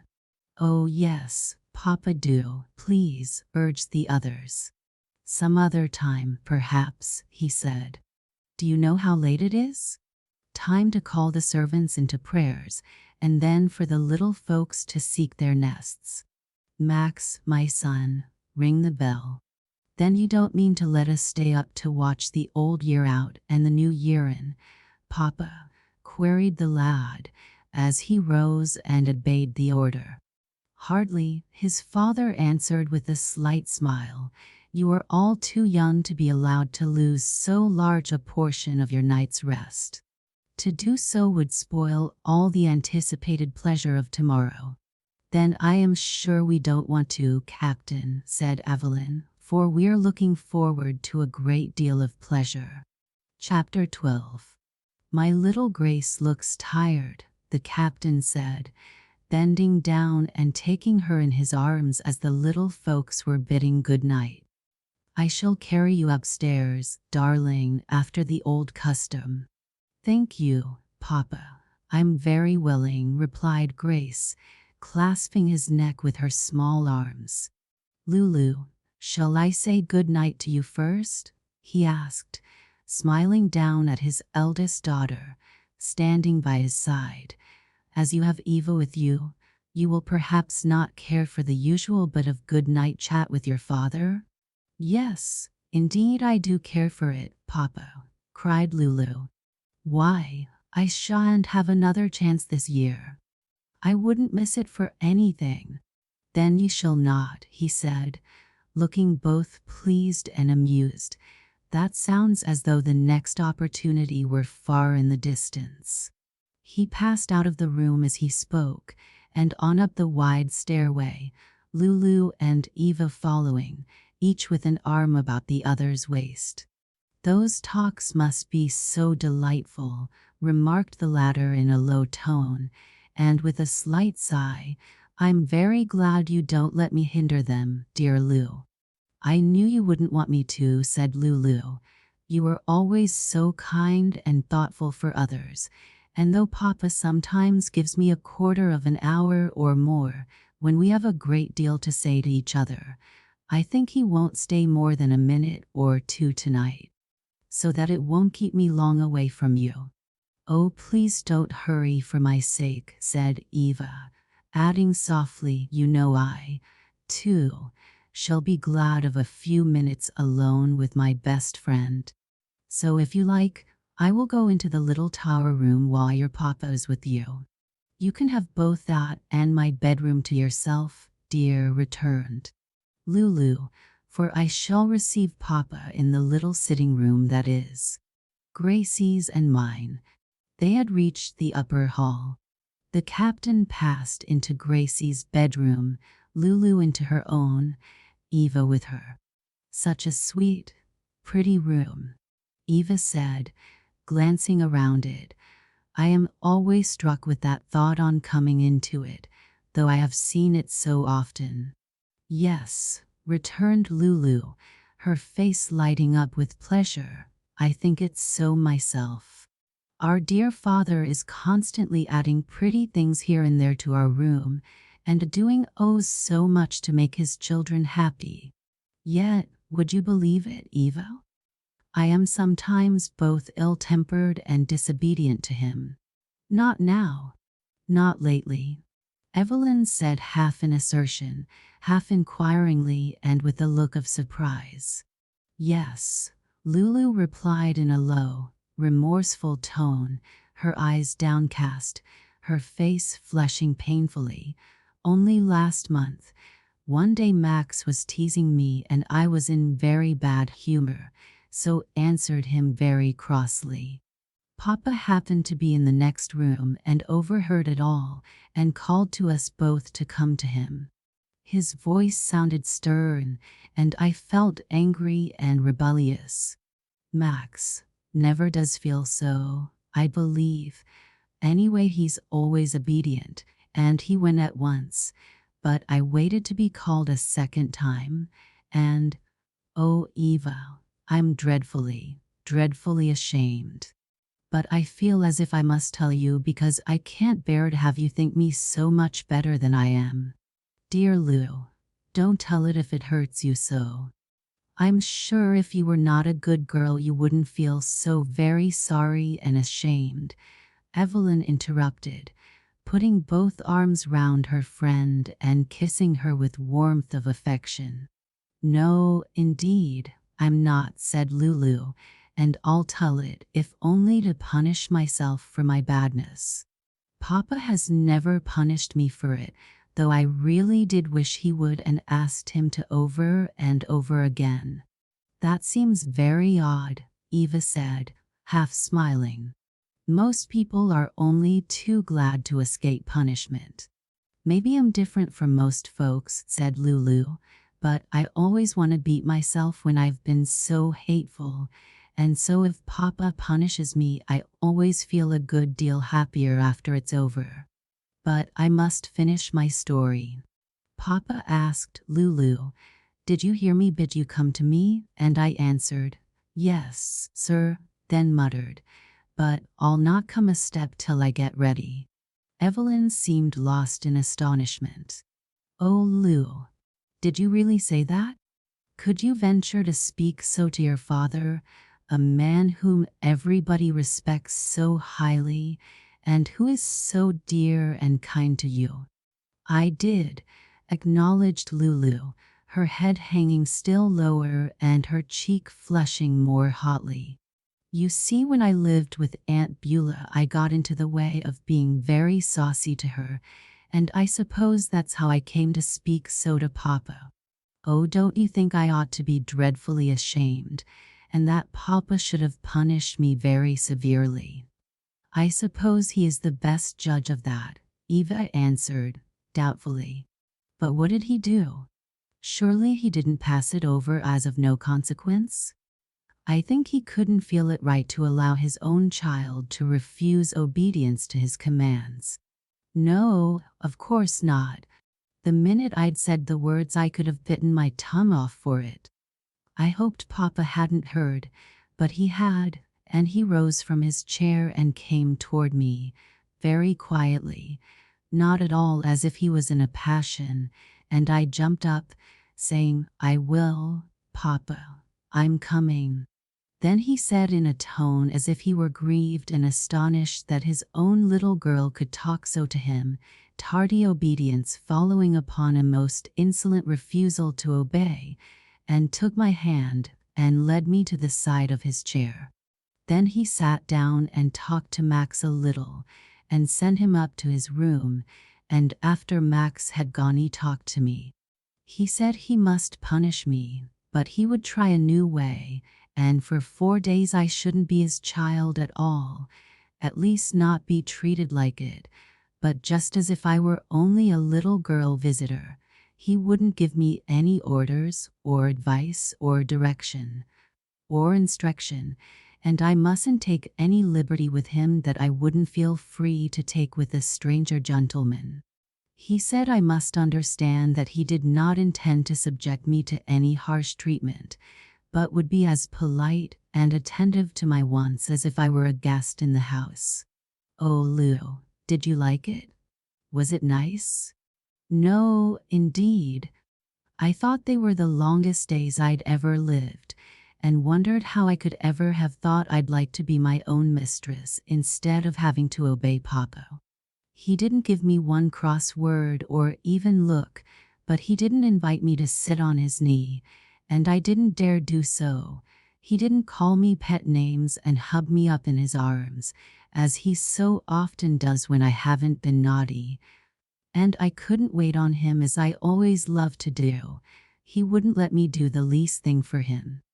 I just felt as if I wasn't one of the family at all, and would 10 times rather have had the hardest of whippings, at least so far as the pain was concerned. Yes, of course, it wouldn't have been half so hard to bear.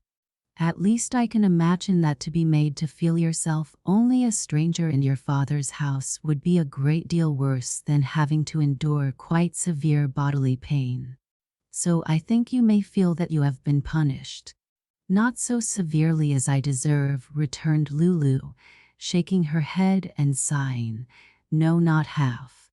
There, I can hear Gracie calling me to say good night. Excuse me while I run into her room for a few minutes. She found Grace alone and just getting into bed. Where's Papa? Lulu asked. Gone downstairs, but he said he'd be back in a few minutes to have his bit of chat with you in our sitting room. Then I'll just kiss you good night and hurry back to get ready for him. When the captain came, he found Lulu ready and waiting for him, seated by the fire with her Bible open in her hand. I was learning my verse for tomorrow morning, Papa, she said, closing the book and laying it aside, as she rose to give him the easy chair she had been occupying. That was right, he replied, sitting down and drawing her to his knee. One could hardly end the old year, or begin the new, in a better way than by the study of God's Word. Well, has my little daughter anything particular to say to her father tonight? Only that I wish I'd been a better daughter to you, Papa, and that I hope I shall be this, no, next year, the year that's to begin in a few hours. I do hope that when its last night comes you can say, my daughter Lulu hasn't been once disobedient or in a passion for a whole year. It will be a very happy thing for me, for us both, if I can, he said, and I am not without hope that it may be so. But my dear child, you will need constant watchfulness lest your besetting sins overcome you when you least expect it. I wish I could ever get done with the fight, she sighed. It's such a hard one. Yes, I know, dear child, for I am engaged in the same conflict, but we must keep on resolutely till the dear Master calls us home. But we have the promise of his help all the way, and that we shall be more than conquerors through him that loved us. And the prize is eternal life at God's right hand. It will be always easy to be good when we get to heaven? Yes, the last remains of the old evil nature will have been taken away, and we will have no more inclination to sin. I am very glad of that, and that God gave me such a good Christian father to help me in my hard fight. And, Papa, I must tell you again that I am very, very sorry and ashamed because of my naughtiness last month. Dear child, my dear humble penitent little girl, he said tenderly, it was all long since fully and freely forgiven. Now good night, my darling, and goodbye till next year, he added in playful tone, kissing her fondly over and over again, unless something unforeseen should make you want your father before morning. In that case you will not have far to run to find him. Oh no, and it makes me glad always at night to remember that you are so near, and the doors all open between our rooms, so that you could hear me if I should call out to you, Papa. I know you wouldn't be displeased at being wakened if I were in trouble and needed you. No, indeed, daughter. In that case I should be only too glad to be roused that I might hasten to your assistance. But let your greatest rejoicing be in the thought that you and I and all of us are under the care of him who neither slumbers nor sleeps. It is better to trust in the Lord than to put confidence in man. Rosie in her mamma's room, which she shared at this time, as on a former occasion, was preparing for bed, Grandma Elsie quietly reading in an easy chair beside the fire. Presently Rosie went to the side of the chair and, dropping on her knees on the carpet, looked up smilingly into the sweet placid face bent over the book. Mamma, dear, I have come for my good-night kiss before getting into bed, she said softly, adding sportively, the last I shall solicit from you this year. "And you are going to be satisfied with one?" her mother asked, letting the book fall into her lap, while she laid one hand gently on her young daughter's head and gazed tenderly down into the blooming face, with a somewhat sad expression too, Rosie thought.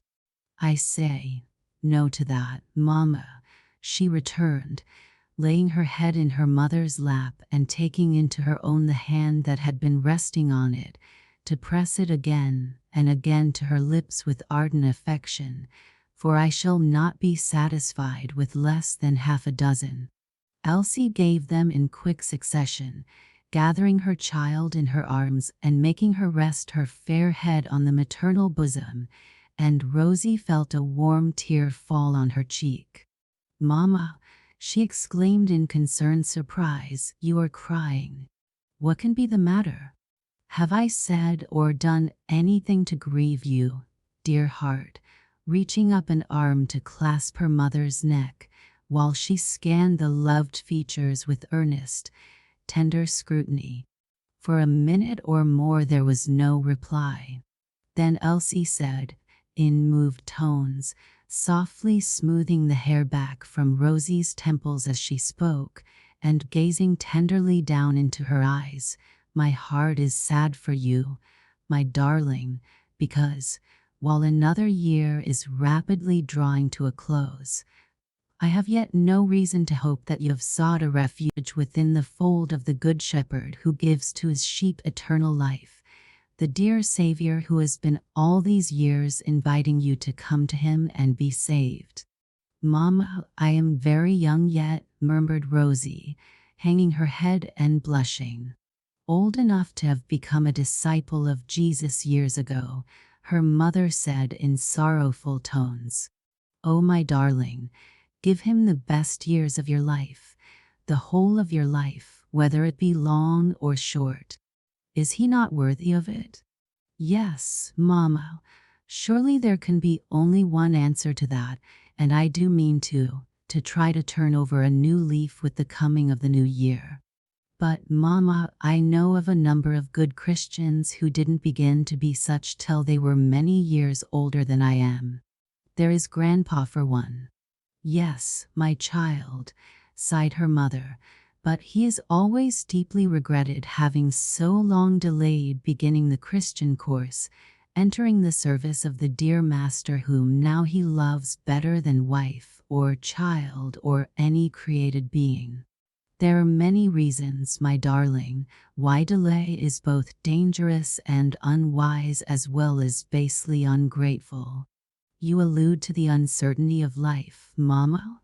"Yes, and of the continuance of health and reason. How many have been suddenly overtaken by fatal illness that at once robbed them of the power to think, so that if preparation for the solemn realities of another world had not been already made, the opportunity for so doing was forever lost. There is also danger that God's Spirit may cease to strive with you, and without his help you cannot come to Christ. Nor do we know how soon Jesus may come again in the clouds of heaven. He himself has told us that he will come as a thief in the night, that is when he is not expected. But Rosie, my dear child, even if he could know certainly that delay will not cost you the loss of your soul, it will bring you other loss great and irreparable." "What, Mama?" Rosie asked with a look of mingled surprise and alarm. "I cannot think what you mean. While it is a precious truth that all who finally repent and accept of Christ as their only Savior will inherit eternal life, a life of holiness and unspeakable happiness at God's right hand," answered her mother, "yet there will be a difference in the portions of those who have spent many years in the faithful service of the Master, using their time and talents for the advancement of his cause and kingdom, and striving to win others to know and serve him, and themselves to grow in grace and conformity to his likeness and his will, and that of others who have been saved only at the last and so as by fire. All will be perfectly happy, but some will have a greater capacity for happiness than others. According to the teachings of God's word, sin is the greatest folly, the service of God the highest wisdom. Doth not wisdom cry? And understanding put forth her voice. Riches and honor are with me, yea, durable riches and righteousness. My fruit is better than gold, yea, than fine gold, and my revenue than choice silver. They that be wise shall shine as the brightness of the firmament, and they that turn many to righteousness, as the stars forever and ever. Rosie, my darling, it is the dearest wish of my heart to see you engaged in that work, but you cannot teach others what you do not know yourself. You must first give your heart to God and learn for yourself the sweetness of His love. Will you not do it now? At once? Oh, listen to His gracious invitation, give me thine heart. For some moments a deep and solemn hush seemed to fill the room, Rosie still kneeling there with her head pillowed on her mother's breast, Elsie's heart going up in an almost agonizing petition for her child. At length Rosie lifted her head, looking up into her mother's face with dewy eyes and a very sweet smile. "Mama," she said in low tremulous tones, "I have tried to do it. I have asked the Lord to forgive all my sins, to cleanse me from mine iniquities, and to take me for His very own, and I think He has heard and granted my petition. You know when the leper came to Him saying, 'Lord, if thou wilt, thou canst make me clean,' Jesus at once put forth His hand and touched him, saying, 'I will, be thou clean,' and immediately the leprosy departed from him. Mama, I've been praying the leper's prayer, and I think the dear Lord Jesus has said the same words to me." "I am sure of it," Elsie said with emotion, "for He is the unchangeable God, Jesus Christ, the same yesterday and today and forever, as ready to be moved with compassion for a sin-sick soul today, as He was for the leper when on earth. And He has said, 'Him that cometh to me I will in no wise cast out.'" Clasping her hands and looking upward, "Bless the Lord, O my soul," she exclaimed, "and all that is within me, bless His holy name." Chapter 13. Lou, Lou. 5 o'clock, time to get up, called a harsh voice in loud, shrill tones. Who is calling?" asked Eva, starting out of sleep. "Only Polly," laughed Lulu. Get up, screamed the bird. "Time for breakfast. Polly wants her coffee. Polly wants a cracker." "What a smart parrot. How plainly she talks," said Eva. "Yes, but so loud. I'm afraid she will wake everybody in the house." "How's she learned your name so soon?" asked Eva. "I don't think she has," said Lulu. "Papa says there was a girl named Louisa in the place where Polly used to live, that everybody called Lou, and the parrot learned to call her so too." "Happy New Year," screamed Polly. "Oh, just hear her," cried Lulu in delight. "Papa must have been teaching her that, or having somebody else do it while we were away. I think she's going to make a great deal of fun for us all. Happy New Year to you, Eva dear," giving her friend a hug as they lay side by side in the bed. "The same to you, dear Lou," returned Eva. "How nice it is to be here with you, lying on this easy couch with this down cover and these soft blankets over us. I never lay on a more delightful bed. Everything about it is beautiful and luxurious too. Papa was very particular to get the very best of springs and mattresses for all our beds," replied Lulu. "Oh, but he is a dear, good father, always careful for the comfort and happiness of all his children." "And of his wife?" "Oh, yes, indeed. I'm quite sure no man could take better care of his wife, or be more loving and kind to her, than Papa is to Mama Vi. And I'm pretty sure he was just the same to my mother. He says he loved her very dearly and loves his children. I mean Max and Gracie and me, because they were hers as well as because they are his very own. Lou, get up. Time for breakfast, screamed Polly again. I suppose it is morning, or she wouldn't be making such a fuss, said Lulu. Yes, said Eva. I see a little light coming in at the window. I'll light the gas in the sitting room and give her a cracker to stop her screaming, said Lulu, getting out of bed and feeling about for her warm slippers and dressing gown. Then I'll run and catch Papa and Gracie. Lulu, said the captain's voice from Gracie's room. I'm here, Papa. Oh, a happy new year to you. Thank you, dear child. I wish you the same, but I want you to give Polly a cracker as quickly as you can to stop her screaming, for I fear she will wake both guests and babies. Yes, sir, I will. I was just going to, replied the little girl. Then shall I stay up? I think you may as well go back to bed and try to take another nap, he answered. It is very early yet. Lulu hurried into the sitting room where Polly's cage was hanging and struck a light. What you 'bout? Where you been? Demanded the parrot. Sleeping in my bed as I have a right to, Miss Saucebox, returned Lulu, laughing as she opened a cupboard door and brought out a paper of crackers. There, take that and see if you can hold your tongue till folks are ready to get up. The bird took the offered cracker and began eating it, standing on one foot on its perch and holding the fruit in the claws of the other, while it bit off a little at a time, Lulu looking on with interest. You'll have to behave better than this, or you'll get banished to the attic, or the kitchen, or some other far-off place, she said, shaking her finger threateningly at Paul. Then, after turning down the light, she ran back to bed.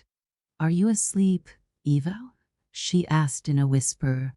No, dear, wide awake. Then let's talk, for I'm as wide awake as I can be. But didn't your father say you were to try for another nap? I understood him to mean only that I might if I chose, not that I must, but perhaps he meant that he wanted me to, so I'll keep quiet and try. She did so, saying to herself, I just know it's no use, for I was never wider awake in my life.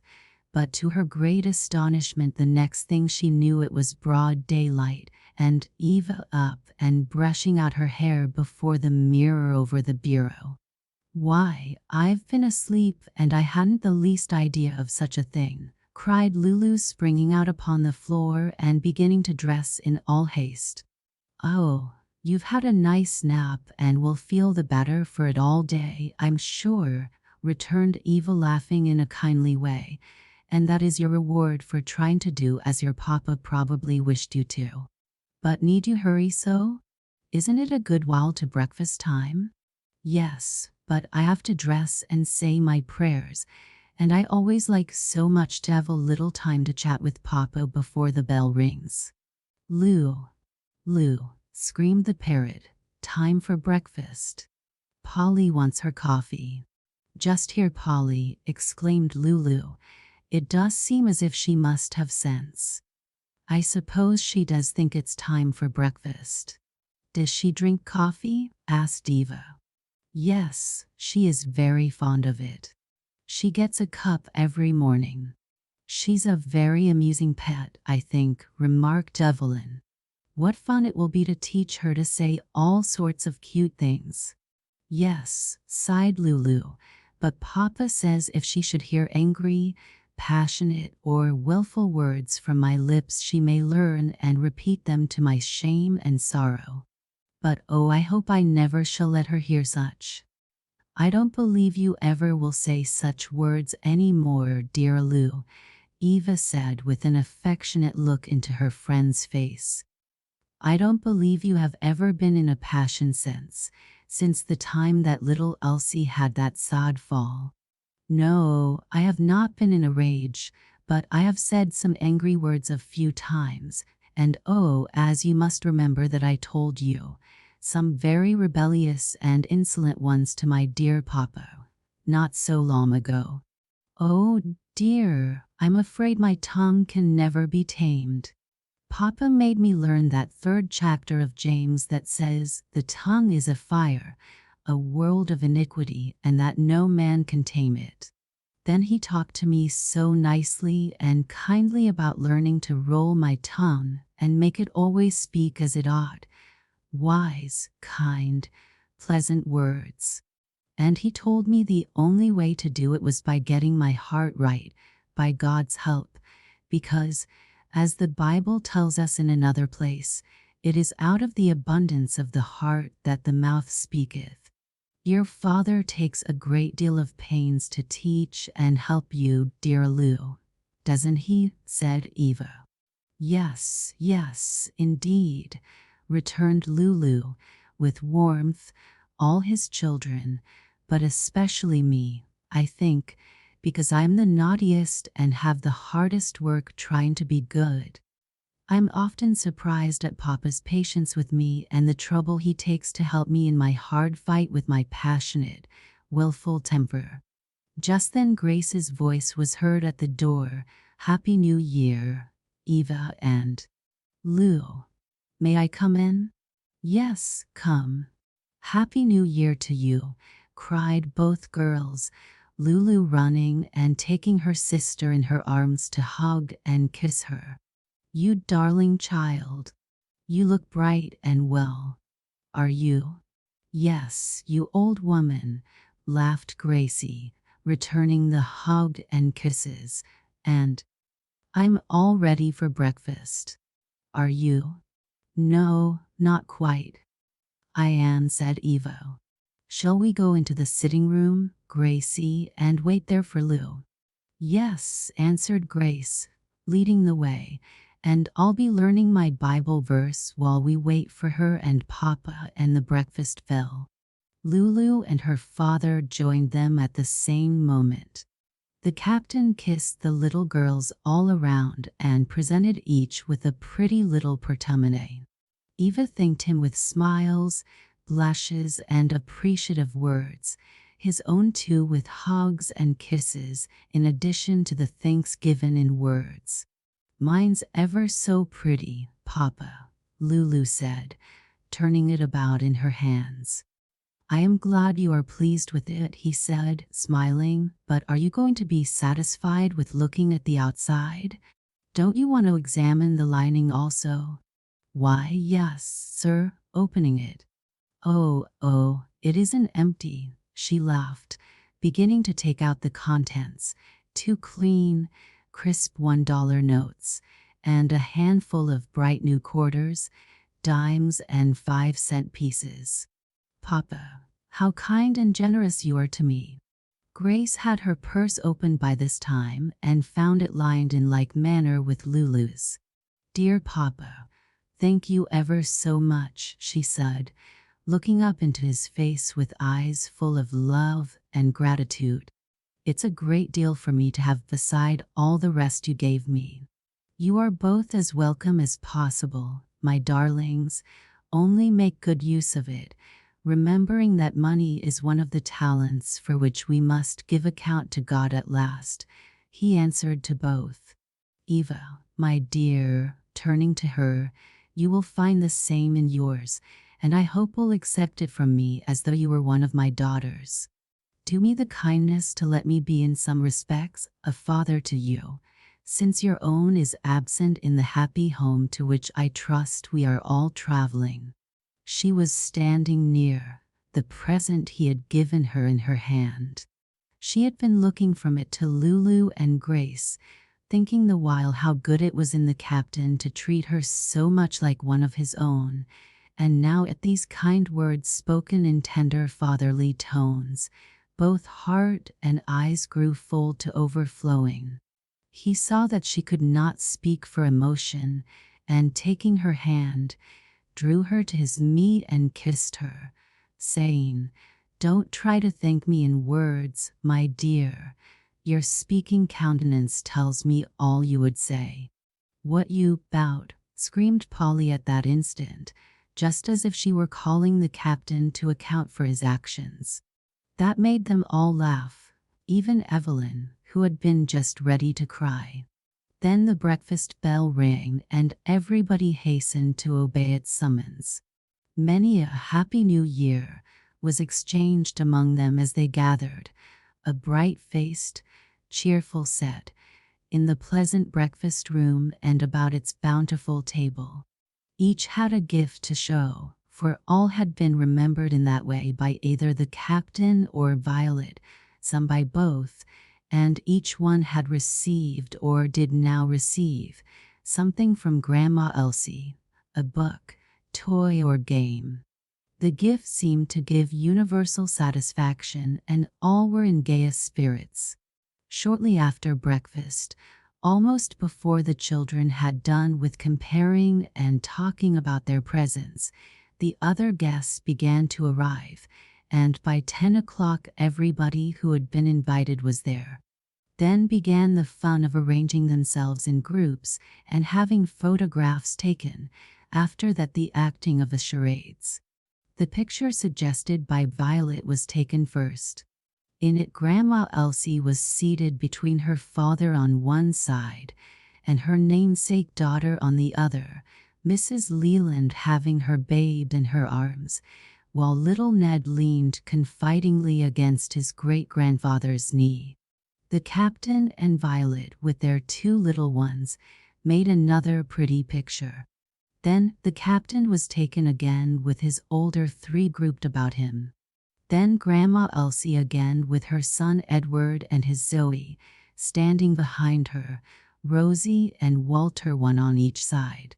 She thought this quite enough, but her college boys insisted on having her taken again, seated between them. It was then proposed that the other members of the company should be taken in turn singly or in groups, but all declined, expressing a decided preference for spending the time in a more amusing manner, such as forming tableaux and acting charades. The older people took possession of a large parlor and sat there conversing, while the younger ones consulted together and made their arrangements in the library. Misconstrue was the first word chosen. Presently Evelyn walked into the parlor, followed almost immediately by Harold with the book in his hand.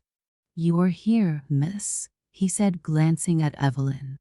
"And you, miss, as?"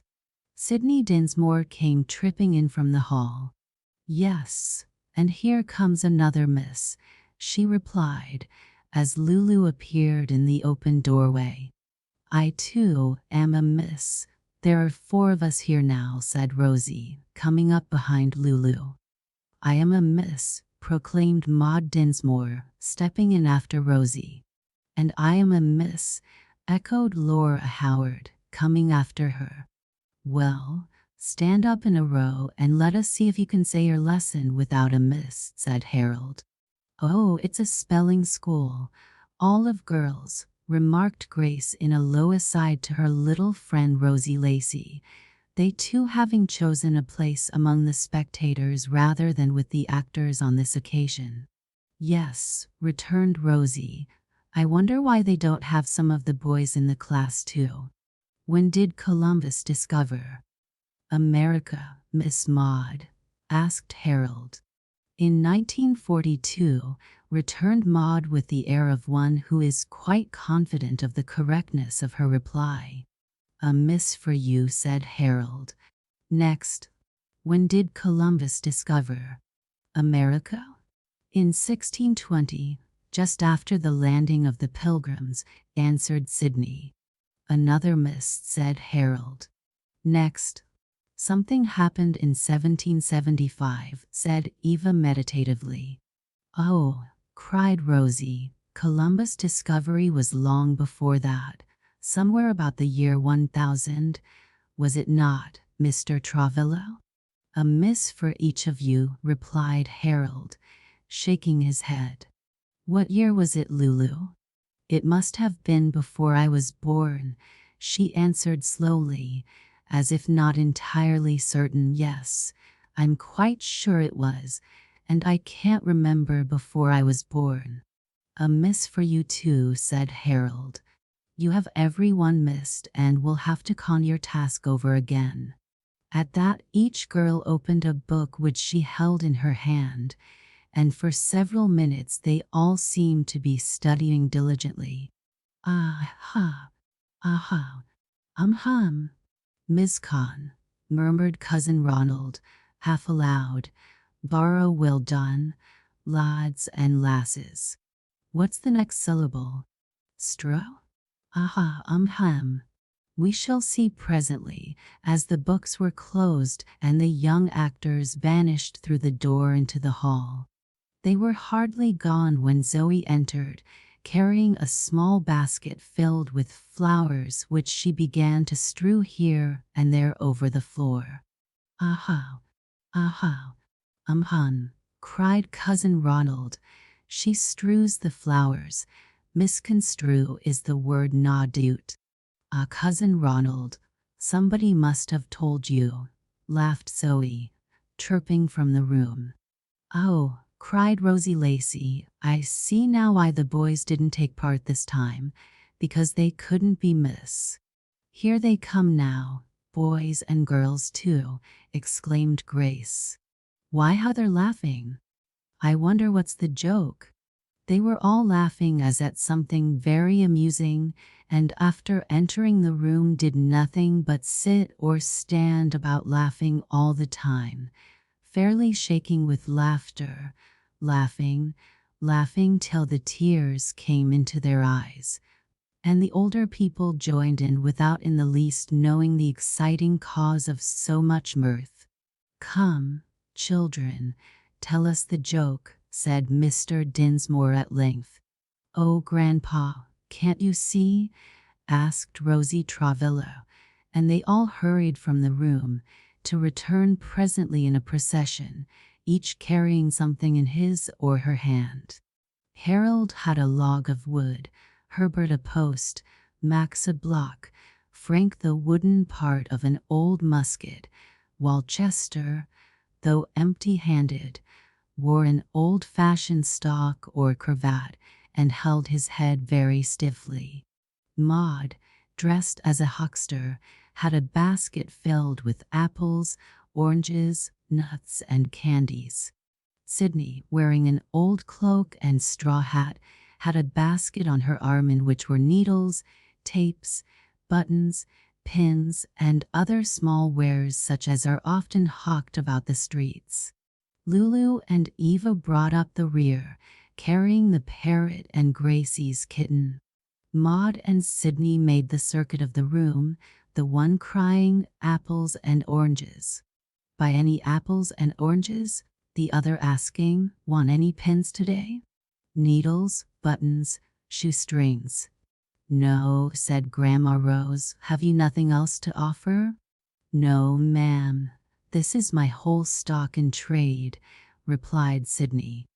I laid in a fresh stock of fruit this morning, ma'am, and it's good enough for anybody, sniffed Maud, with indignant air. Do you call that a musket, sir? Asked Chester of Frank. No, sir, I called it the stock of one. Lulu and Eva, why bring those creatures in here? Asked Herbert, elevating his eyebrows as in astonishment. Because there are livestock, replied Lulu. Now Frank began to play the part of a clown or buffoon, acting in a very silly and stupid manner, while the others looked on laughing and pointing their fingers at him in derision. Frank, can't you behave yourself? Exclaimed Maud. It mortifies me to see you making yourself the laughing-stock of the whole company. Laughing-stock, said several voices among the spectators, the captain adding, very well done indeed. Thank you, sir, said Harold. If the company are not tired, we will give them one more.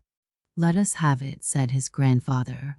Some of the girls now joined the spectators, while Harold drew out a little stand, and he, Chester, and Herbert seated themselves about it with paper and pencils before them, assuming a very businesslike air. Frank had stepped out to the hall. In a minute or two he returned and walked up to the others, hat in hand. Bowing low, but awkwardly, "You're the school committee, I understand, gents?" he remarked inquiringly. "Yes," said Harold, "and we want a teacher for the school at Sharon." "Have you come to apply for the situation?" "Yes, sir. I hear tell you was wantin' a superior kind o' mailman to take the school fair the winter, and bein' as I was out o' a job, I thought I mout as well try my hand at that as anythin' else." "Take a seat and let us inquire into your qualifications," said Herbert, waving his hand in the direction of a vacant chair. "But first tell us your name and where you are from." "My name, sir, is Peter Bones, and I come from the town o' Hardtack in the next county, just beyant the hill yonder. I've a good edication o' me own, too, though I never rubbed my back agin a college," remarked the applicant, sitting down and tilting his chair back on its hind legs, retaining his balance by holding on to the one occupied by Herbert. "I can spell the spellin' book right straight through, sir, from kiver to kiver." "But spelling is not the only branch to be taught in the Sharon School," said Chester. "What else do you know?"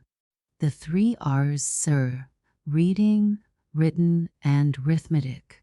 "You are acquainted with mathematics?" "Well, no, not so much with Matthew as with his brother Bill, but I know him like a book. Fact, I might say like several books."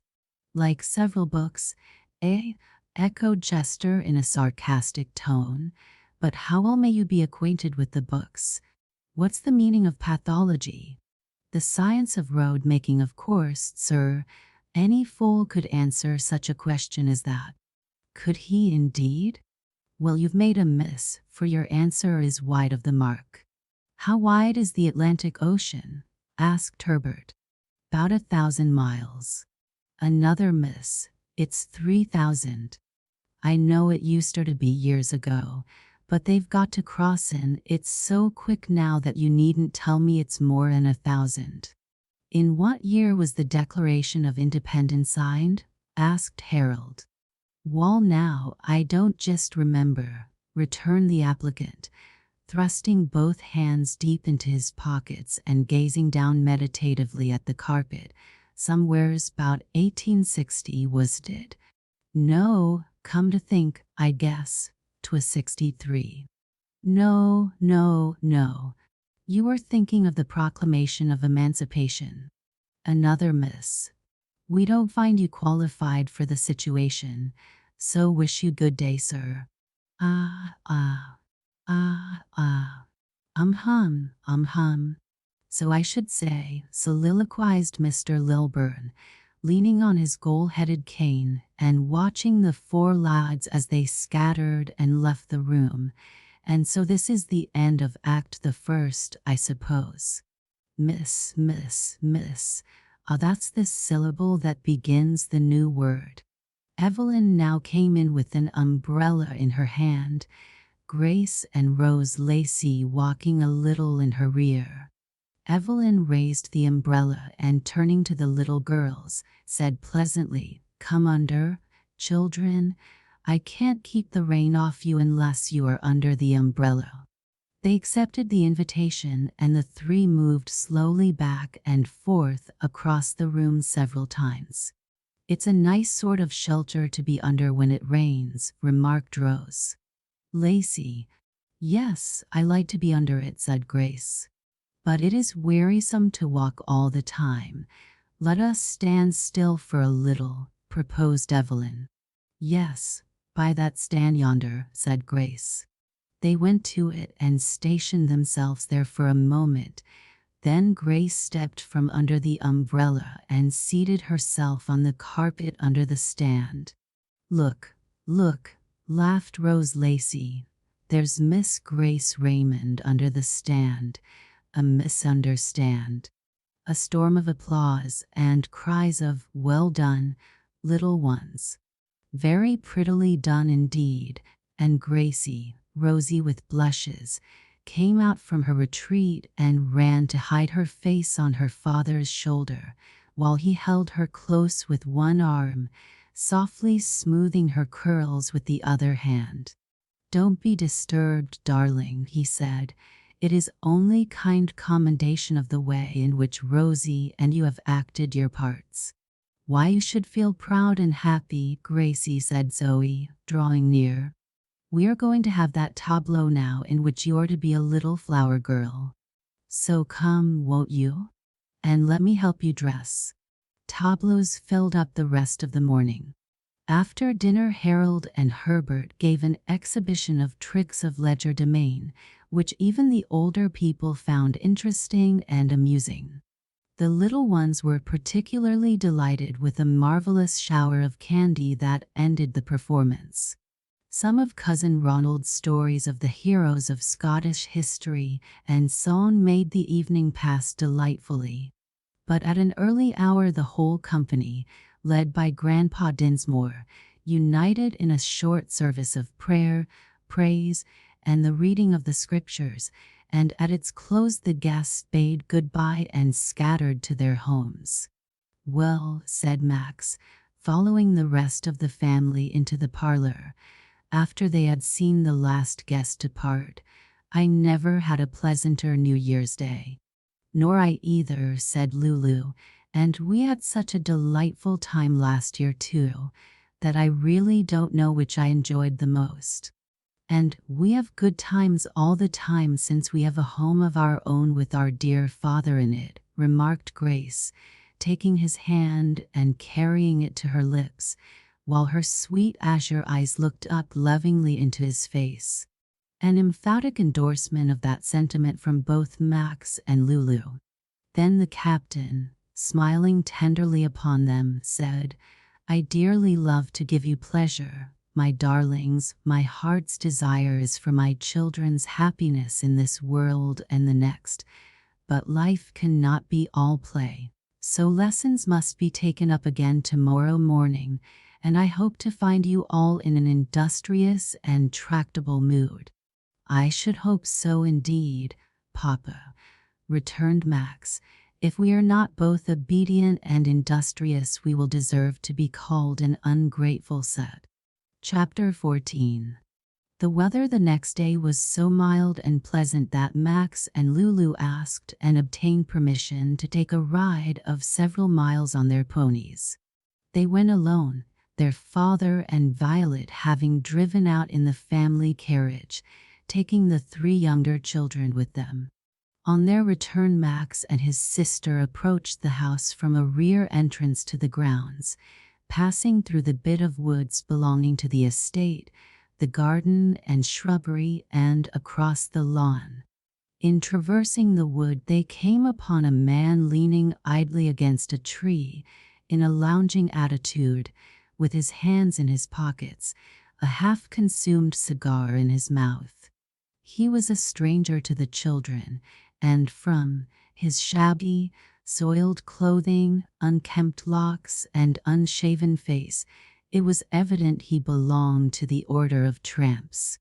He stood directly in the path the children were pursuing, just where it made a sudden turn, and Lulu's pony had almost trodden upon his foot before they were aware of his vicinity. Fairy shied, snorting with fright, and almost unseated her young rider. "Look out there, and don't ride a fellow down," growled the man, catching hold of Fairy's bridle and scowling into the face of her rider. Lulu did not seem to be frightened. Her quick temper rose at the man's insolence, and she exclaimed authoritatively, "Let go of my bridle this instant, and get out of the path." "I will when I get ready, and no sooner," returned the man insolently. "What are you doing in these grounds, sir?" demanded Max, adding, "You have no call to be here. Let go of that bridle and step out of the path at once." "I'm not under your orders, Bobby," said the tramp with a disagreeable, mocking laugh. "These are my father's grounds," said Max, drawing himself up with a determined air, "and we don't allow tramps and loafers here. So if you don't let go of that bridle and be off, I'll set my dog on you." "Here, Prince, Prince." At the sound of the call, answered by a loud bark and the sight of Prince's huge form making rapid bounds in his direction, the tramp released Fairy's bridle and, growling out an oath, turned and made his way with all celerity toward the public road. Leaping the fence that separated it from Captain Raymond's grounds, barely in time to escape Prince's teeth, as he made a dash to seize him by the leg. "Oh!" cried Lulu, drawing a long breath of relief. "What a happy thing that Prince came running out to meet us." "Yes," said Max, "and I hope he is given that fellow a fright that will keep him from ever coming into these grounds again. If he isn't a scoundrel, his looks certainly belie him very much." They had held their ponies in check while watching the race between man and dog, but now urged them forward in haste to reach the house, for the short winter day was fast closing in. The captain was standing on the veranda as they rode up. "You are a trifle late, children," he said, as he stepped to the side of Fairy and lifted Lulu from the saddle, but his tone was not stern. "Yes, Papa," said Max. "I'm afraid we went a little farther than we ought. At any rate, it took us longer than we expected to reach home again, and we were detained a minute or two just now, out here in the grove, by a tramp that caught hold of Fairy's bridle and wouldn't let go till I called Prince, and he showed his teeth." "What? Can it be possible?" cried the captain, closing his fingers more firmly over the hand Lulu had slipped into his, and gazing down into her face with a look of mingled concern and relief. It is well indeed that Lulu was not alone, and that Prince was at hand. "Come into the library and tell me all about it." He led Lulu in as he spoke, Max following, while a servant took the ponies to their stable. Captain Raymond sat down and drew Lulu to his side, putting an arm protectingly around her, while Max, standing near, went on to give the particulars of their encounter with the tramp, Lulu now and then putting in a word. "Now, daughter," the captain said at the conclusion of the story, "I hope you are quite convinced of the wisdom and kindness of your father's prohibition of solitary rides and walks for you." "Yes, Papa, I am, and do not intend ever to disobey you again by taking them. I wasn't much frightened, but I know it would have been very dangerous for me if I'd been alone." "No doubt of it," he said, caressing her with grave tenderness. "It almost makes me shudder to think of what might have happened had you been without a protector. And I doubt if I could have protected her without Prince's help, Papa," said Max. "I think he's a valuable fellow and pays for his keep." "Yes, I am very glad I selected him as a Christmas gift to you," said his father. "But now I must warn you both to say nothing to or before Gracie about this occurrence, for timid as she is, it would be apt to cause her much suffering from apprehension." "We will try to keep it a secret from her, Papa," replied both children. "And in order to succeed in that, you will have to be on your guard and give no hint of the matter in presence of any of the servants." "We will try to remember, Papa," they promised with evident intention to do so. "That is right," he said. "I think I can trust you not to forget or disobey. I know you would be loath to have your little sister tortured with nervous terrors. Now go and get yourselves ready for tea." Lulu was full of excitement over her adventure, and through the evening found it difficult to refrain from speaking of it before Grace, but equally desirous to obey her father and to save her little sister from needless suffering. She resolutely put a curb upon her tongue till she found herself alone with him at bedtime. Then she must needs go over the whole scene again, and seeing that it was a relief to her excitement, he let her run on about it to her heart's content. "Has it made you feel at all timid tonight, daughter?" he asked kindly. "No, Papa," she answered promptly. "I don't think the man could get into the house, do you?" "I think it most probable he has walked on till he is miles away from here by this time," the captain answered.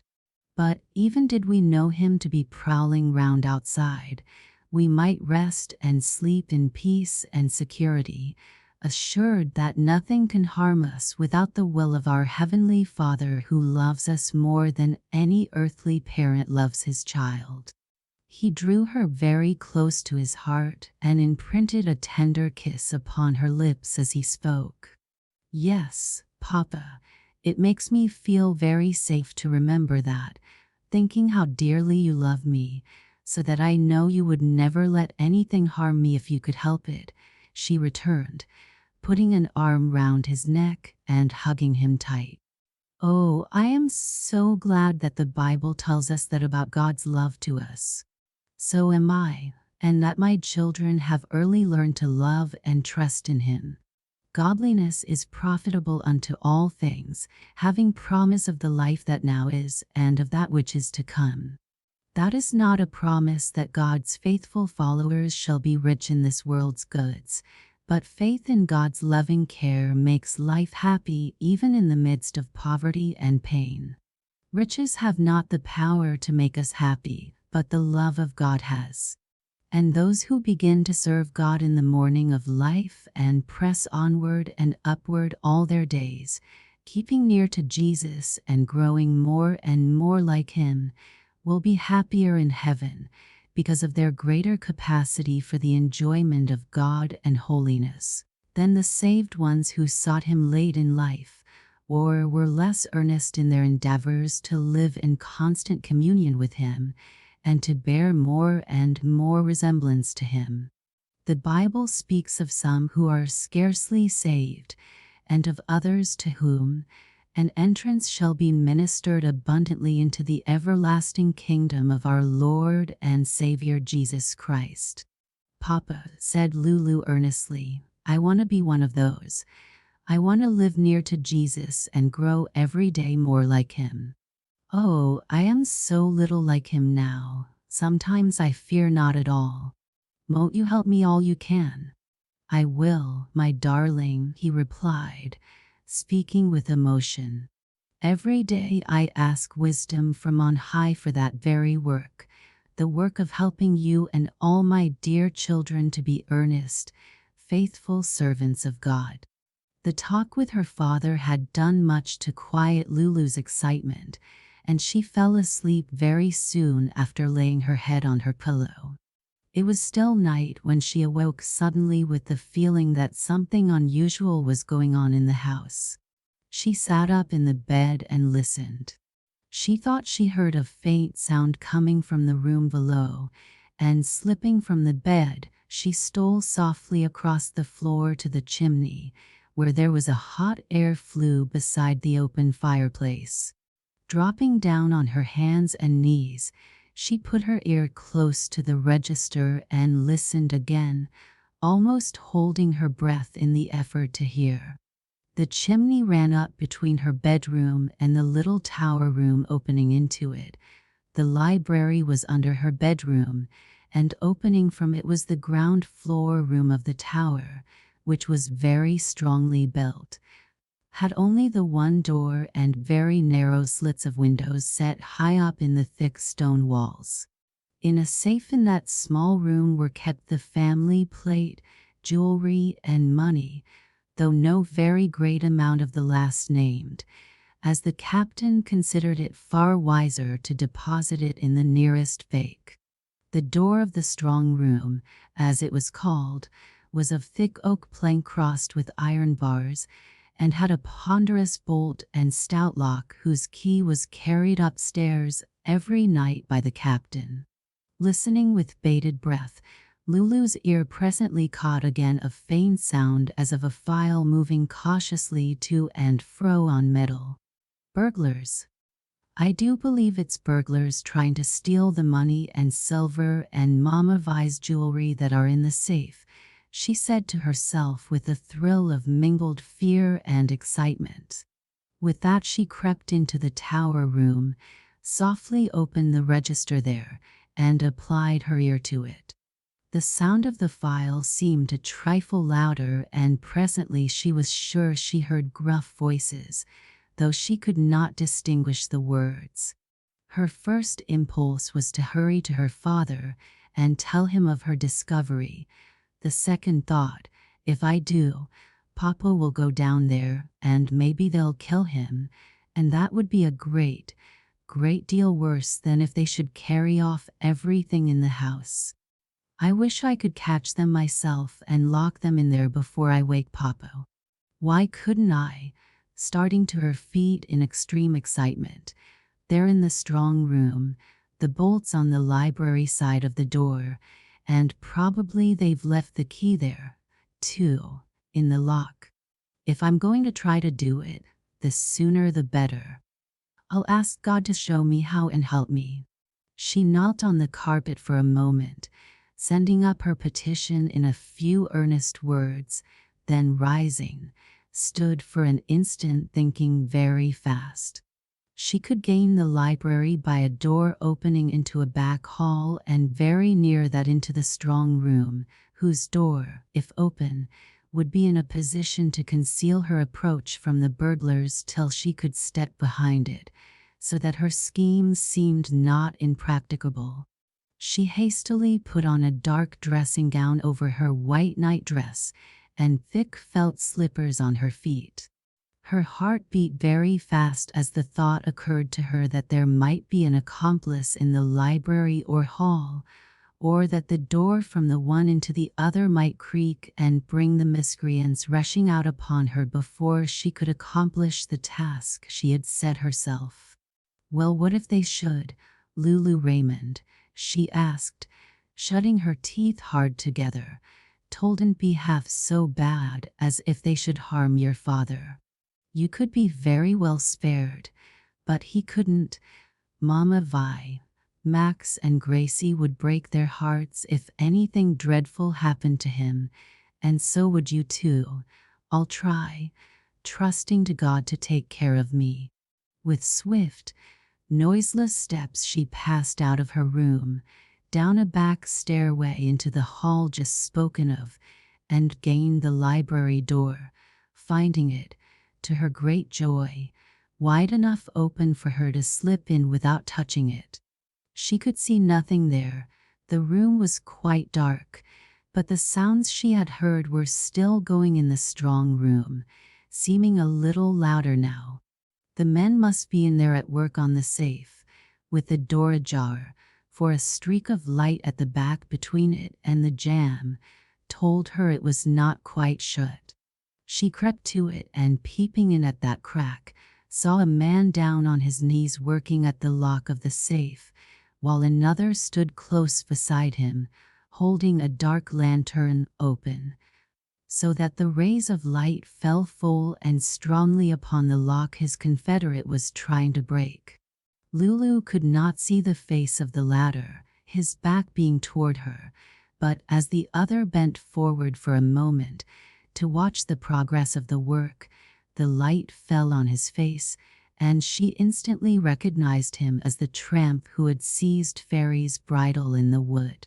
Trembling like a leaf, she put up her hand and cautiously felt for the bolt.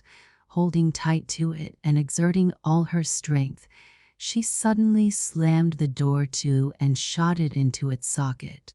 She heard the villains drop their tools, spring toward and try the door with muttered oaths and curses, but she waited to feel for the key and turn it in the lock, even to pull it out and thrust it into the pocket of her gown, as a swift thought came to her.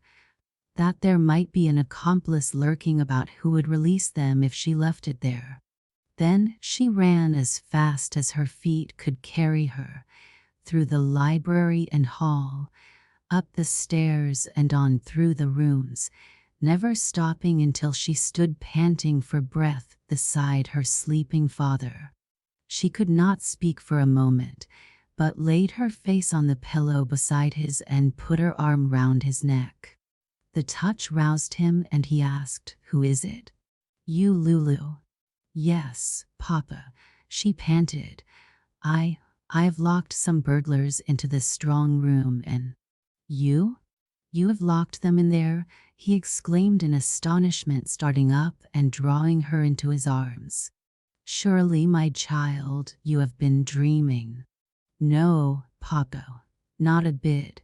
I've locked them in there and here's the key," putting it into his hand. "I slammed the door on them. I shot the bolt too, and I don't think they can get out. But what will we do? Papa, can you get somebody to help you take them to jail?" "Yes, I shall telephone at once to the sheriff at Union." "Who is it? What's the matter?" asked Violet, waking. "I cannot wait at this moment to explain matters, my love," the captain said, hastily picking up Lulu and putting her in the place in the bed which he had just vacated. "I must act, leaving Lulu to tell you her story." With the last word he hurried from the room, and the next moment they heard the telephone bell. Chapter 15. "What is it, Lou?"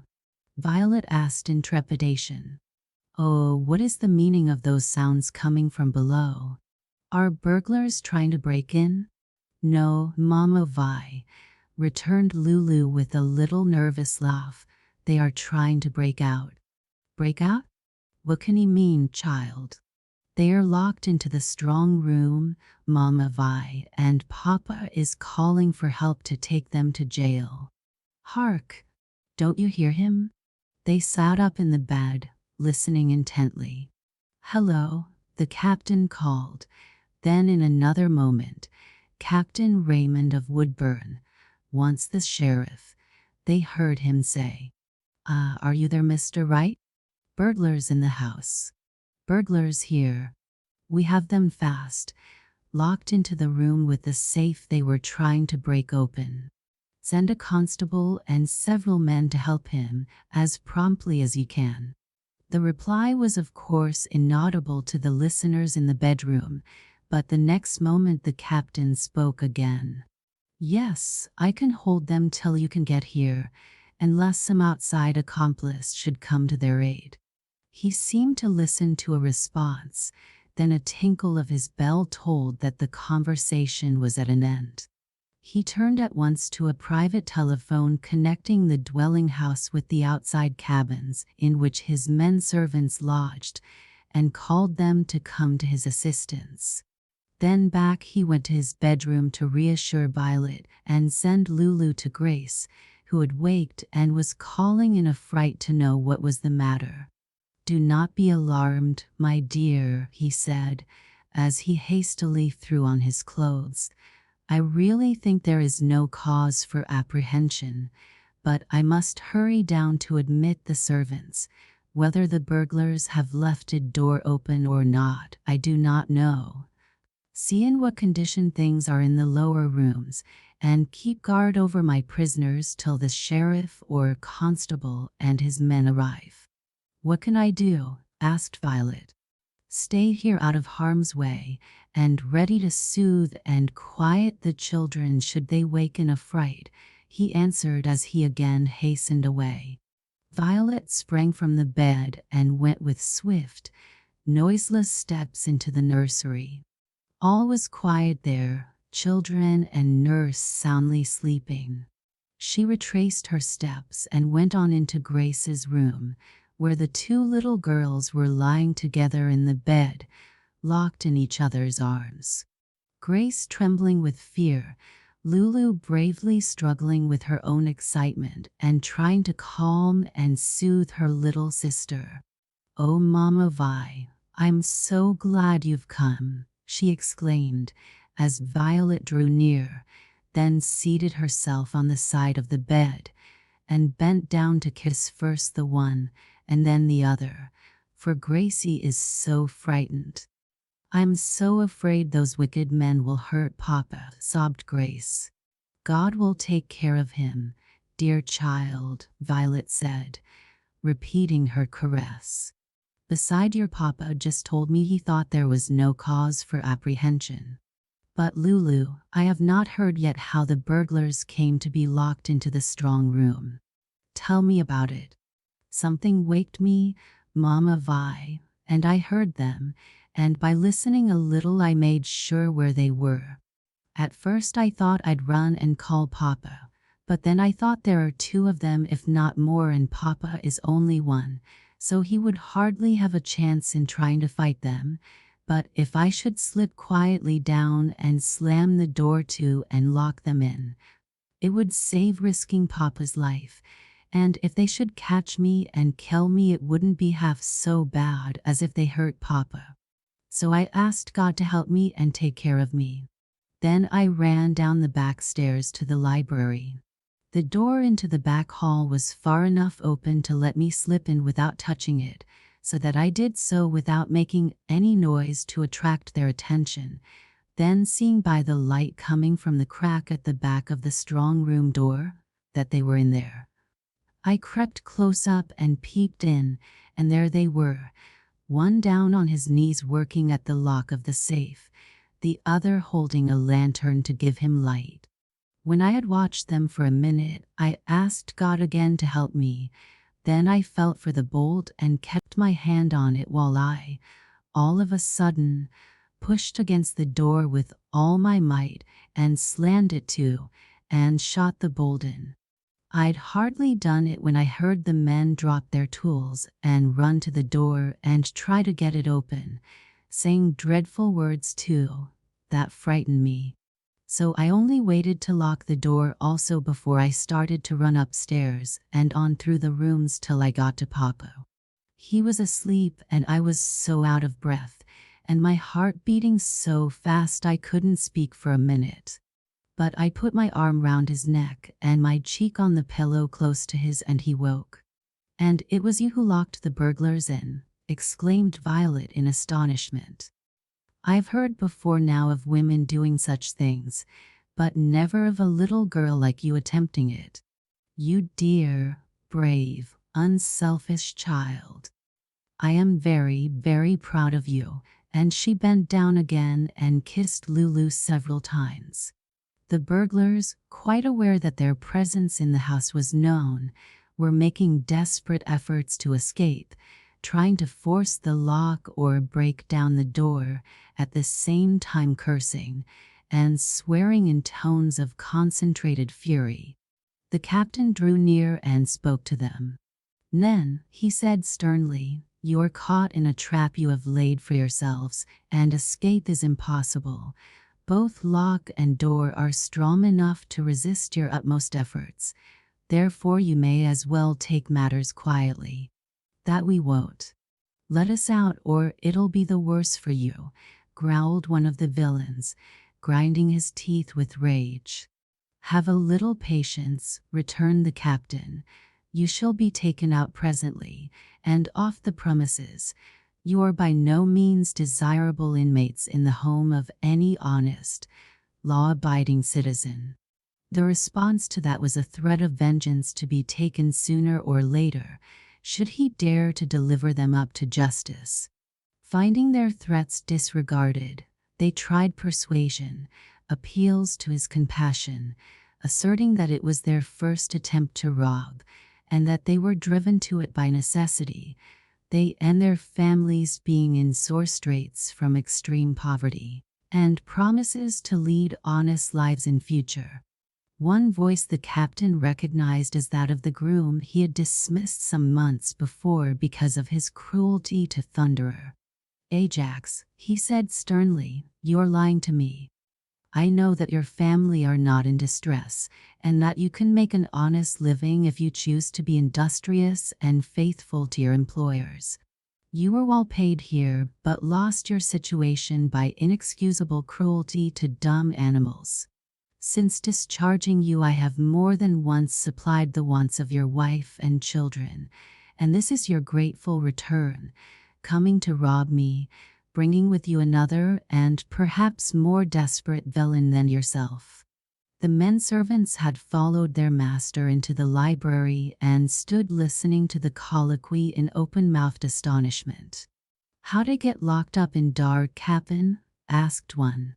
Miss Lulu slammed the door to on them and locked and bolted it, he replied, his eyes shining at thought of the unselfish bravery of his child. "Key, Captain. You's jokin', fo, sure. Dat little Miss Lou lock up to bugglers? How she gwine do dat?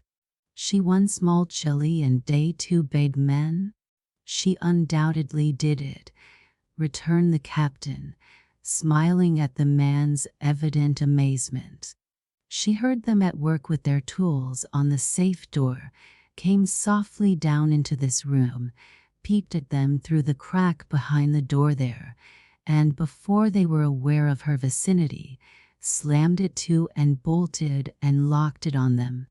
"Hurrah for little Miss Lou," cried the men, one of them adding, "Dey muse hab her fo a cunnel and a next wall."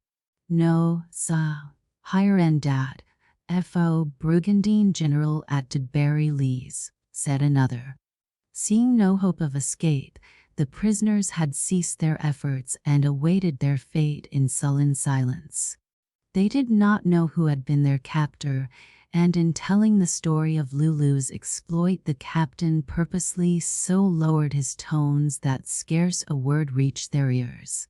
At this moment Max appeared at the door opening from the library into the front hall, only half-dressed and asking in much excitement, what was the matter? What was the meaning of the lights and the noises that had waked him? His father explained in a few words, and as he finished a loud knocking at the front entrance told of the arrival of the sheriff and his posse. They were promptly admitted, filed into the library and formed a semicircle about the door of the strong room, each man with a revolver in his hand, cocked and ready for instant use. The door was then unfastened and the burglars stepped out only to be immediately handcuffed and carried away to prison, sullenly submitting to their arrest because they saw that resistance was useless. But before being taken from the house they were searched and the captain's watch found upon Ajax. He had evidently visited the dressing room of his late master to obtain the key to the strong room door, and appropriated the watch at the same time. The lock of the safe was also examined and found but little injured. The scoundrels had not succeeded in getting at the valuables there. They had collected together some from other parts of the house and made them into bundles ready to carry away, but they were uninjured and had only to be restored to their places. Max was greatly excited. "Papa," he said, when the sheriff had departed with his prisoners and doors and windows were again secured, "we have had a narrow escape from serious loss, perhaps worse than that, for who knows, but those fellows meant to murder us in our beds." "I think not, my son," replied the captain. "I presume their only object was plunder, and that if they had succeeded in rifling the safe without discovery, they would have gone quietly away with their booty. Had they desired to kill any of us, they would have been likely to attempt it when upstairs in search of the key to the strong room. And it was Lou who spoiled their plans. Just think of it. I'd like to have had her chance. Papa, I think Lou's splendid. She has certainly shown herself very brave and unselfish on this and several other occasions," the captain said with a happy look in his eyes. "But come, we will do well now to go back to our beds, for it is scarcely 4 o'clock, he added, consulting his recovered watch. The men servants had returned to their quarters, and father and son were alone. Violet, in dressing gown and slippers, met them at the head of the stairway. "You have not been able to sleep, my love," the captain said with a glance of concern at her pale, excited face. But of course that was not to be expected. "No, we have all been too much excited to close an eye," she answered. "They're gone? Do tell me all about it." "Oh, Papa, please come in here and tell it where Gracie and I can hear," called Lulu entreatingly from the inner room, and the bed where they still lay clasped in each other's arms. "I will. I think you deserve the indulgence," he said, going to them. Violet and Max following, the latter asking, "May I come in too, Papa?" "Yes," replied his father, placing a chair for Violet. "I presume it will be a relief to you all to talk the matter over together with your mama and me, and you will perhaps be more inclined for sleep afterward. Papa, won't you sit down and take me on your knee and hug me up close while you tell it?" entreated Grace. "I will," he said, doing as she requested. Then, catching a longing look in Lulu's eyes, "You may come too, daughter," he said. "Slip on your dressing gown and stand here by my side. I have an arm for you as well as one for Gracie." Lulu promptly and joyfully availed herself of the permission. "Lou," said Max, "you're a real heroine. Brave as a lion. I'm proud to own you for my sister. I'm afraid I mightn't have been half so brave." "Oh yes, Max, I'm sure you would have done just the same," she returned, blushing with pleasure. "And you see, I preferred to do it because I thought they might kill Papa, and that would have been oh so much worse than being killed myself," clinging lovingly to her father and hiding her face on his shoulder as she spoke. "Dear child," he said in moved tones and clasping her close, "you have a very strong and unselfish love for me. Papa, it would have broken my heart, and Mama Vi's and Max's and Gracie's too, if anything dreadful had happened to you. And what about Papa's heart if he should lose his dear little daughter, Lulu, or anything dreadful should happen to her?" "I didn't have time to think about that, Papa.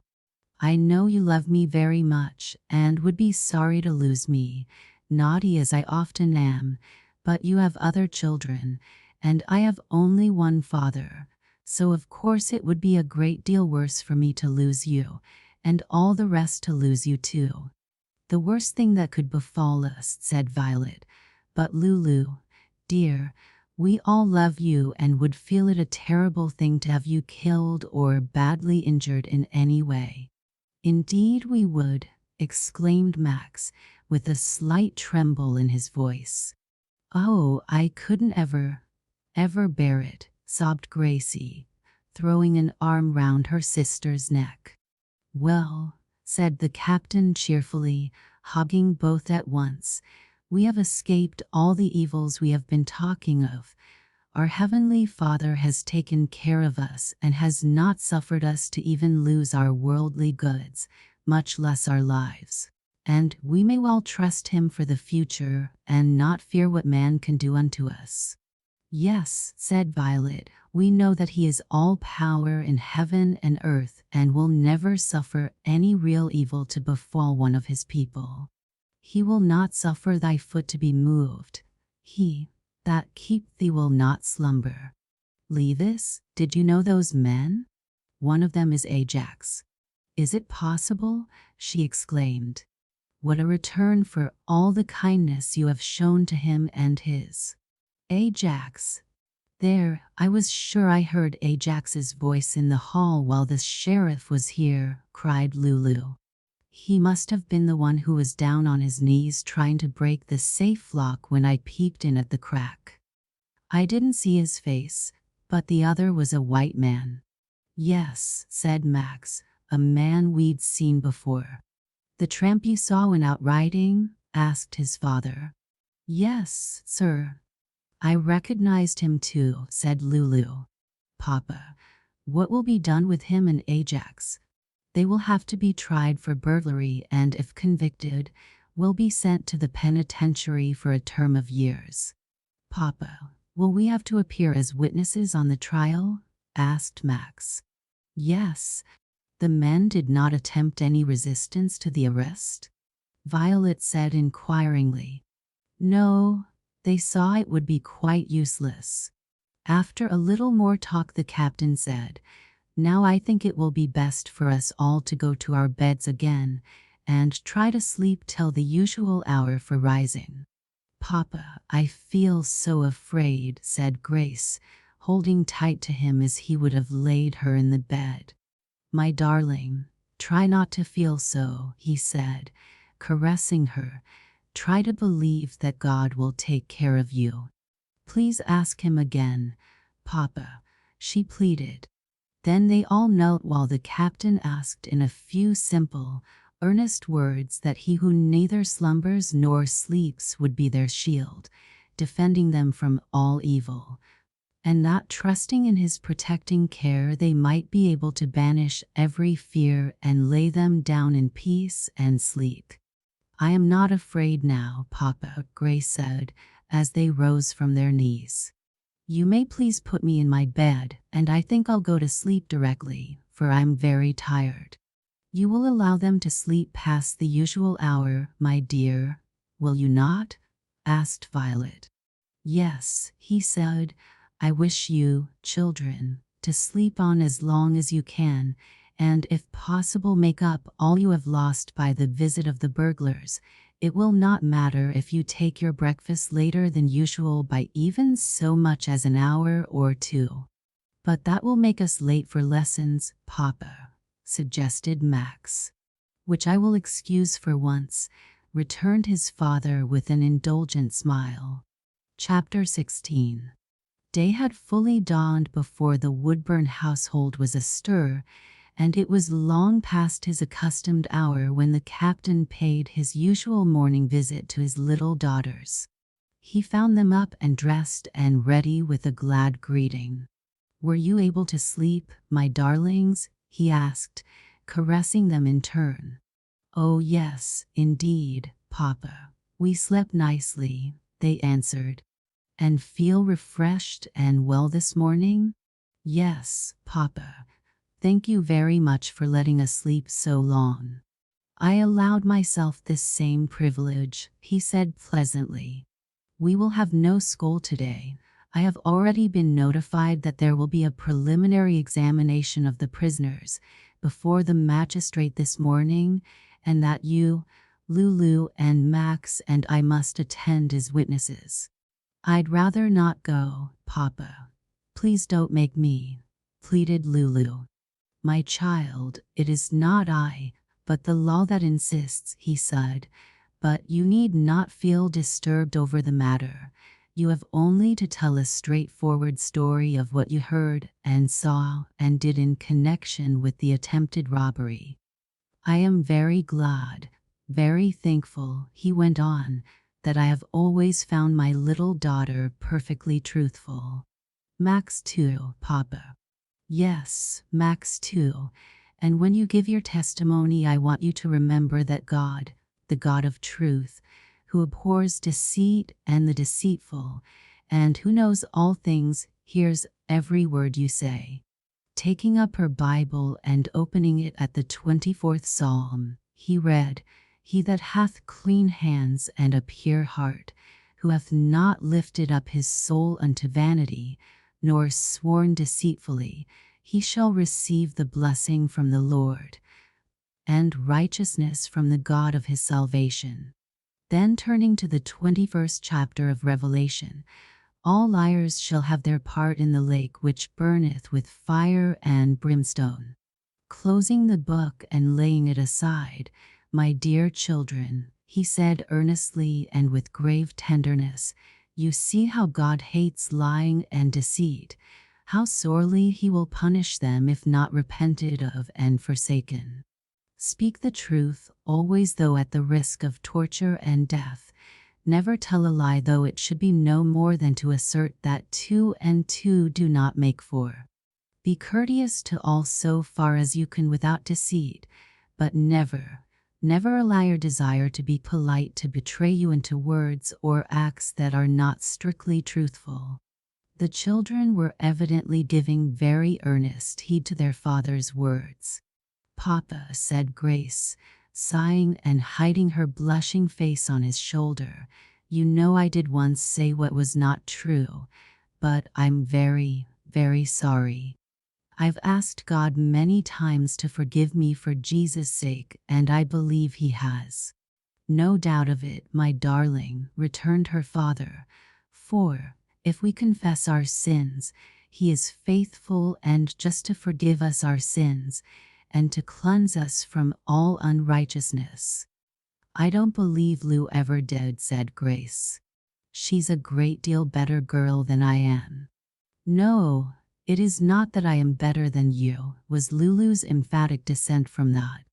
"It's only that I am not timid like you. If I had been, it's very likely I'd have told many an untruth to hide my faults and keep from being punished." "The telephone bell is ringing, Papa," announced Max, looking in at the door. The call was from Ion, a vague report of last night's doings at Woodburn having just reached the family there. They were anxious to learn the exact truth. The captain gave the facts briefly and suggested that some of the Ion friends drive over and hear them in detail. It was replied that several of them would do so shortly, Grandma Elsie among them, and that she would spend the day, keeping Violet company during her husband's absence at Union, if, as she supposed, Vi's preference should be for remaining at home. "Of course it will," said Violet, who was standing near. "Please tell Mama I'll be delighted to have her company." The captain delivered the message, then all hurried down to breakfast. "Everything is in usual order, I see," Violet remarked, glancing about the hall and in at the library door as they passed it. "Really, the events of last night seem more like an unpleasant dream than actual occurrences. Christine has been up for several hours and busied in having everything set to rights," the captain said in reply. As usual, family worship followed directly upon breakfast, and it was scarcely over when the Ion carriage drove up with Grandma Elsie, Harold and Herbert accompanying it on horseback. "Captain, I am greatly interested in this affair," said Harold, shaking hands with his brother-in-law. "Indeed, we all are for that matter, and Herbert and I propose going over to Union to be present at the examination of the prisoners. Is your strong room on exhibition? I own to a feeling of curiosity in regard to it." "You are privileged to examine it at any time," returned Captain Raymond, with a good-humored laugh. "I will take you there at once if you wish, for we will have to be setting off on our ride presently. Mother, would you like to see it also?" "Yes, and to hear the story of the capture while looking upon its scene." The captain led the way, all the rest following, except Lulu, who stole quietly away to her room to get herself ready for the trip to town. She shrank a little from the thought of facing the two desperadoes and testifying against them, but kept up her courage by thinking that both her heavenly Father and her earthly one would be with her to protect and help her. Also by the remembrance of her papa's assurance that she need not feel disturbed, that all she had to do was to tell a plain, straightforward story, the truth, the whole truth, and nothing but the truth. "I can do that," she said to herself. "It will be quite easy, for I remember perfectly all about it. Those wicked men threatened Papa that if he had them sent to jail they'd kill him some day when they are let out again, and I suppose they'll want to kill me too, for telling about it in court, but I know they can't do us any harm while God takes care of us." That must be the meaning of that verse in Proverbs I learned the other day. There is no wisdom nor understanding nor counsel against the Lord. And the next verse says, safety is of the Lord. So I'm sure we needn't be afraid of them. Captain Raymond opened the door of the strong room and called attention to the marks of the burglar's tools on the lock of the safe. It was Lulu who first became aware of their presence in the house, he said, and why, where is the child? As he turned to look for her and perceived that she had disappeared. I think she has gone upstairs to put on her hat and coat, Violet said. Ah, yes, I suppose so. Leaving me to tell the story of her bravery and presence of mind myself. He proceeded to do so, and was well satisfied with the encomiums upon his child which it called forth from Grandma Elsie and her sons. I congratulate you, Captain, upon being the father of a little girl who can show such unselfish courage, Grandma Elsie said with enthusiasm, her eyes shining with pleasure. I am proud of her myself, the dear, brave child. And so am I, said Violet, but of course, with a mischievous laughing glance into her husband's face, her father is not, but considers her a very ordinary specimen of childhood. Is not that so, my dear? Ah, my love, don't question me too closely, he returned with a smile in his eyes that said more plainly than words that he was a proud, fond father to the child whose conduct was under discussion. But at that moment the carriage was announced. Lulu came running down ready for her trip. Her father handed her in, then seated himself and put his arm round her, looking down into her face with a tenderly affectionate smile. You will not find it a very severe ordeal, daughter, he said. You're not afraid, Lou, are you? Asked Max. No, not with Papa close by to take care of me and tell me what to do, she answered, nestling closer to her father. No, said Max, and the burglars wouldn't be allowed to hurt you anyhow. The magistrate and the sheriff and the rest would take care of that, you know. I suppose so, returned Lulu, but for all that it would be dreadful to have to go there without Papa. You wouldn't want to yourself, Max. I'd a great deal rather have Papa along, of course. Anybody would want his intimate friend with him on such an occasion, and Papa is my most intimate friend, replied the lad with a laughing, but most affectionate look into his father's face. That's right, my boy. I trust you will always let me be that to you, the captain said, grasping his son's hand and holding it for a moment in a warm, affectionate clasp. You are mine, too, Papa, my best and dearest earthly friend, Lulu said, lifting to his, eyes shining with filial love. Papa, aren't you afraid those bad men will try to harm you someday, if they ever get out of prison? We are always safe in the path of duty, he replied, and it is a duty we owe the community to bring such lawless men to justice, for the protection of those they would prey upon. No, I do not fear them, because I am under the protection of him, in whose hand is the soul of every living thing, and the breath of all mankind. The Lord is my light and my salvation. Whom shall I fear? The Lord is the strength of my life. Of whom shall I be afraid? No, daughter, one who fears God need fear nothing else, neither men nor devils, for our God is stronger than Satan and all his hosts. And wicked men are Satan's servants, aren't they, Papa? Yes, for they do his will, obey his behests. It seems to me Christians ought to be very happy, always, remarked Max. Yes, they ought, said his father. The command is, rejoice in the Lord always, and it is only lack of faith that prevents any of us from doing so. Arrived at their destination, they found a little crowd of idlers gathered about the door of the magistrate's office, whither the two prisoners had been taken a few moments before. As the Woodburn carriage drove up, and the captain and his children alighted from it, the crowd parted to let them pass in, several of the men lifting their hats with a respectful "Good morning, sir," to the captain. "Good morning, Master Max." Their salutations were politely returned, and the captain stepped into the office, holding Lulu by the hand, and closely followed by Max. Harold and Herbert had arrived a little in advance, and were among the spectators who, with the officers and their prisoners, nearly filled the small room.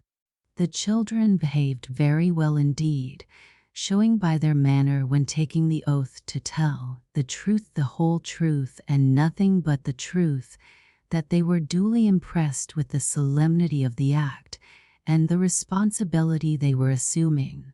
Lulu was of course the principal witness, and her modest, self-possessed bearing, equally free from boldness and forwardness on the one hand, and bashfulness and timidity on the other, pleased her father extremely and won the admiration of all present, as did also her simple, straightforward way of telling her story. The evidence was so full and clear that the magistrate had no hesitation in committing the accused for trial at the approaching spring term of court.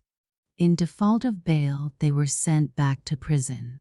"Take me to the nursery, Grandma Elsie said, when the departure of the party destined for the magistrate's office had left them alone together. "I feel that an hour with my little grandchildren will be quite refreshing. The darlings are scarcely less dear to me than were their mother and her brothers and sisters in their infancy. And they are so fond of you, Mamma," responded Violet, leading the way. Little Elsie set up a glad shout at sight of her grandmother. "I so glad, I so glad. Please take Elsie on your lap, Giamma, and tell pity stories." "Oh, don't begin teasing for stories the very first minute," said Violet. "You tire poor, dear Grandma." "No, Mamma, Elsie won't tease, 'cause Papa says it's naughty. But dear Giamma likes to tell Elsie stories, don't you, Giamma?" Climbing into her grandma's lap. "Yes, dear. Grandma enjoys making her little girl happy," Mrs. Travilla replied, fondly caressing the little prattler. "What story shall it be this time?" "'Bout Adam and Eve eatin' dat apple."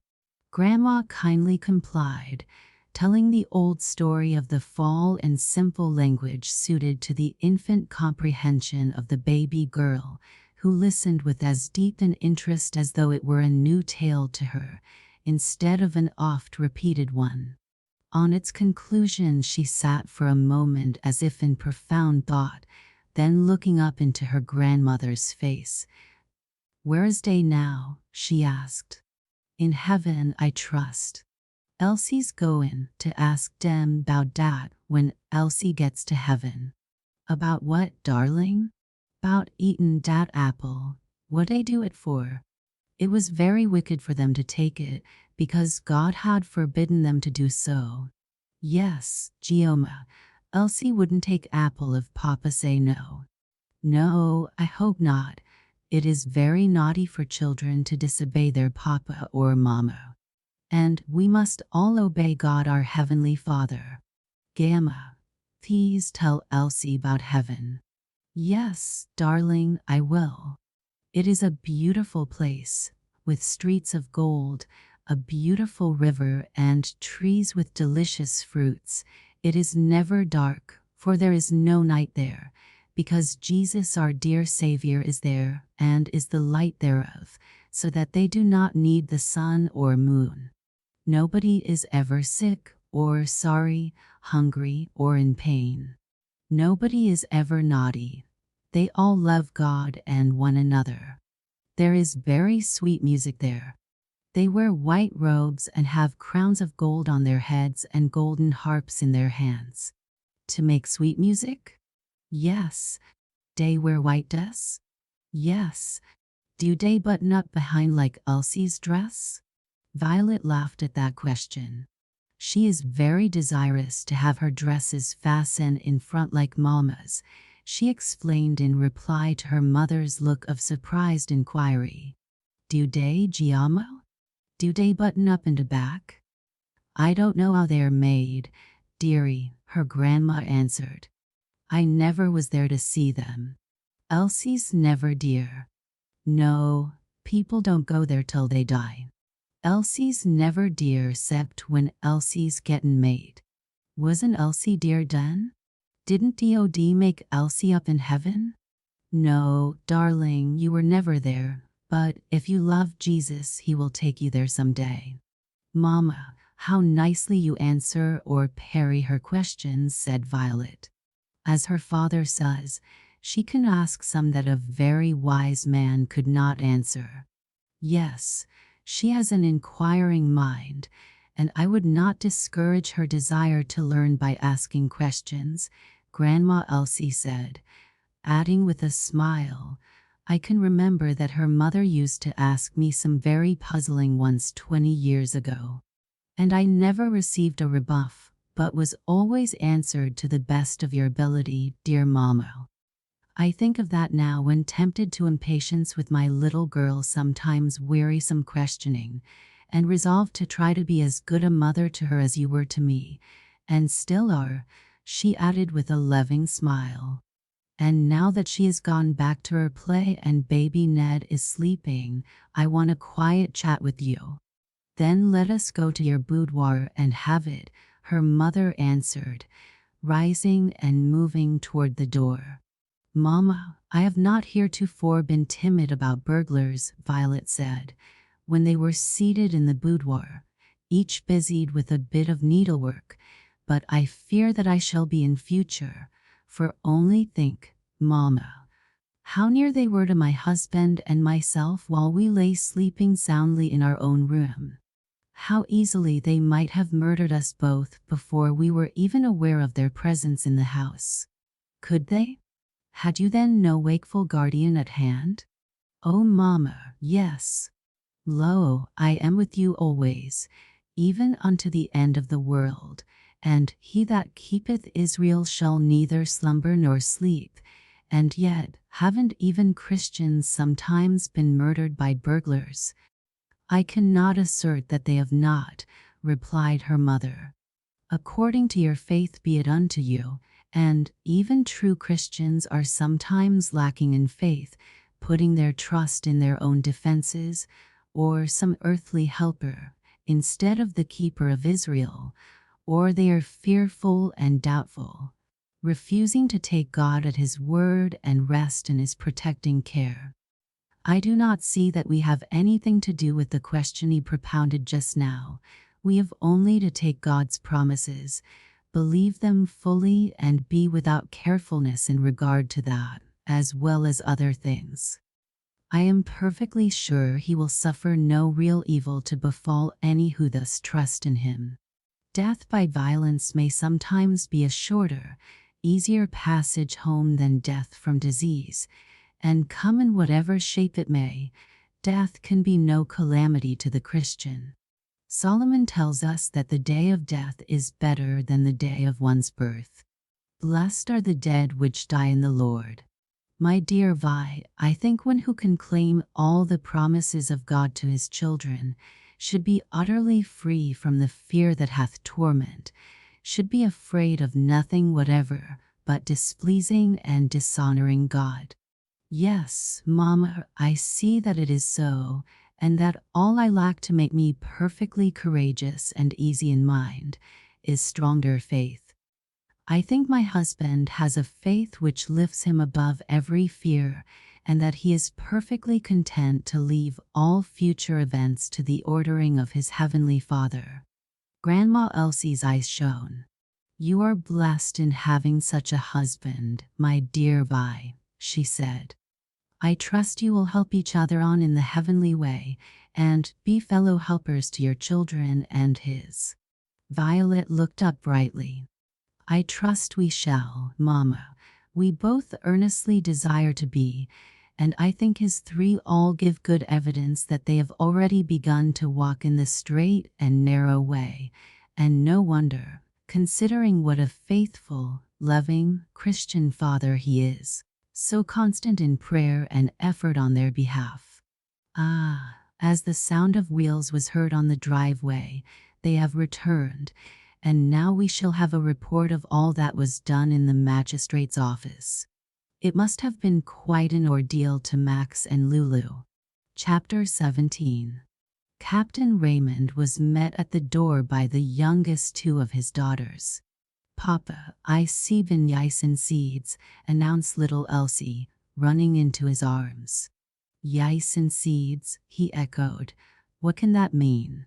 She means seeding raisins, Papa, explained Grace, with a merry laugh.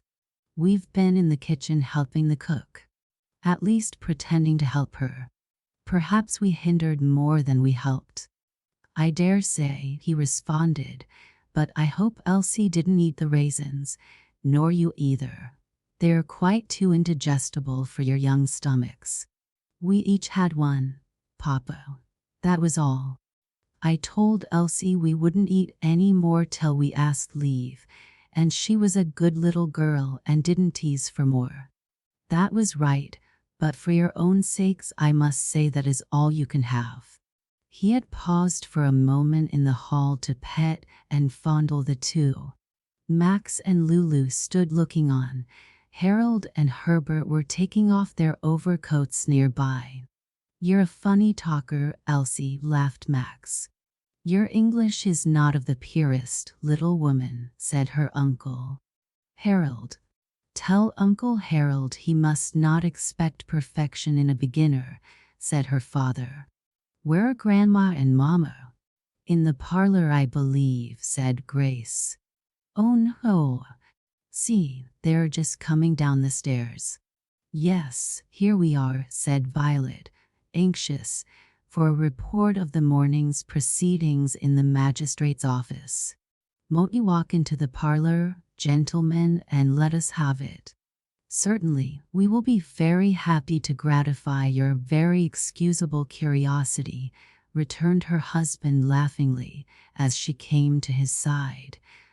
And he stooped his tall form to give her the kiss with which he never failed to greet her after even a brief separation. The older people all repaired to the parlor, but the children did not follow. I must go and look over my lessons, said Max. And I'm going to my room, said Lulu. Gracie, if you will come with me, I'll tell you all about the trial, if that's what they call it. Oh yes, do, responded Grace, as the two started up the stairs together. Were you scared, Lou?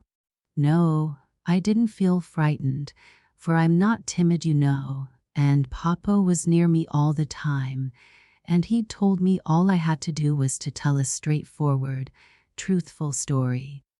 I did hate to take the oath, but I knew I had to, and that it wasn't wrong, though it does seem a dreadful thing to do. It isn't like other swearing, remarked Max, who was moving on up the stairs, somewhat ahead of his sisters. There must be a right kind, because in the Psalms, where David is describing a good man, he says of him, "He that sweareth to his own hurt, and changeth not." Yes, I know, said Lulu. I can see the difference, and this must be the right kind or Papa would never have let us do it. How do they do it? Asked Grace. How did you do it, Lou? A man said over the words for me, a promise to tell the truth, the whole truth, and nothing but the truth, and I promised by kissing the Bible. That was all. That wasn't very hard to do, said Grace, but oh, I'd have been so frightened to have to tell something with so many people listening. Of course, because you're such a weak, timid little thing, but I'm big and strong and not afraid of anybody or anything." There were a good many people there. The room was quite full, but I felt that did not make much difference. When I thought about God hearing every word I said and knowing if it was really the truth, the whole truth and nothing but the truth. Ajax's wife was there, crying fit to break her heart too, especially when they took him back to jail. Papa stopped and spoke to her before we got into the carriage to come home. He said he was very sorry for her, but if she continued to be honest and industrious, he would see that she did not want, and he hoped her husband would someday come out of prison a better man. "Did she seem thankful to Papa?" asked Grace. "Yes, and she said she didn't see how Ajax could be so bad and ungrateful as to try to steal Papa's money after he'd been so kind to her and the children." "Yes, and I pity Liza for being his wife, and the children because they have such a bad father. Lou, let's ask Papa if we mayn't buy some calico and other things with some of our benevolence money and make clothes for them." "I wouldn't mind giving the money," said Lulu, "but I hate to sew on such things. You know I never did like plain sewing." "I'll see about it though. You do it to please the dear Lord Jesus, even though you don't like it," said Grace softly. "Yes, that I will, if Papa approves," returned Lulu warmly, her eyes shining. "Gracie, it's good. A real pleasure, I mean, to make yourself do distasteful things for Jesus' sake. I'll put my hat and coat in their proper places and smooth my hair, so I'll be neat for dinner, and we'll go and talk to Papa about it at once. He's sure to approve, and I don't want to give myself any chance to change my mind and give the thing up. And we won't mind Grandma Elsie hearing," added Grace. "Perhaps she'll know what they need the most, and maybe she'll tell Rosie and Eva, and they'll offer to do something for the poor things too. Oh yes, perhaps we can form ourselves into a Dorcas society. That's what they call societies that make garments for the poor, you know, because of Dorcas in the Bible, who made coats and garments for the poor where she lived." "Yes, Lou, but there's the dinner bell, and we'll have to wait a while before we can talk to Papa about it, for you know he says we mustn't talk a great deal at the table when there's company. And I have to smooth my hair yet, and that will make me late. I'm so sorry, because it vexes Papa to have us unpunctual. Don't wait for me, Gracie, for that will make you late too." "I'd rather wait for you, but I suppose I ought to go at once," Gracie said, looking regretfully back as she left the room. The blessing had been asked and the captain was carving the turkey when Lulu took her seat at the table, which was close at his right hand. He gave her a grave look. "I'm very sorry I'm late, Papa," she said in a low tone, and casting down her eyes. "I'd been so busy talking with Gracie that I hadn't my hair smoothed when the bell rang. It has been a very exciting morning for you, daughter, and I'll excuse you this time," he returned, speaking kindly and in as low a key as her own. "It is not often I find you unpunctual." Lulu heaved a sigh of relief, her countenance brightened, and her eyes were lifted to her father's face with a grateful, loving look that brought a smile to his lips and eyes. She was very quiet during the meal, speaking only when spoken to, but her father kept an eye on her plate and saw that her wants were abundantly supplied. On leaving the table, all repaired to the parlor, and Lulu and Grace, seizing the first opportunity offered them by a pause in the talk of their elders, told of their plan and asked permission to carry it out. It was received with entire approval by all present, their father included. "I have no doubt that Rosie and Evelyn will be glad to join you in forming a Dorcas society," said Grandma Elsie, "and if you like I shall be happy to cut out garments for you to work upon and to teach you how to do it for yourselves." "Oh, thank you, ma'am," responded the little girls. "We were sure you would, and it will be ever so nice." "Terrage Tumen, two Terrage Tumen," cried little Elsie, who had climbed on a chair and was gazing out of a window looking upon the drive. They proved to be the Ion and Fairview carriages, bringing the whole family of the latter place and all of the other who were not already present. "We have come in a body, as you see, to learn all about the strange occurrences of last night and the consequent doings in the magistrate's office this morning," Grandpa Dinsmore remarked, as he shook hands with the captain and kissed Violet, first on one cheek, then on the other. "'Tis Elsie too, Don Pa," cried the little one toddling up to him. "Oh, mustn't forget to tis oor it'll dirl." "Certainly not," he said, taking her into his arms to kiss her several times, then sitting down with her on his knee. "Do you know that you're my great-granddaughter?" "Es, Elsie knows dat," she answered, nodding her curly head wisely. Meantime greetings had been exchanged among the others, and the four little girls had got into a corner by themselves. "Oh, Lou, do tell us all about it," cried Rosie. "I never did hear of such a brave girl as you. Why, I'd have been scared to death, and never have thought of such a thing as going down where the burglars were." "Oh, I think you would if you'd been in my place," returned Lulu modestly. "You see, I was afraid if I waited to tell Papa about them, they might come out and see him ready to fight them and kill him, but I thought if I could get the door shut and fastened on them before they knew anybody was there, nobody would be hurt." "And that's the way it was," said Evelyn. "But you were a brave girl, and there's no use in your denying it." "Yes, indeed you were," said Rosie. "But come now, do tell us the whole story. We want to hear it fresh from your lips." "And what went on in the magistrate's office too," added Eva. "Oh, didn't you dislike having to go there and testify?" "Yes, I begged Papa not to make me, but he said it was the law, and not he, that insisted."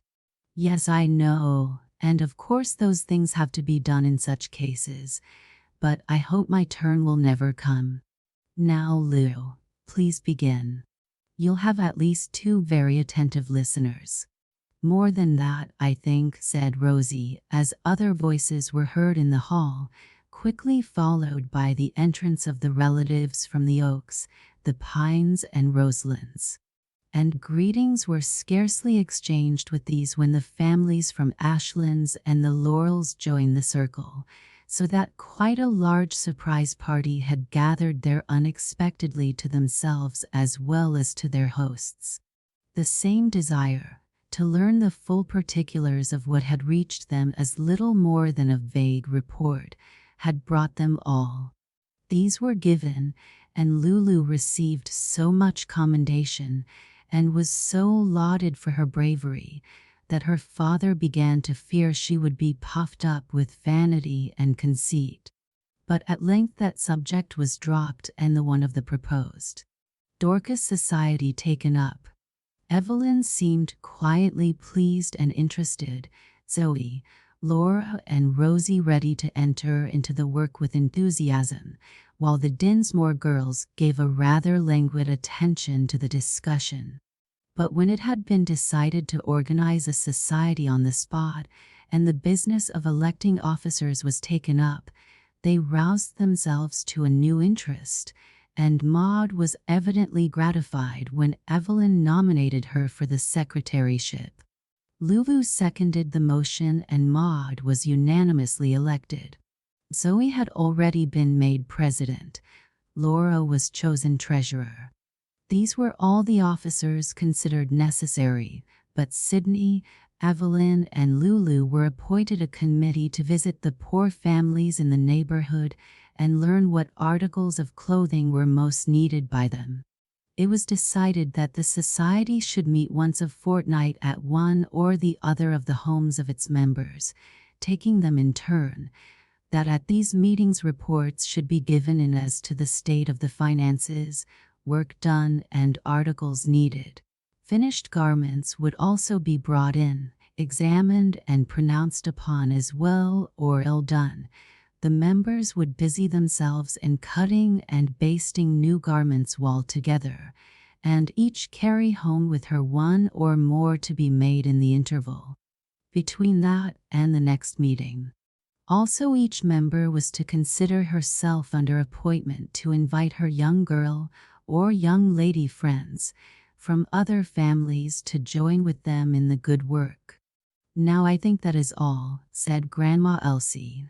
"You are fully organized, and I invite you to hold your first meeting at Ion next Wednesday afternoon.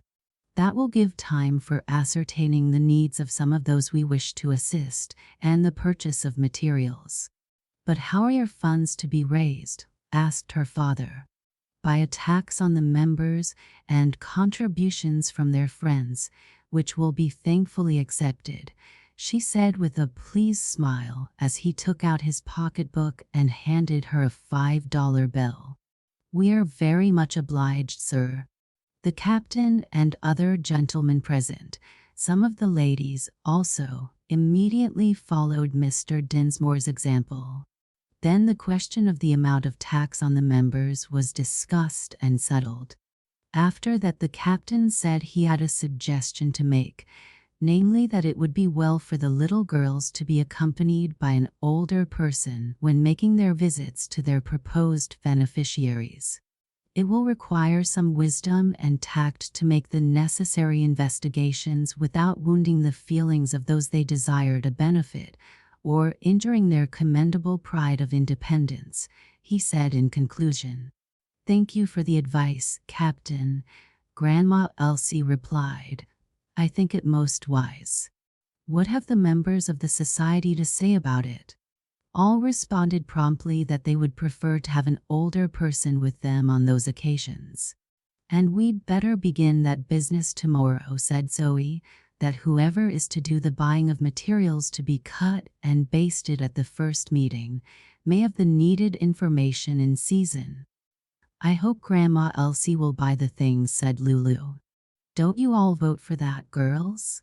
"Yes, yes, indeed, if she will," they all answered, and were pleased that she at once consented to do so. "Are we boys to be shut out of all this?" asked Max.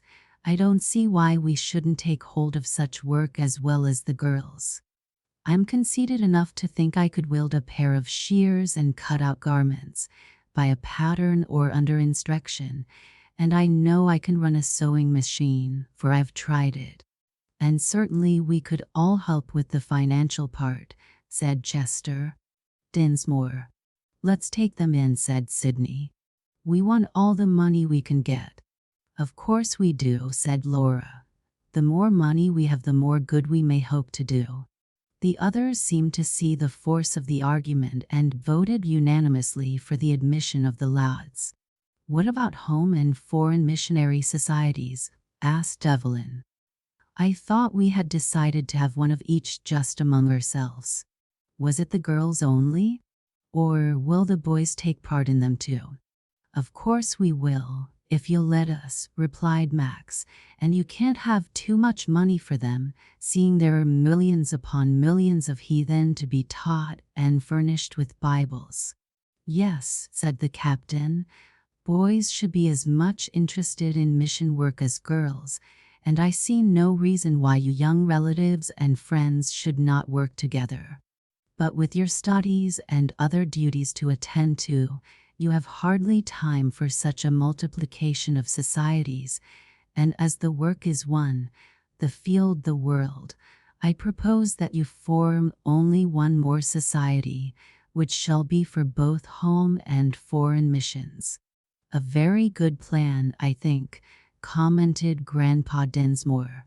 "And I propose that we proceed at once to organize such a society," said Zoe. "And shouldn't we have gentlemen officers?" asked Lulu. I think Uncle Harold would make a good president. Thank you, said he, smiling pleasantly on her, but I could not serve, because I must be off to college directly. And the same objection applies to all of us except Max and little Walter, added Chester Dinsmore. We older lads can only pay our dues and perhaps meet with you occasionally when at home on a vacation. Working for the good cause in the meantime, in whatever place we are, added Harold. Shall we proceed to organize? Asked Zoe. Yes, if Grandma Elsie will help us as she did with the Dorcas, said Lulu.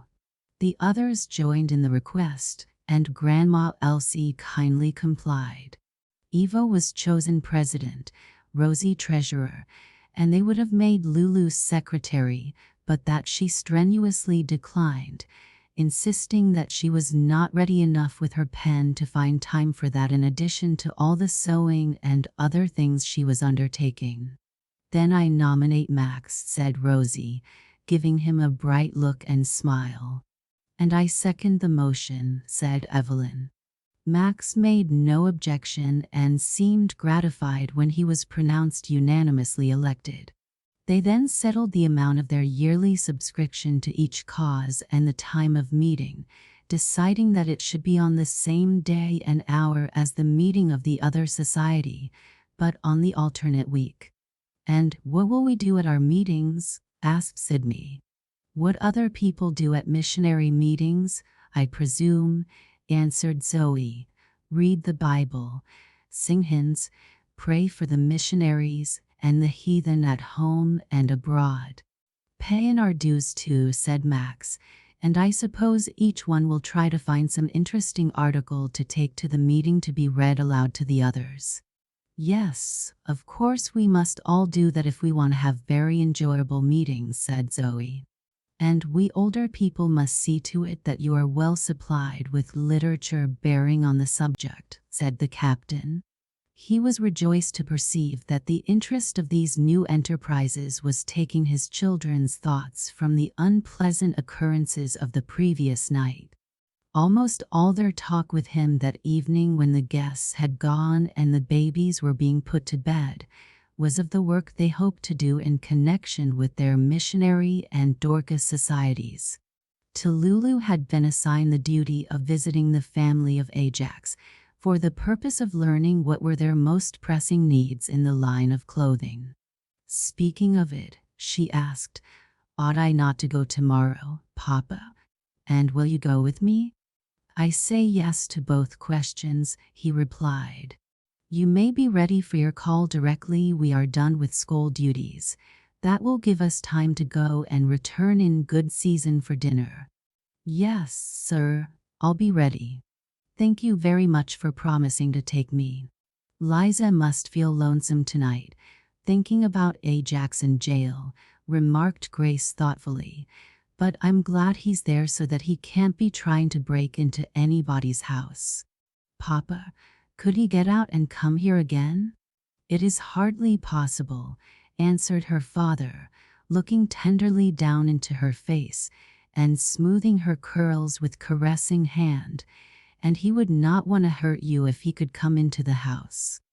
I don't see how anyone could wish to harm my gentle, kind-hearted little Grace. Papa, shall I sleep in her bed with her tonight? Asked Lulu. Certainly, if she would like it. Oh, I should, Grace exclaimed. I know our Heavenly Father will take care of me, but it's good to feel Lu's arms round me too. Then you shall, said Lulu, giving her an affectionate pat. Your big sister likes to take care of you. Chapter 18. Oh, Lu, tell me all about it, exclaimed Grace when Lulu came home the next day from her visit to Eliza. Are they very, very poor and needy? Liza and her children? Well, not so very, because Papa has been seeing to them for quite a while. They had a good fire. Liza was ironing for somebody, and pretty good clothes, but the children are growing too big for some of their things and have torn or worn holes in others. So Papa says he thinks we should make them some new ones. I'm going to ask Grandma Elsie to buy some flannel with some of my money and let me make a skirt for the baby. I'd like to make an apron for one of the little girls, said Grace. Well, I suppose you can. There are 2 girls and a boy besides the baby. Just think what a lot of trouble it must be to keep them all clothed and fed. And poor Liza will have to do it all herself while Ajax is in jail.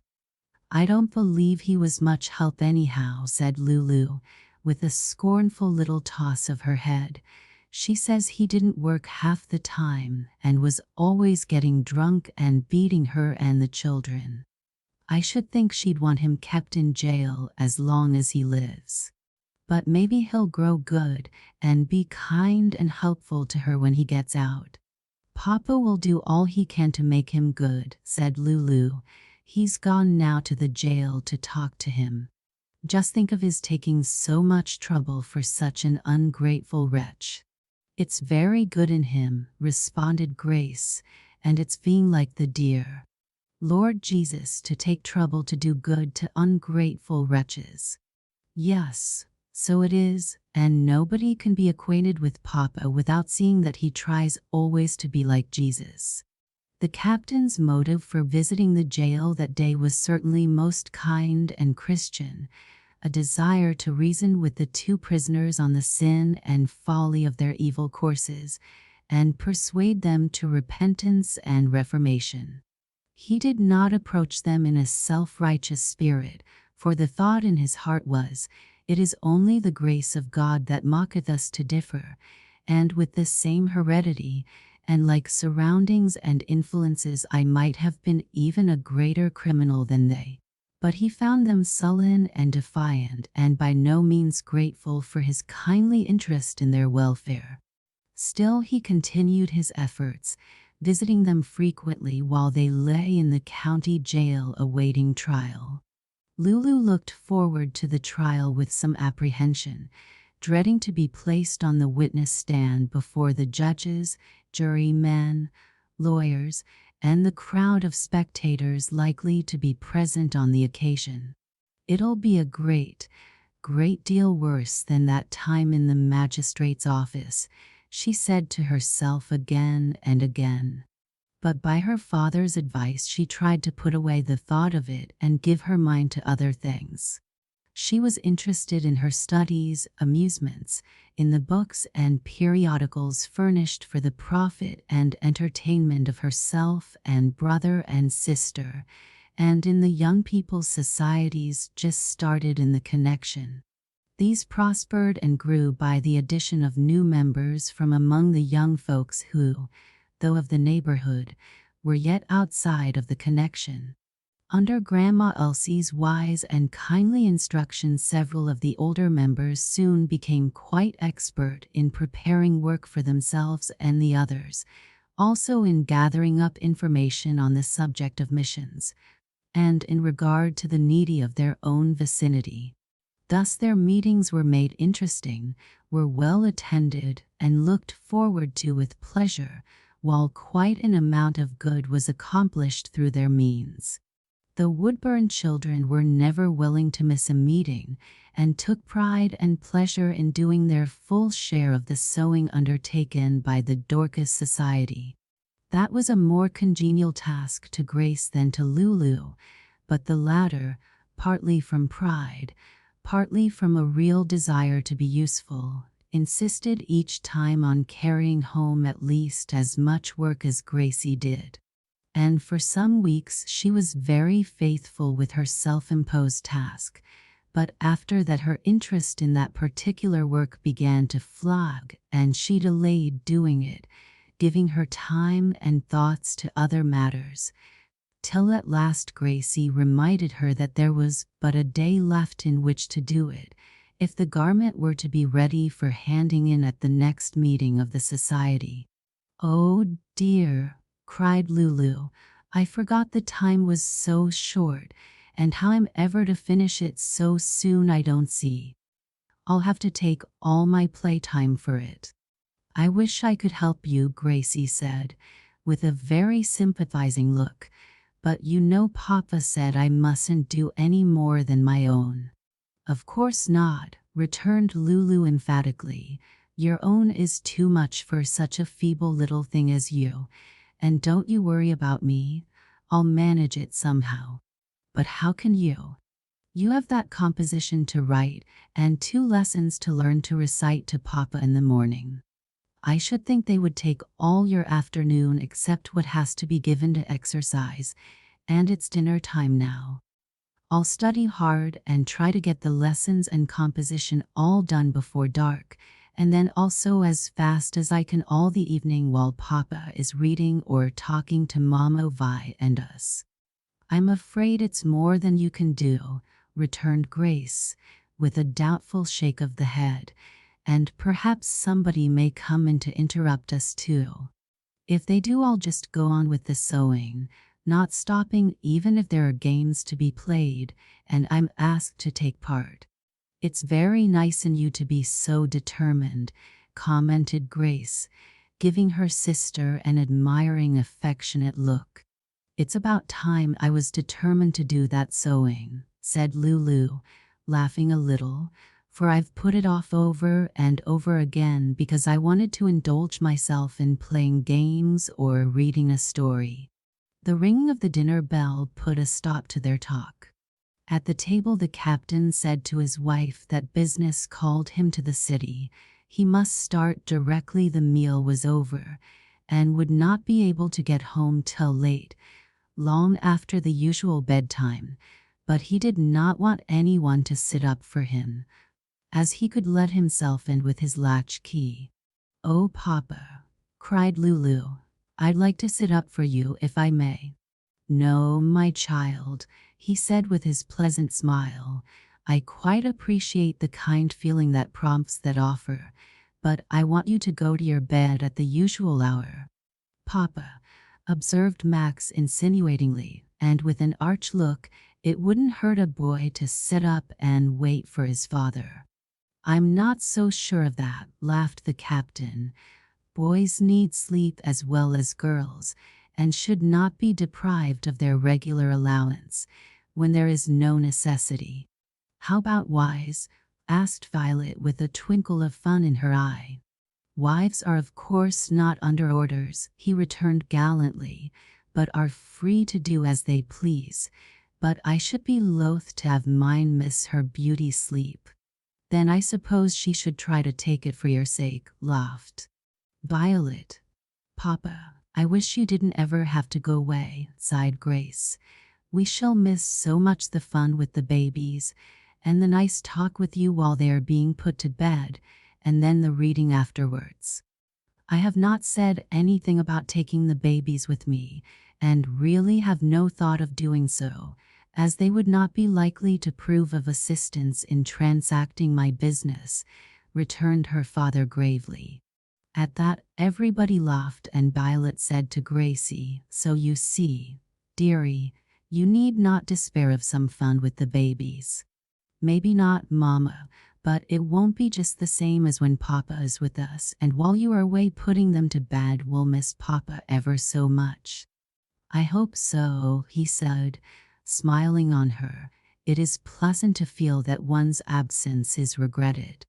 But, my dear little daughter, we can't expect to have all our enjoyments every day." "No, sir," said Lulu, "and we'll miss you when Mama Vi comes back, and you are not there to read to us."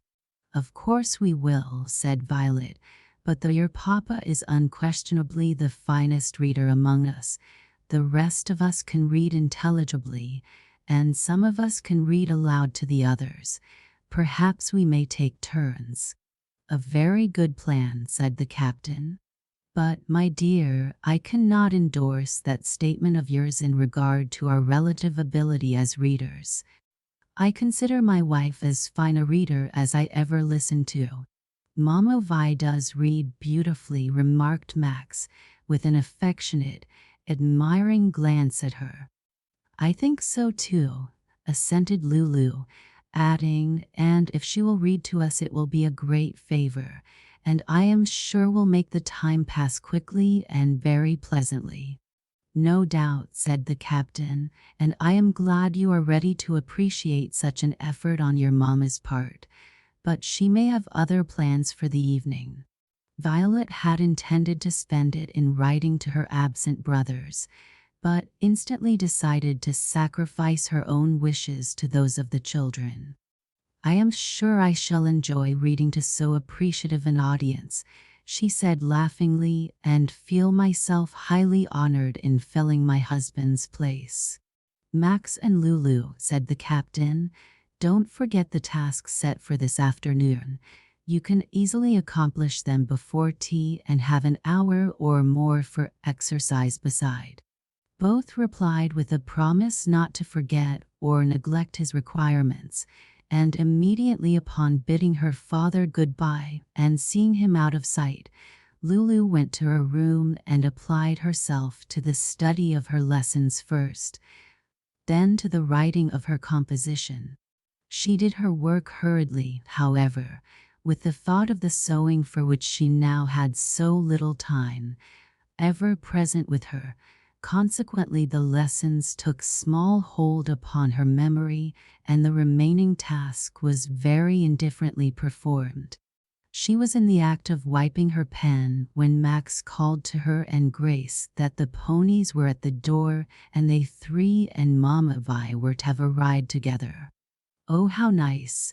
cried both little girls, and hastened to don riding hats and habits. They had grown exceedingly fond of their young stepmother, and as she did not very often find it convenient to share their rides, to have her do so was considered quite a treat. On their return, Lulu, hardly waiting to remove her outdoor garments and make herself presentable for the evening, went at the sewing with all the activity and determination of her very energetic nature. "It's got to be done if I have to work like a steam engine," she exclaimed to Grace, thrusting in and drawing out her needle with the rapidity that surprised her little sister.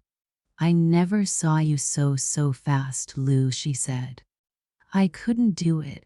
I'd have to take more time to be sure my stitches were nice and even." "Oh, it's for poor folks, and so it's strong. It won't make much difference about the looks," returned Lulu, working away at the same headlong pace. "But Grandma Elsie is particular about the stitches," said Grace. "Don't you remember she told us she was, for our own sakes more than the poor folks, because it would be a sad thing for us to fall into slovenly habits of working?" "Yes, I do remember now you speak of it, and I'll try to make the work neat as well as to do it fast." Lulu worked on, not allowing herself a moment's rest or relaxation, till the tea bell rang. Violet invited them all to spend the evening in her boudoir.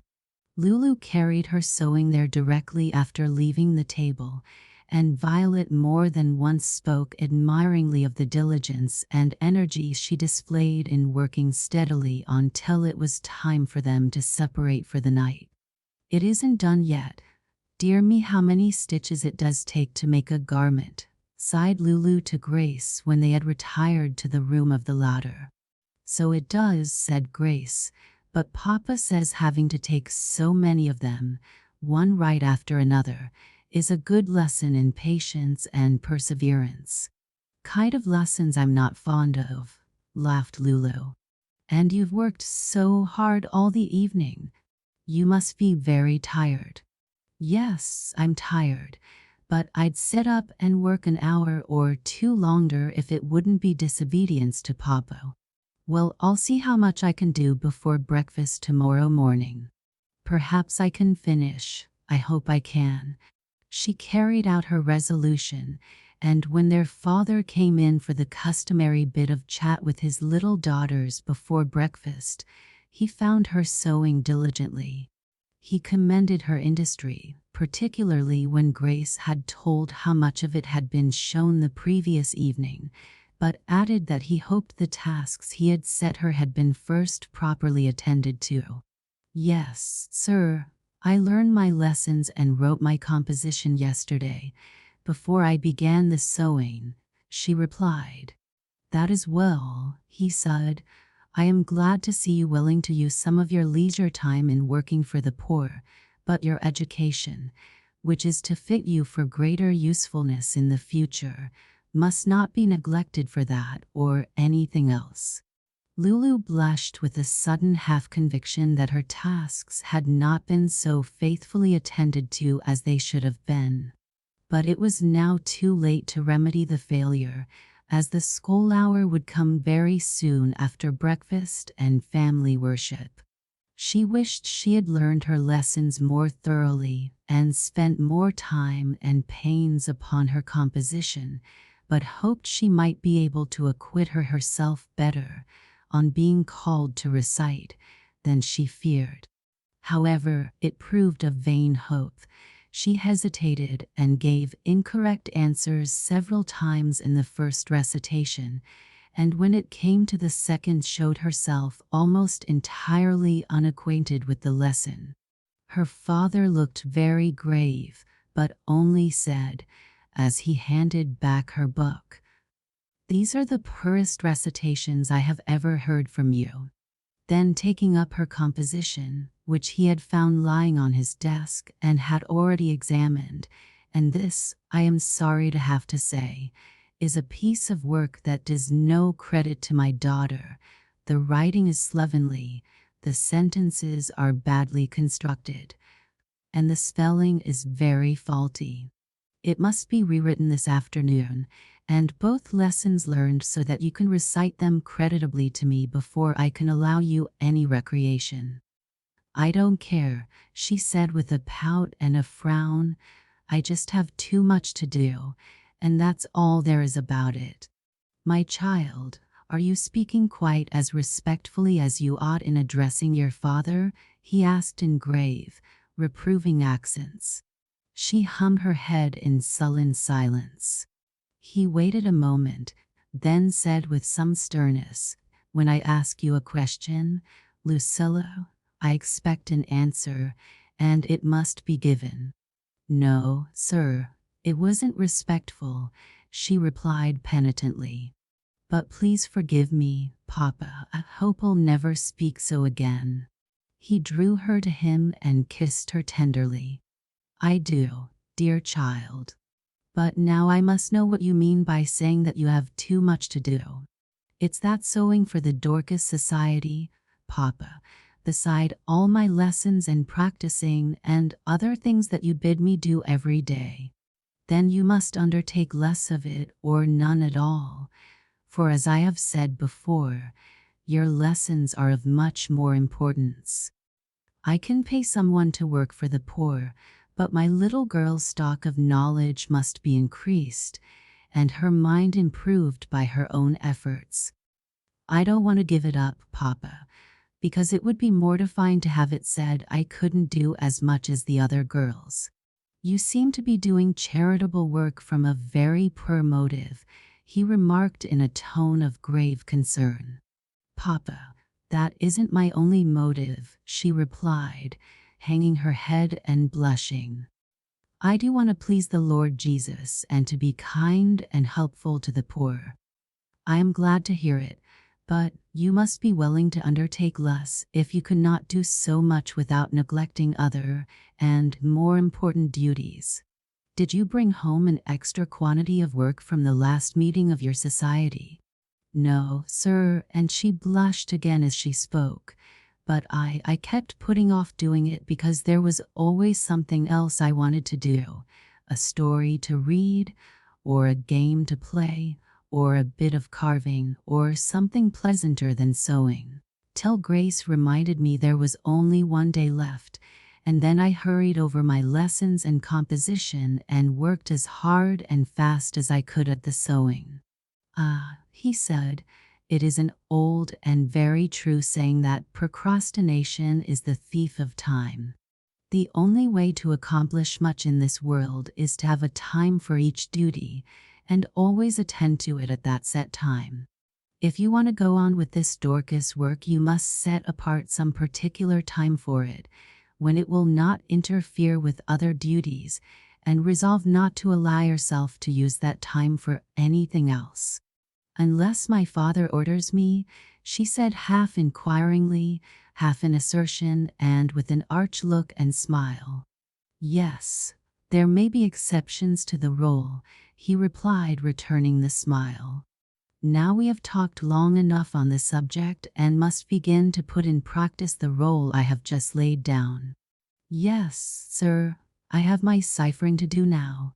But, Papa, must I learn the lessons over and rewrite the composition this afternoon? If you say I must, I'll have to miss the meeting of our society. I'd be very sorry for that and ashamed to have to tell why I wasn't there. Please, Papa, won't you let me go and do my work over after I get back? There will be an hour or more before tea and then all the evening. He did not answer immediately, and she added, with a wistful, pleading look, I know I don't deserve to be let go, but you've often been a great deal better to me than I deserved. As I well may be, considering how far beyond my deserts are my blessings, he said with a tender smile and another kiss. Yes, daughter, you may attend the meeting, and I shall hope to hear some excellent recitations from you before you go to your bed tonight. Oh, thank you, dear Papa. I'll try my very hardest, she exclaimed joyously, giving him a vigorous hug. The society met at Ion that day. The captain and Violet drove over with the children, and leaving them there while they went on some miles farther, called for them again on their return at the close of the hour appropriated to its exercises.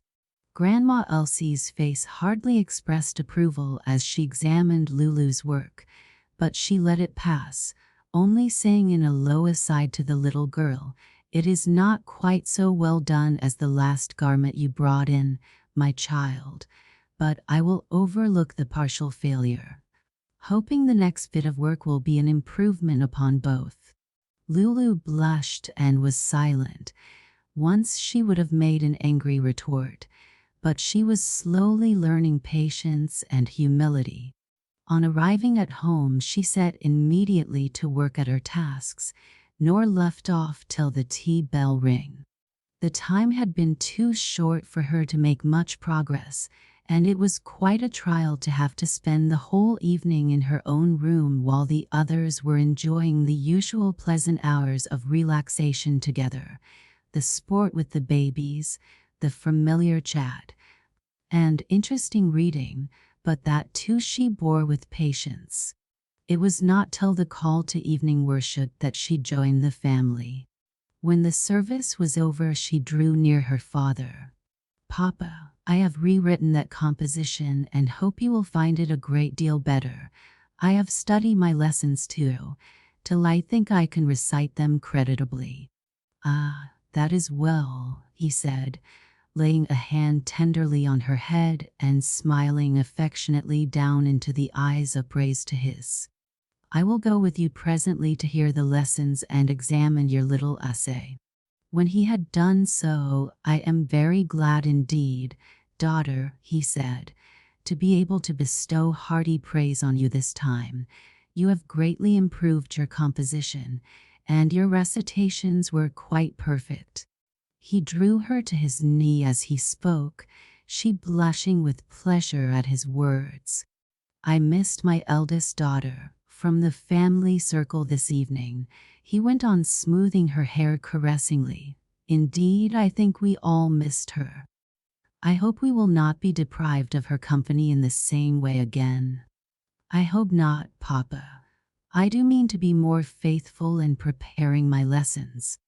I'm sure I ought when I have such a kind teacher, she added, looking lovingly into his eyes. Dear Papa, putting her arm round his neck and laying her cheek to his, I do love you so much. My darling, he responded, your love is very precious to me, and I don't think it can be greater than mine for you. My daughter's worth to her fond father could not be computed in dollars and cents, he added with a happy laugh. I hope Grandma Elsie found your sewing well done? Not so very, Papa, she replied, her tone expressing some mortification. She said it was not so nicely done as the last. That is a pity. It will hardly do to keep on so, going backward instead of forward as regards improvement in that line of work. No, Papa, I don't mean to. I didn't bring home quite so much this time, though some of the girls did look as if they thought I was growing lazy, and it was dreadfully mortifying to have them think so, and I'm going to try Eva's plan. She says she divides her work into as many portions as there are days to do it in, and won't let herself miss doing at least one portion each day.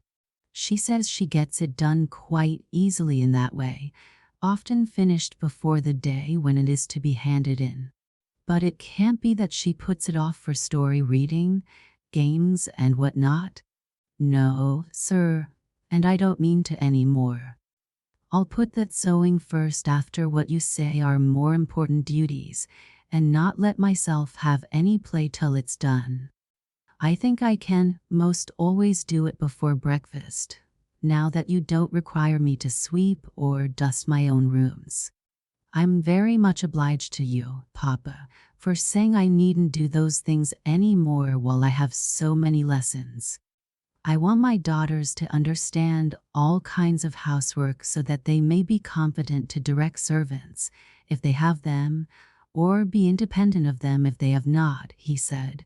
But now that you have learned how to sweep and dust, I do not think it necessary for you to make use of that knowledge while your time can be better employed, and I am able to pay a servant for doing the work. Chapter 19. One morning at breakfast, Max asked, Papa, have you told Lou yet? No, replied the captain. I wished her to eat her meal first in peace and comfort. Therefore I am sorry you spoke, as I see you have roused her curiosity. Yes, Papa. Mayn't I know what you are talking about? Asked Lulu, giving him a disturbed, rather apprehensive look. Oh, does the court meet today? It's been meeting for several days, returned Max, and the trial of our burglars comes up today. And we'll have to attend as witnesses? Yes, but you needn't be alarmed. You ought to be quite used to it since your experience in the magistrate's office, answered Max sportively. I don't think I'd ever get used to it, and I just wish there was some way to keep out of it, sighed Lulu. But as there isn't, my little girl will make up her mind to go through with it bravely, the captain said, giving her an encouraging smile. All tried, Papa, she answered, but with a sigh that sounded rather hopeless. Violet and Grace both expressed their sympathy, but were sure Lulu would do herself credit as she had on the former occasion. Lulu brightened a little and went on with her meal. How soon do we have to go, Papa? She asked. In about half an hour after breakfast, he answered. That will take us to the town for the opening of today's session of the court. We may not be called on for our testimony for hours, but must be at hand in case we are wanted. Lulu wasted no more breath in vain wishes or objections, but her usual flow of spirits had deserted her. As they drove toward the town, her father noticed that she was very quiet and that her face wore a look of patient resignation and fortitude, as if she had made up her mind to go courageously through a difficult and trying ordeal. Don't be anxious and troubled, dear child, he said, taking her hand and pressing it affectionately in his. You are not going alone into that crowded courtroom. No, Papa, and I'm ever so glad you will be with me. And not only I, dear, but a nearer, dearer, more powerful friend. Jesus says, Lo, I am with you always, even unto the end of the world. He says it to every one of his disciples, and that always must include this time that you are dreading. He will be close beside you, and you can ask him at any instant for the help you need to know exactly what to say and do. the help to be calm and collected, and to answer clearly and perfectly truthfully every question put to you. Papa, it's so nice to think of that, she exclaimed, looking up brightly and with glad tears shining in her eyes. Thank you so very much for reminding me of it. Now I shall not be at all afraid, even if the lawyers do ask me hard, puzzling questions, as I've read in the papers, that they do to witnesses sometimes. No, you need not be afraid. I am not afraid for you, for I am sure you will be helped to say just what you ought, and if, as I believe will happen, you are enabled to acquit yourself well, remember, when people commend you for it, that having done so by help from on high, the honor is not fairly due to you, and you have no reason to be conceited and vain in consequence. I hope I'll be kept from being that, Papa, she returned.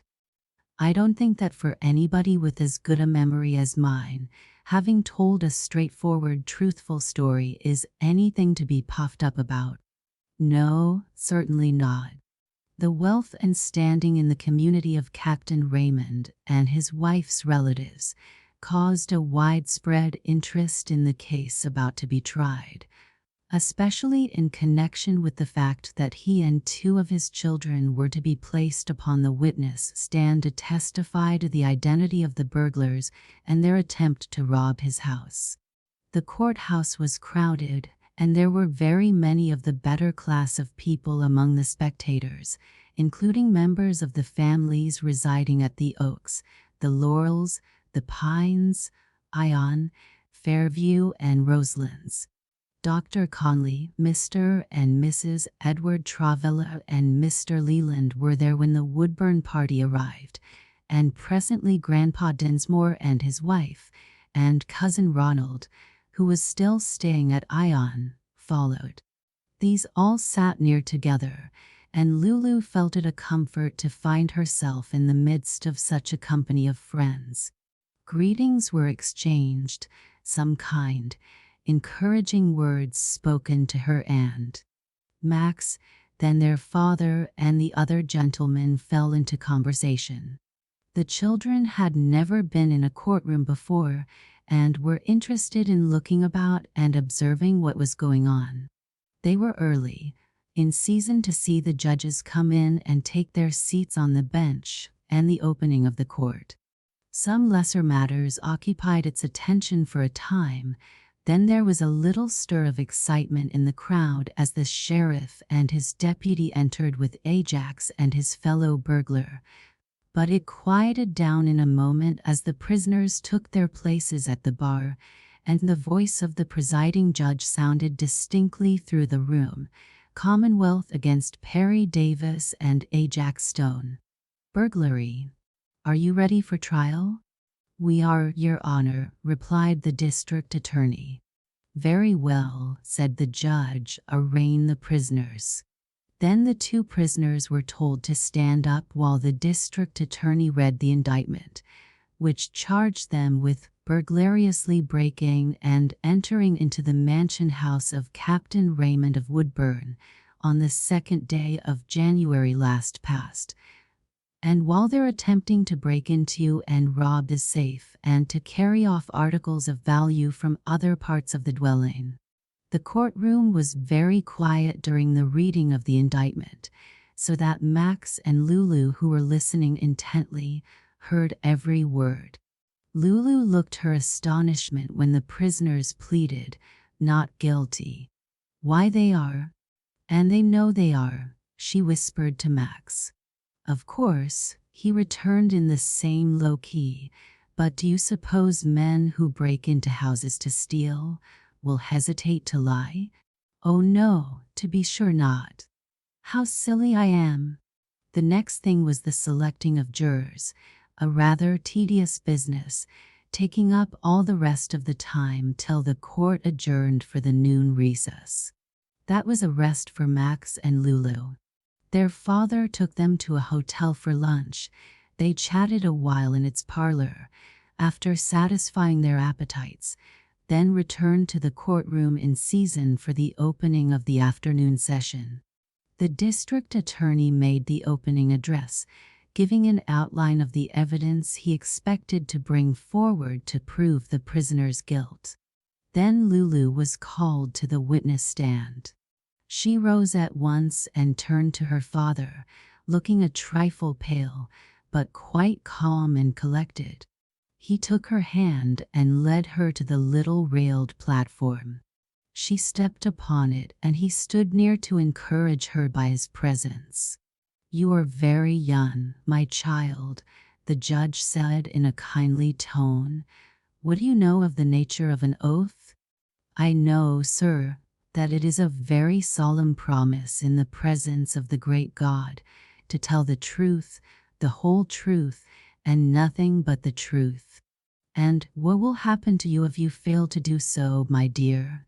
"God will know it, and be angry with me, for he hates lying and has said, 'All liars shall have their part in the lake that burneth with fire and brimstone.'" Lulu's answers were given in a low, but very distinct tone, and in the almost breathless silence were quite audible in every part of the large room.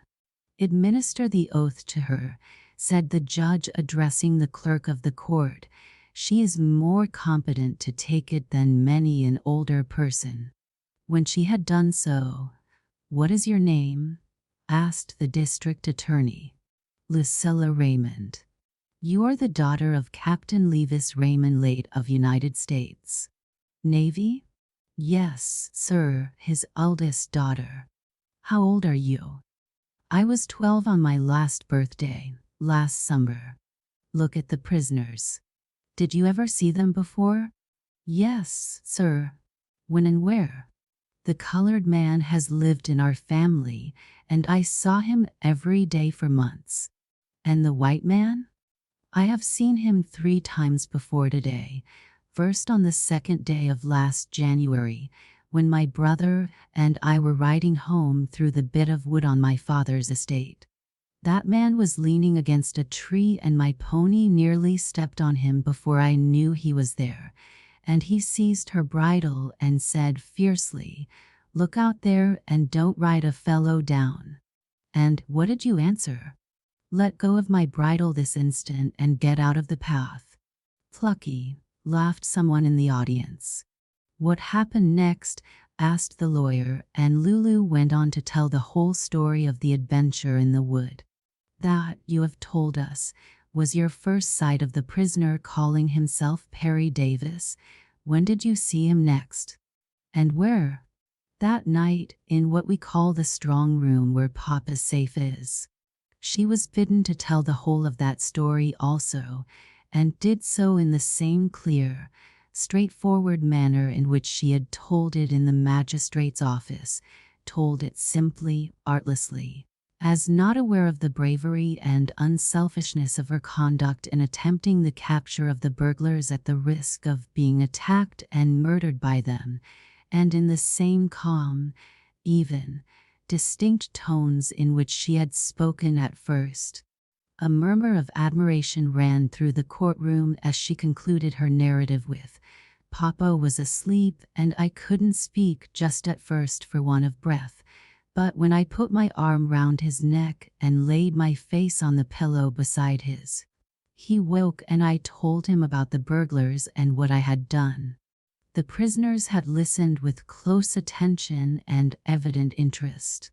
"So 'twas her, that chit of a gal, that fastened us in, caught us in a trap, as one may say," muttered Davis, scowling at her and grinding his teeth with rage.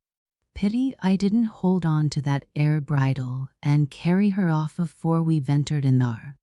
A warning look from his counsel silenced him, and the latter addressed himself to Lulu. "You say you had seen Davis 3 times before today. Where and when did you see him the 3rd time?" "In the magistrate's office, the next morning after he and Ajax had been in our house." "Did you then recognize them as the same men you had seen in the strong room of your home the night before at work at the lock of the safe?" Yes, sir, and Davis is the man who had seized my pony's bridle in the wood. But you had not seen Ajax Stone's face. How then could you recognize him? No, I had not seen his face, but I had the back of his head and how he was dressed, and I knew I had fastened him in there, and that he didn't get up till the sheriff took him out, and then I heard his voice and knew it was Ajax's voice. The cross-questioning went on. It was what Lulu had dreaded, but it did not seem to embarrass or disturb her, nor could she be made to contradict herself. Her father's eyes shone. He looked a proud and happy man as he led her back to her seat, holding her hand in a tender, loving clasp. She was surprised and pleased to find Grandma Elsie and Violet sitting with the other relatives and friends. They had come in while she was on the witness stand. "Dear child," Violet said, making room for her by her side, "you went through your ordeal very successfully, and I am very glad for your sake that it is over." "Yes, my dear, we are all proud of you," added Grandma Elsie, smiling kindly upon the little girl.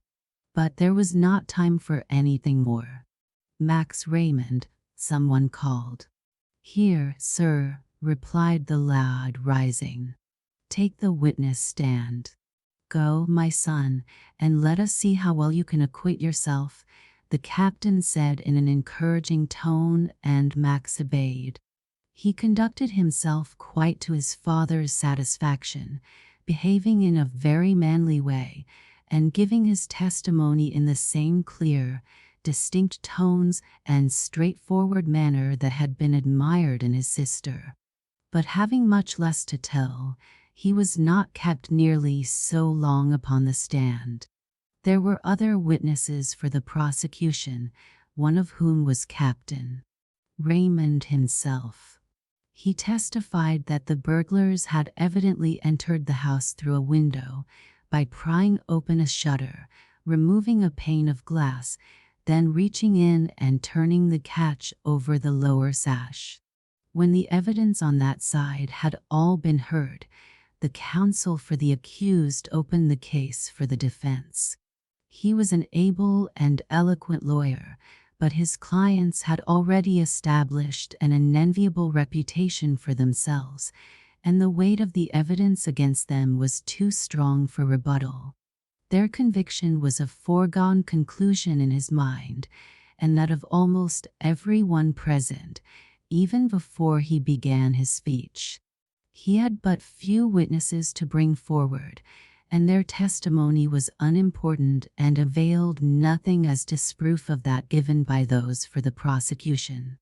After the lawyers on both sides had addressed the jury, and the judge had delivered his charge to them, they retired to consider their verdict. In a few moments they returned and resumed their seats in the jury box. They found both the accused guilty of burglary, and the trial was over. "Is it quite finished, Papa?" Lulu asked as they were driving toward home again. "What, my child? The trial?" "Yes, there will be no more of it." "I'm so glad," she exclaimed with a sigh of relief. "You said they would have to go to the penitentiary if they were found guilty, and the jury said they were. How long will they have to stay there?" "I don't know. They have not been sentenced yet, but it will be for some years. I'm sorry for them. I wish they hadn't been so wicked." "So do I. And that I hadn't had to testify against them. I can't help feeling as though it was unkind, and that their friends have a right to hate me for it." "No, not at all. It was a duty you owed the community, because to allow criminals to go unpunished would make honest people unsafe, and indeed to the men themselves, as being brought to justice may prove the means of their reformation. So set your mind at rest about it, my darling. Try to forget the whole unpleasant affair, and be happy in the enjoyment of your many blessings." There's one thing that helps to make my conscience perfectly easy on the score of having testified against them, remarked Max, and that is I couldn't help myself, but had to obey the law. True enough, rejoined his father. And Lulu was no more a free agent than yourself. No, sir, but she did more to catch the rogues than anybody else, Max went on, giving her a merry, laughing glance. Don't you wish, sis, that you had let them go on and help themselves to all they wanted, and then leave without being molested? No, I don't, she answered with spirit. I wouldn't want Papa to lose his money, or Mama buy her jewels. Beside, they might have gone upstairs and hurt some of us. We are all much obliged to you, Lulu dear, Violet remarked, looking affectionately at the little girl. How brave and unselfish you were.